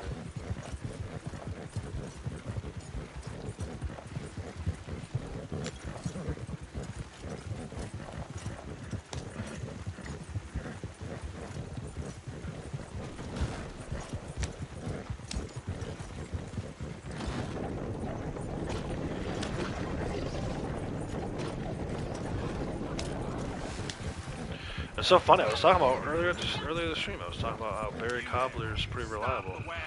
It's been super reliable for my male character, but not so much for her or my Xbox character. We saw it play out right there. I have to actually sell the bird.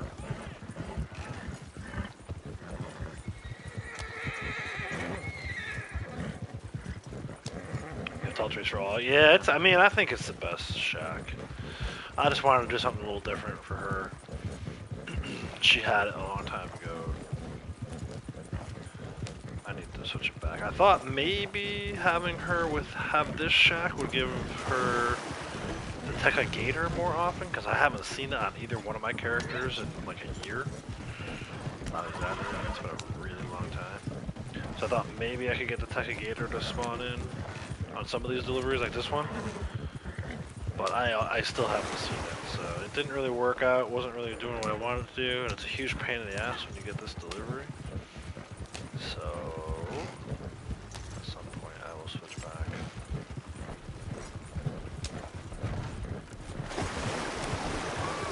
Value one's not bad. For my 2 cents, the Tall Trees is just a little better.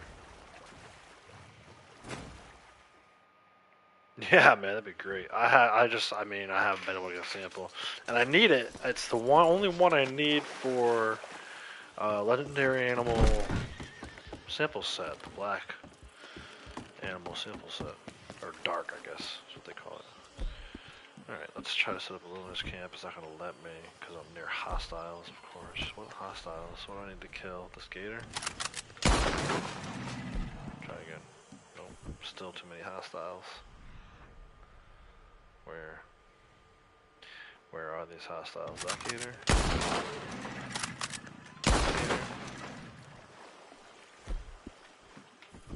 Come on, man. Oh, I'm in combat with dead animals, dead gators. Come on, just let me get a friggin' wilderness camp. Put the gun away, see if that helps. Oh, there you go. Just had the gun out. Mask comes off, which sucks. Fast travel back to the shack.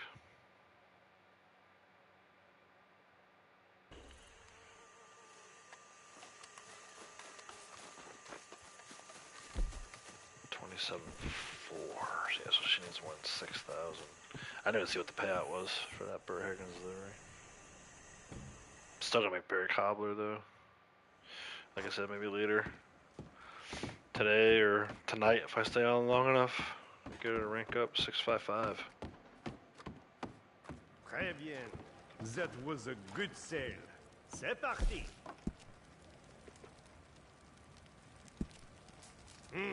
This will put airs on your face, I guess.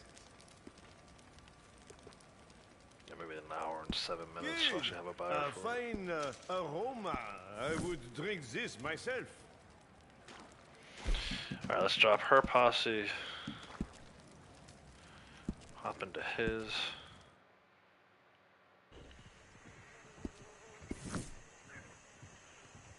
I've just been, normally I would just have his deliver hers. Not enough camp. Not enough what? Not close enough to set up camp. I would normally just have him put her in the catalog and have him do his delivery. But since I'm streaming, it's probably more exciting for you guys to see the actual delivery than just watch her sit in the catalog for 2 to 4 minutes. First, I gotta find a freaking Wilderness camp, though. Come on, dude. Why are you like this, bro? Why is the game like this?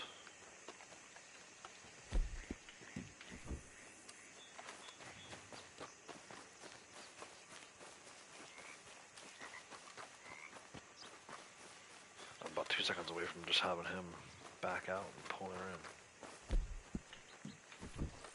Yep, that's what's gonna happen.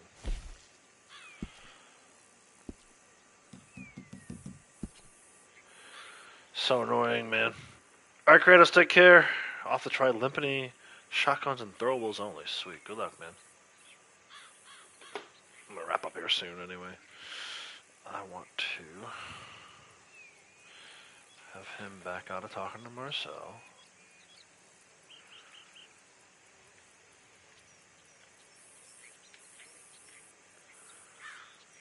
I'll just pull her over.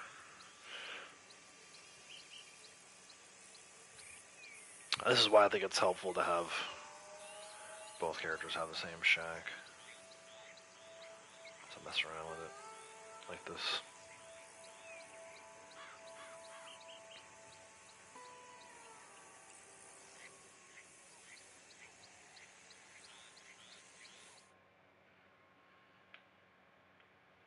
He needs a resupply. Make sure I do that later.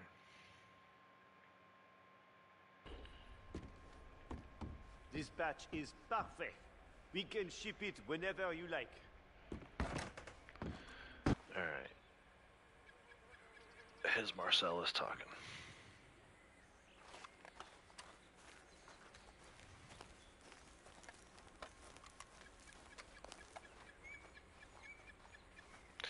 So she should get like 900 XP for this. It's gonna put her at 28.5. So yeah, so she's still gonna need 5,000 XP tonight. Well, later today. It's about 4 o'clock in the afternoon here where I'm at, so I'll probably hit it today. 655 is just not gonna happen during the stream, unfortunately. We kept a little bit short with all those collectibles. I thought we'd be a lot closer than we were. I miscalculated.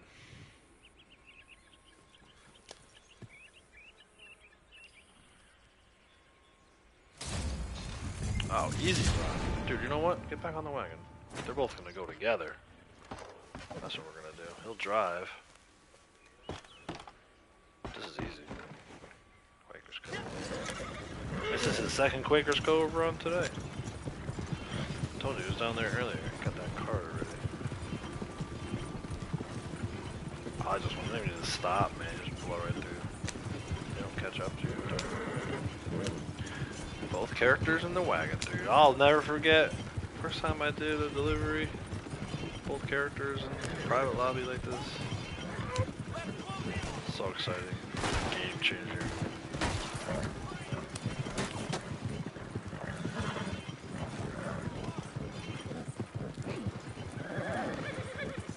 Maybe instead of just doing him for Trader Month. Maybe we'll get back to doing like dailies on both at the same time. Or something. I'll have him be like the primary focus, but make sure she's around. I like doing dailies on both characters at the same time.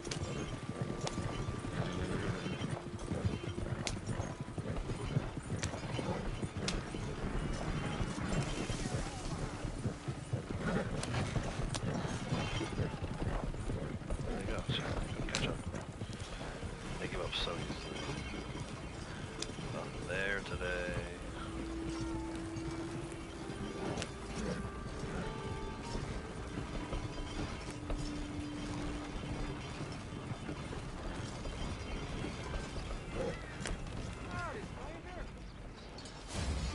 Yeah, I love it, man. I love having them both.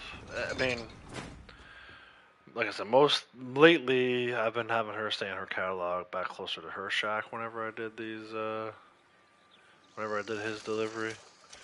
But yeah, have her hop off Midas.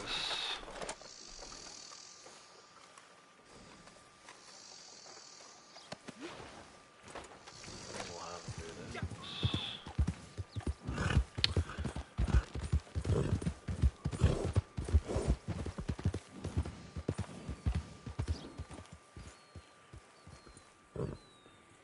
I guess that's a view.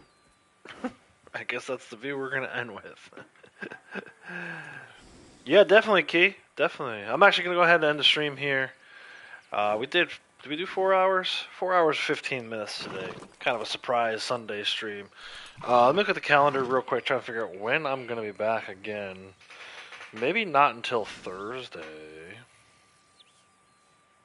Yeah, I'm thinking probably Thursday. Still got some busy stuff to do this week, wrapping up our busy stuff. But yeah, it's probably gonna be Thursday. So either way though, best way to make sure you get notified whenever I go live or post the videos, make sure you're subscribed to the channel. Check those notifications, make sure you got them set to all. If you're new, you like Red Dead content, you like video game content in general, highly encourage you to hit the subscribe button. Like I said, turn those notifications on and set them to all. Until next time, everyone, take care.